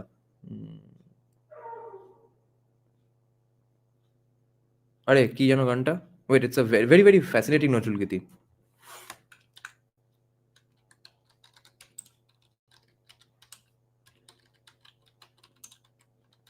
wait a moment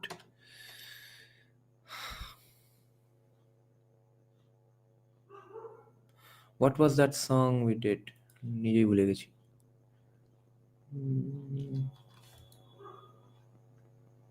wait I'll just show y'all প্রলয় সৃষ্টি তব পুতুল খেলা নীরজনে প্রভু নীরজনে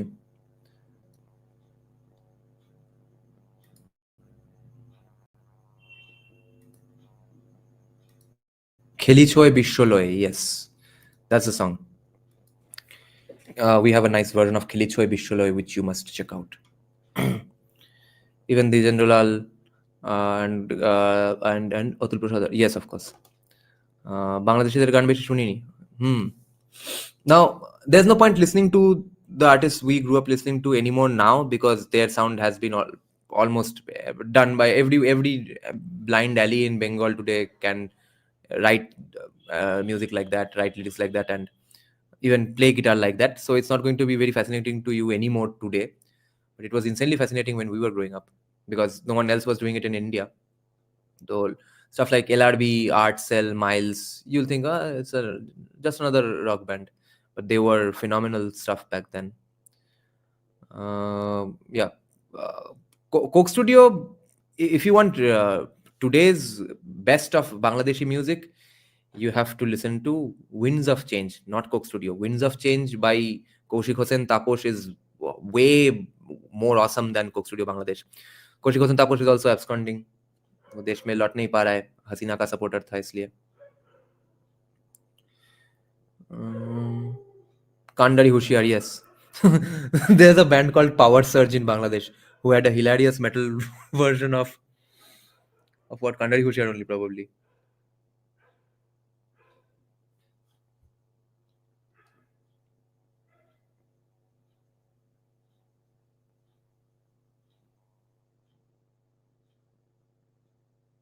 Oh, আচ্ছা শোন, I see.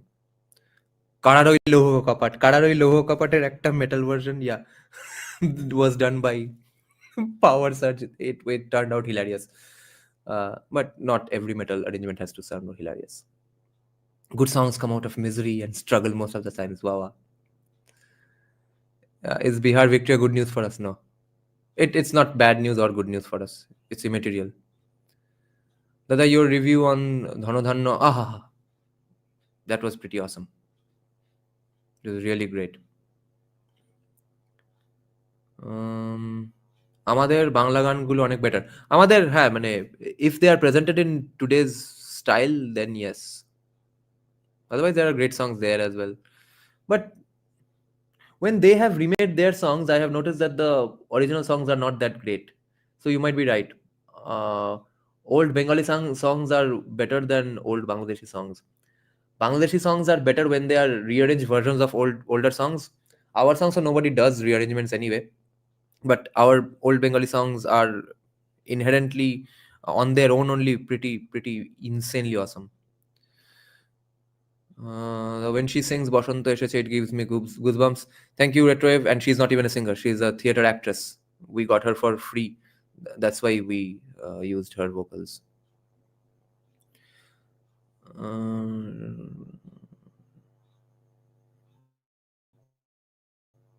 I have many songs based on Nazrul poems. I see.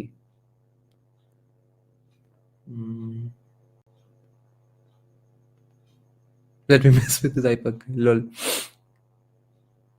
Isaac Harris is saying, how much more funds do you need? I will ask my family and friends for support. Thank you, Isaac. We have been helping out Swati Goel for Pakistanians. I see. Wow. Very awesome. I need 2.5 minus 80. 80 has been arranged from one organization and one person, one kind person. What does that leave us with? 2.5 minus 80 is 1. Utna maths nahi hoga mujhse. What, 170 something, right? So I'm taking a loan for. I've taken a loan for one already, and rest will be paid gradually. Yeah, 1.7. Yeah, I need 1.7 plus the cases I'm pursuing against them. So let's see how much the lower courts delivered, how much the police listened to lower courts. My hunch is not everyone I accused might get arrested. For that, we'll have to go to High Court. That is insanely costly, going to an upper court and saying that, no, I need more relief. I want this to happen. That's going to start at 1 lakh. So that's probably not happening anytime soon, especially because I have Kaal Bhairav Ashtakam project also to do. But my quashing needs 2.5 and I have managed 80 so far.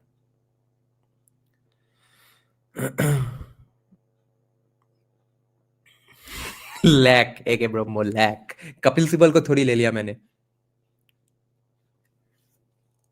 Next chapter, guys. Oh, let me please have a smoke. Smoking is injurious to health, guys. Smoking causes cancer. Do not smoke. I'll have one smoke and return to our beautiful live stream of discussing this book. Why we should be optimistic about Bihar? We should be optimistic about Bihar.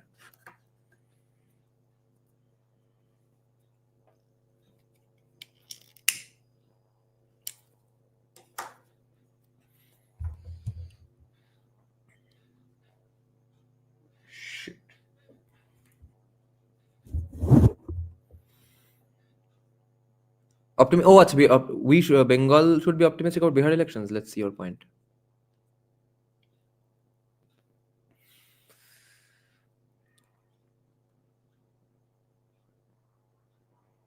Oh yeah. Oh, you meant no reason to be optimistic. Yeah, then I agree. What the hell is justice system if you can't get justice without? Having uh, come to know a lot more about the judiciary system, legal system of India. Of course, it depends a lot on hiring the best lawyers and stuff. But see, um, a lot of uh, even good lawyers take up a lot of pro bono to some bono cases, etc. Okay, हाँ गरीब है चलो थोड़ा case लड़ ही लेते हैं. At least my lawyer has many such cases for poor villagers and stuff. Um, then, if the matter was not political at all, then also I would probably get justice just from lower courts even. Then they would probably go to high court and stuff. It's only my hunch that it probably won't amount to everyone, uh, all of my perpetrators getting arrested. I'm not sure. Let's see, hoping for the best, of course.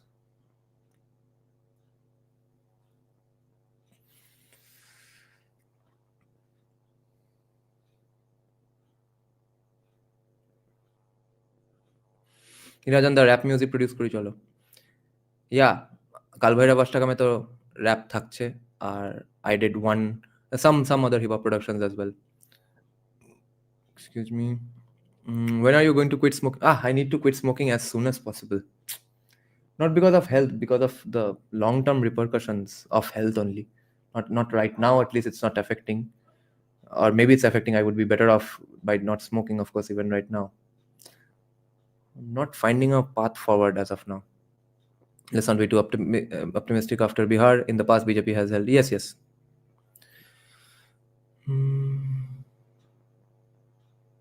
And I see a lot of Calcutta High Court live stream proceedings as well these days. There also I found out something interesting. One is that what we see in the movies of objection, my lord, sustained, overruled, etc., that sort of thing does not happen. Everyone is sort of having a discussion. Everyone's somewhat interrupting each other. Even the judges are sometimes interrupted. But mainly people are trying to find a solution, end the case, let's go home. That's sort of a vibe I'm getting from almost all the judges I'm seeing during the live streams in Calcutta High Court. Because on Monday I'll be in Calcutta High Court. And there are many rooms in the Calcutta High Court. I don't know which room I'll be in.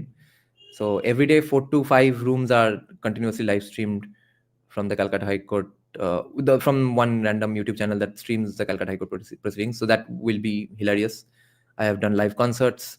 I have done live podcasts. Now I might end up being visible on a Calcutta High Court live stream, lol. The other thing I found out was there's one lawyer. Wait, I keep forgetting her name.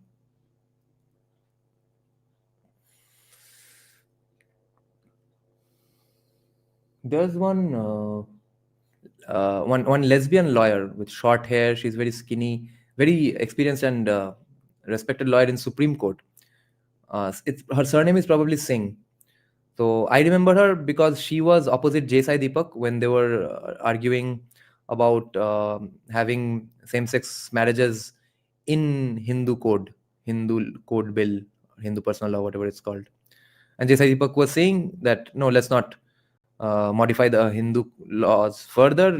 I'm not opposed to homosexuality. You all can have that in special marriage, under Special Marriage Act. So this woman, day before yesterday or the day before that, I saw her in the Calcutta High Court live streams as well. She was appearing opposite Bikash Ranjan Bhattacharya, Firdaus Shamim, etc. Okay. The topic was whether that 10 marks grace can be given to some candidates because of prior teaching experience or not. So there, the judge was Justice Amrita Sinha, and that lawyer kept addressing her as my lady, which was very interesting. I think we would be accurately guessing that she is a feminist.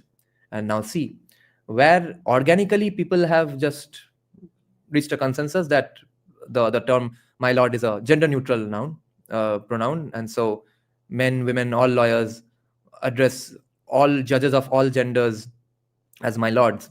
This feminist here is not happy with gender neutral terms, but everywhere else they'll advocate for terms like actors, encompassing both male actors and female actresses, or batters, not batsmen and batswomen. तो जहाँ जहाँ gender neutral है, हो गया है खुद से, वहाँ पे जेंडर न्यूट्रल नहीं चाहिए. जहाँ जेंडर न्यूट्रल नहीं हो रहा है, जहाँ पे सिर्फ एक एक्स्ट्रा हम डिटेल दे रहे हैं, हाँ वुमेन क्रिकेट का बात है, हाँ तो बैट्स वुमेन है तो क्या है, एक्ट्रेस है, वहाँ पे जेंडर न्यूट्रल टर्म्स चाहिए.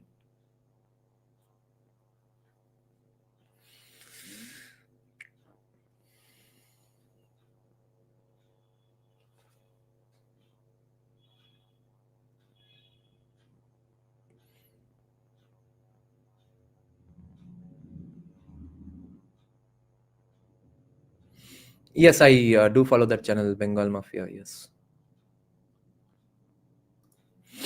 Yeah, but he's not fully correct. He would be, I think, he is somewhat correct. A lot of help would come to BJP if they did that.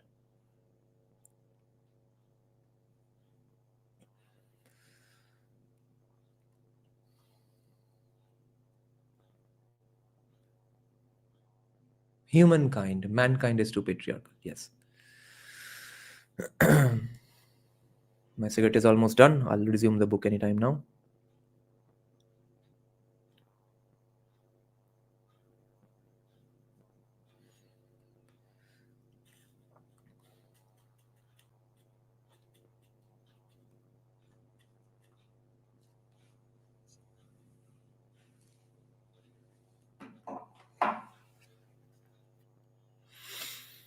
You can't show 'em because that project is on hold until political uh, powers change hands in Bengal.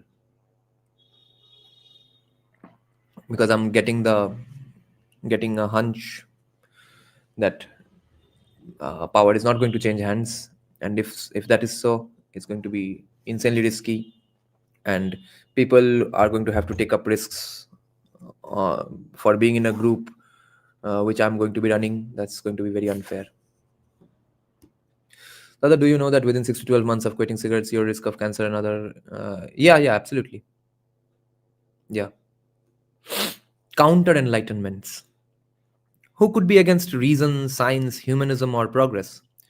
The words seem saccharine. The ideals are unexceptionable.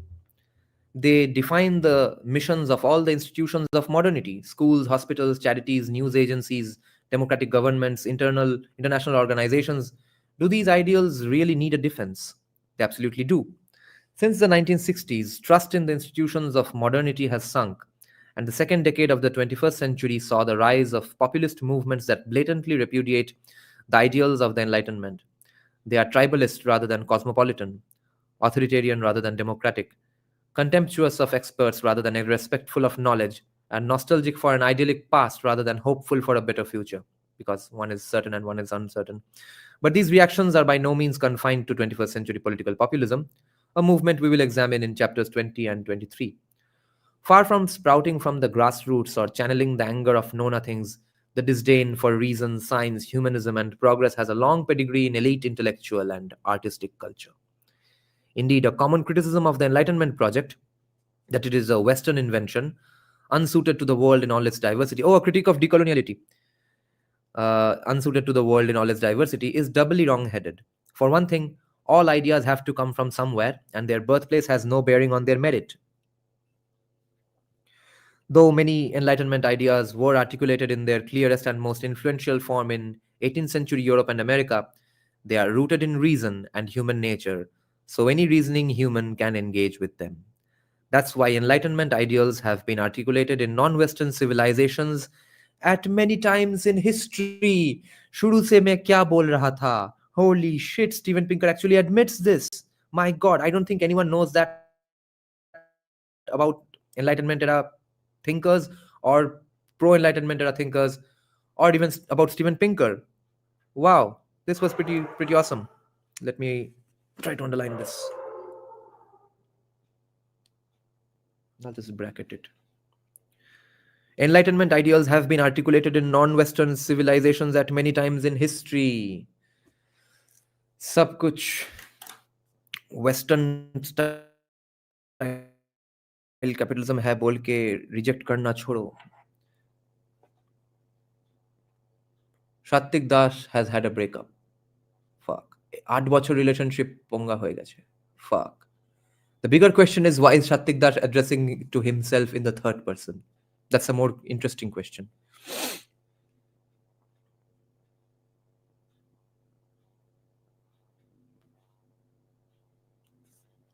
But my main reaction to the claim that the Enlightenment is the guiding ideal of the West is, if only. His reaction is, if only. Yeah, I wish it was only Western, but it is not. The Enlightenment was swiftly followed by a counter-Enlightenment, and the West has been divided ever since. No sooner did people step into the light than they were advised that darkness wasn't so bad after all. You know, people missing the nostalgic load sheddings of Kolkata, where we could hang out like a nice neighborhood, if only we were back to the load shedding era.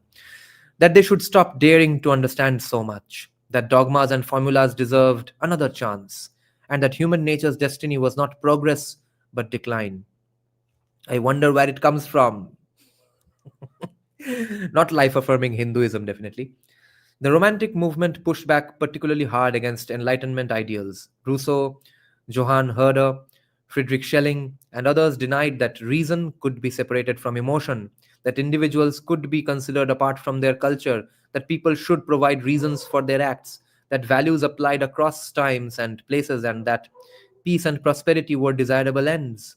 A human is a part of an organic whole, a culture, race, nation, religion, spirit, or historical force, and people should creatively channel the transcendent unity of which they are a part.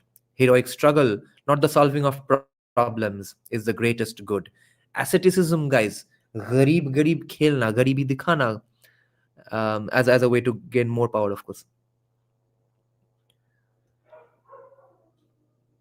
Severe asceticism, severe austerity. Heroic struggle, not the solving of problems. Heroic struggle is the greatest good, and violence is inherent to nature and cannot be stifled without draining life of its vitality. Charles Baudelaire wrote, "There are but 3 groups worthy of respect: the priest, the warrior, and the poet. To know, to kill, and to create." It sounds mad, but in the 21st century, those counter-Enlightenment ideals continue to be found across a surprising range of elite cultural and intellectual movements. We know which ones. And some ones which even Steven Pinker doesn't know of.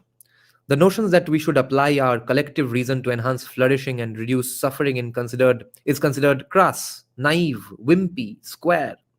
Let me introduce some of the popular alternatives to reason, science, humanism, and progress. They will reappear in other chapters, and in part 3 of the book, I will confront them head on. The most obvious is religious faith. To take something on faith means to believe it without good reason. So by definition, a faith in the existence of supernatural entities clashes with reason. Religions also commonly clash with humanism whenever they elevate some moral good above the well-being of humans, such as accepting a divine savior, ratifying a sacred narrative, enforcing rituals and taboos, proselytizing other people to do the same, and punishing or demonizing those who don't. Religions can also clash with humanism by valuing souls above lives, which is not as uplifting as it sounds. Belief in an afterlife implies that health and happiness are not such a big deal because life on earth is an infinitesimal portion of one's existence, that coercing people into accepting salvation is doing them a favor, and that martyrdom may be the best thing that can ever happen to you. Yeah, we know where these ideas come from. As for incompatibilities with science, these are the stuff of legend and current events, from Galileo and the Scopes monkey trial to stem cell research and climate change. A second counter-Enlightenment idea is that people are the expendable cells of a superorganism, which is a clan, tribe, ethnic group, religion, race, class, or nation, and that supreme good is the glory of this collectivity rather than the well-being of the people who make it up. An obvious example is nationalism, in which The superorganism is the nation state, namely an ethnic group with a government. We see the clash between nationalism and humanism in morbid patriotic slogans like Dulcet decorum est pro patria mori, meaning sweet and right it is to die for your country, and happy those who, with a glowing faith in one embrace, clasped death and victory. Even John F. Kennedy's less gruesome "Ask not what your country can do for you, ask what you can do for your country" makes the tension clear. Nationalism should not be confused with civic values, public spirit, social responsibility, or cultural pride. Humans are a social species, and the well being of every individual depends on patterns of cooperation and harmony that span a community. When a quote unquote nation is conceived as a tacit social contract among people sharing a territory, like a condominium association, it is an essential means for advancing its members' flourishing. And of course, it is genuinely admirable for one individual to sacrifice his or her interests for those of many individuals. It's quite another thing when a person is forced to make the supreme sacrifice for the benefit of a charismatic leader, a square of cloth, meaning a flag, or colors on a map. Nor is it sweet and right to clasp death in order to prevent a province from seceding, expand the sphere of influence, or carry out an irredentist crusade. Yeah, the response to all of these arguments in the last 1 or 2 minutes would be, how do you protect a situation where your Enlightenment eras are even protected, Steven Pinker? Oh my god, ACL reconstruction. Shit.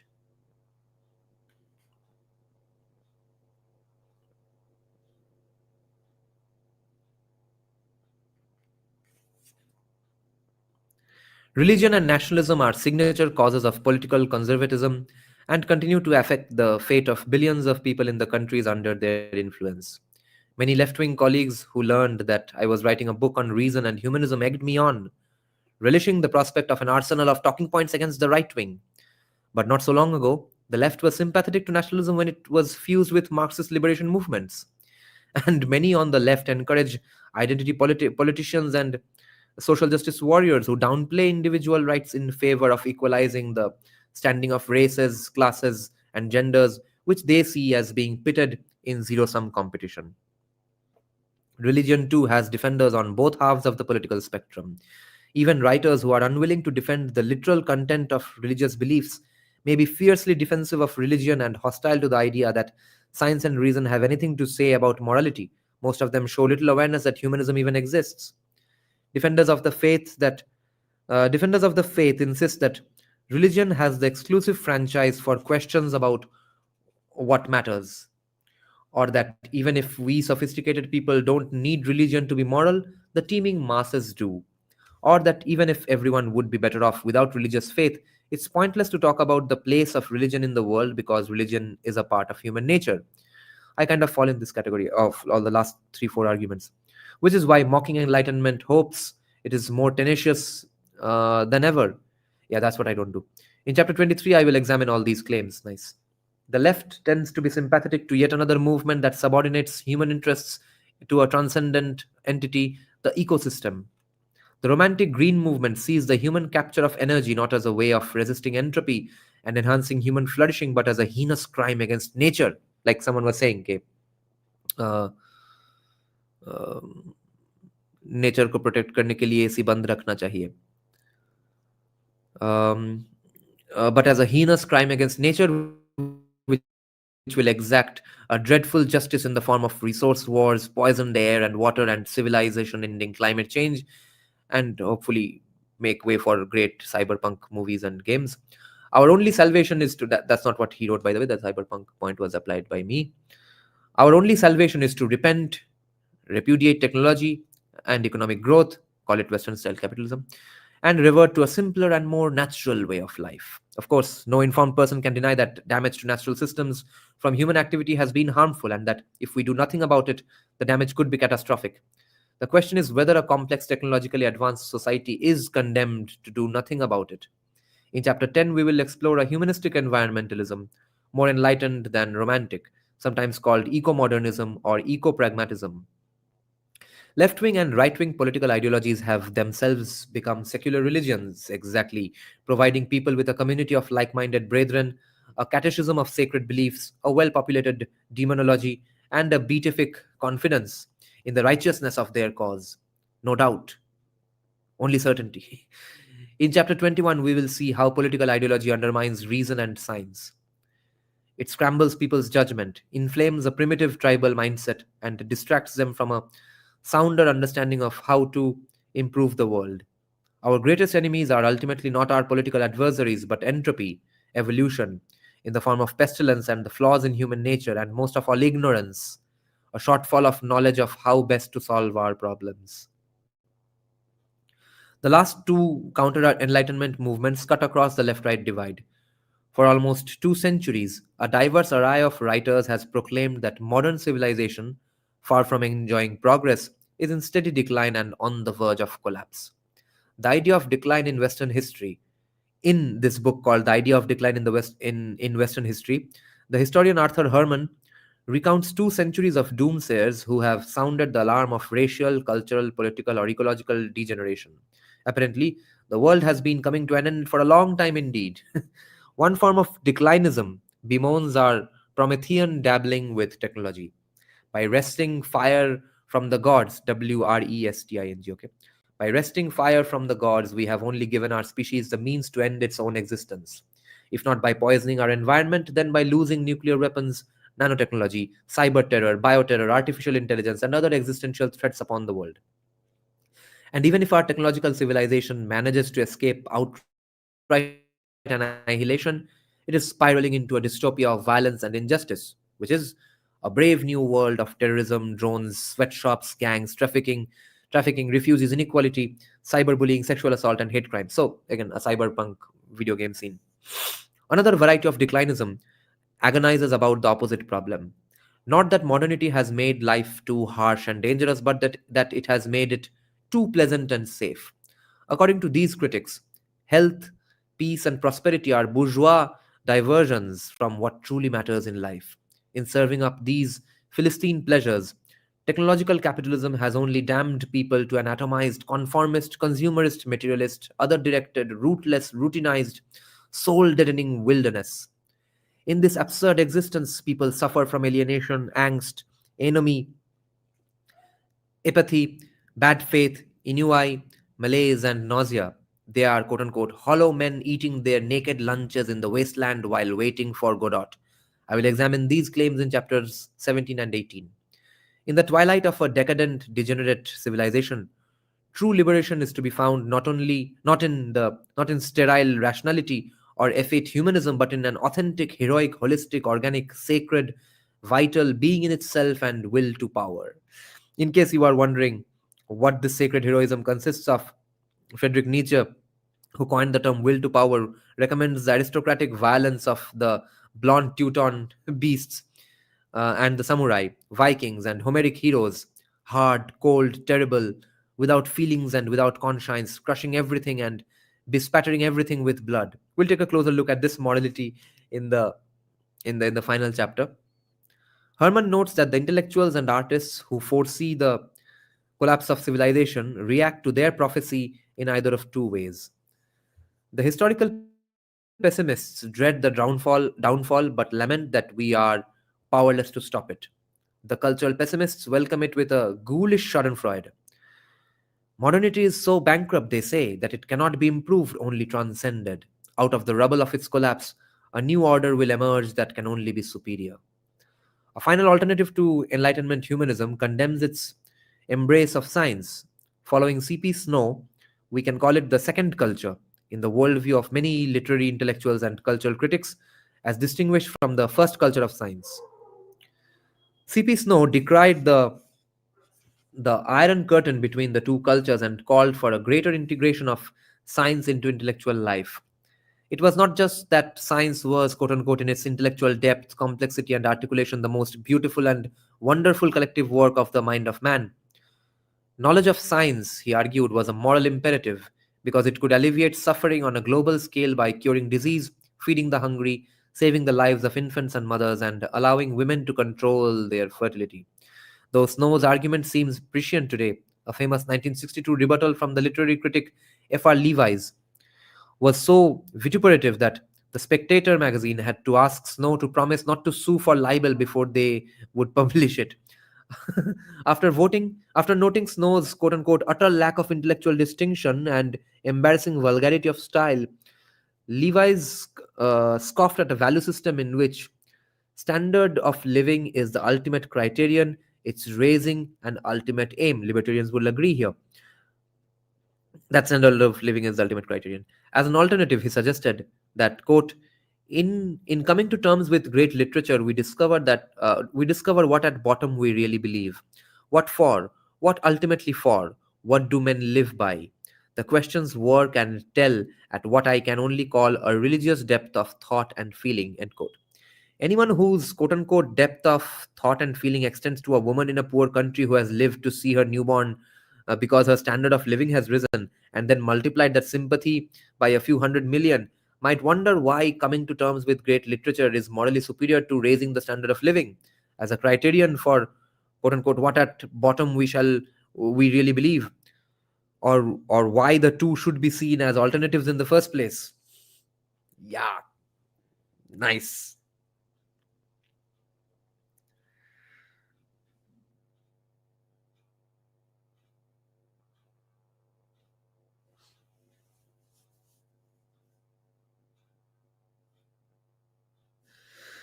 ये थोड़ा trolling था यहाँ पे. He's saying anyone whose quote unquote depth of thought and feeling extends to a woman in a poor country who has lived to see her newborn because her standard of living has risen and then multiplied that sympathy by a few hundred million might wonder why this quote unquote coming to terms with great literature is morally superior to that quote unquote raising the standard of living as a criterion for what at bottom we really believe, or why the two even should be seen as alternatives in the first place. Either or kahe hai. As we shall see in chapter 22, Levi's outlook may be found in a wide swath of the second culture today. Many intellectuals and critics express a disdain for science as anything but a fix for mundane problems. They write as if the consumption of elite art is the ultimate moral good. Their methodology for seeking the truth consists not in framing hypotheses and citing evidence, but in issuing pronouncements that draw on their breadth of erudition and lifetime habits of reading. Ha ha ha. Yes, Hindutva 1.0 vibes. Intellectual magazines regularly denounce scientism, the intrusion of science into the territory of the humanities such as politics and the arts. In many colleges and universities, science is presented not as the pursuit of true explanations but as just another narrative or myth. Science is commonly blamed for racism, imperialism, world wars, and the Holocaust, and it is accused of robbing life of its enchantment and stripping humans of freedom and dignity. Enlightenment humanism, then, is far from being a crowd pleaser. The idea that the ultimate good is to use knowledge to enhance human welfare lives oh sorry the idea that the ultimate good is to use knowledge to enhance human welfare leaves people cold. Deep explanations of the universe, the planet, life, the brain, unless they use magic, we don't want to believe them. Saving the lives of billions, eradicating disease, feeding the hungry, boring. People extending their compassion to all of humankind, not good enough. We want the laws of physics to care about us. Longevity, health, understanding, beauty, freedom, love. There's got to be more to life than that. According to them, of course. He's trolling now. But it's the idea of progress that sticks most firmly in the craw. Even people who think it is a fine idea in theory to use knowledge to improve well being insist it will never work in practice. And the Daily News offers plenty of support for their cynicism. The world is depicted as a vale of tears, a tale of woe, a slough of despond.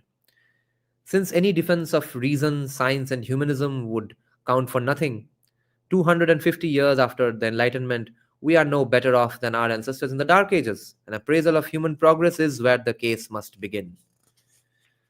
We just completed part 1 of the book. Let's see how many parts are there in this book.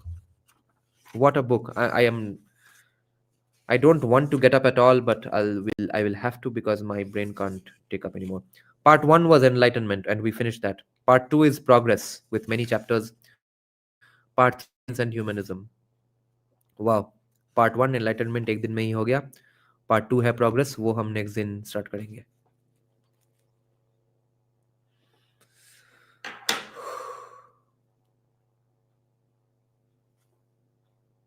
This was awesome. so worth the money. What a great book. Of course, don't agree with everything, because he still has not addressed the problem of protecting the open societies claims to he wants to further. He wants to see come into existence, or the already extant open societies do need protection. He has not yet acknowledged that. Maybe he will acknowledge that, and then it will be interesting to see how does that happen without crazy radicals and crazy nationalists and stuff. We need a mixture of the two, I think, in society.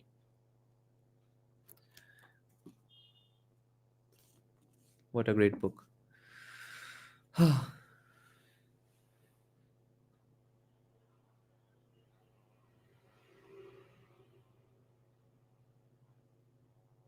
আমার music channel নাম হচ্ছে নিরাজন music. I only upload my personal non-commercial stuff from that channel. Otherwise, I work with other people, other directors, composers, vocalists for doing their arrangements, their background scores and stuff. Some personal projects are uploaded from that channel.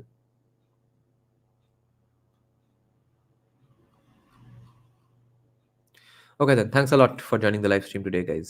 We'll be ending this live stream, and unfortunately the discussion of the very fascinating discussion that's going on in the live chat, that will also have to come to an end. But that is the nature of life and live streams. I'll be coming back as soon as possible with discussions of this book, as well as Nietzsche, as well as Max Weber. Thank you guys. Good night. যদি সবাই ফিরে যায়, ওরে ওরে ও ভাগা সবাই ফিরে যায়, যদি গহন পথে যাওয়ার কালে কেউ ফিরে না যায়, তবে পথের কাটা তুই রক্ত মাখা চরণ তলে একলা দলরে, তুই রক্ত মাখা চরণ তলে একলা দলরে, যদি তোর ডাক শুনে কেউ না আসে, তবে একলা চলো রে।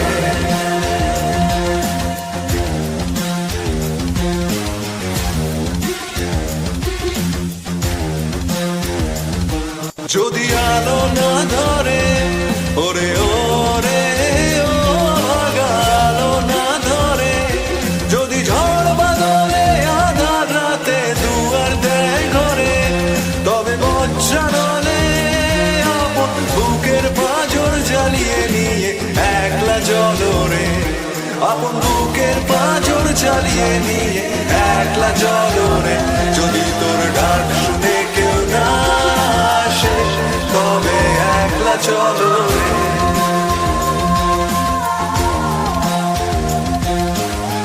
একলা চলো, একলা চলো, একলা চলো, একলা চলো।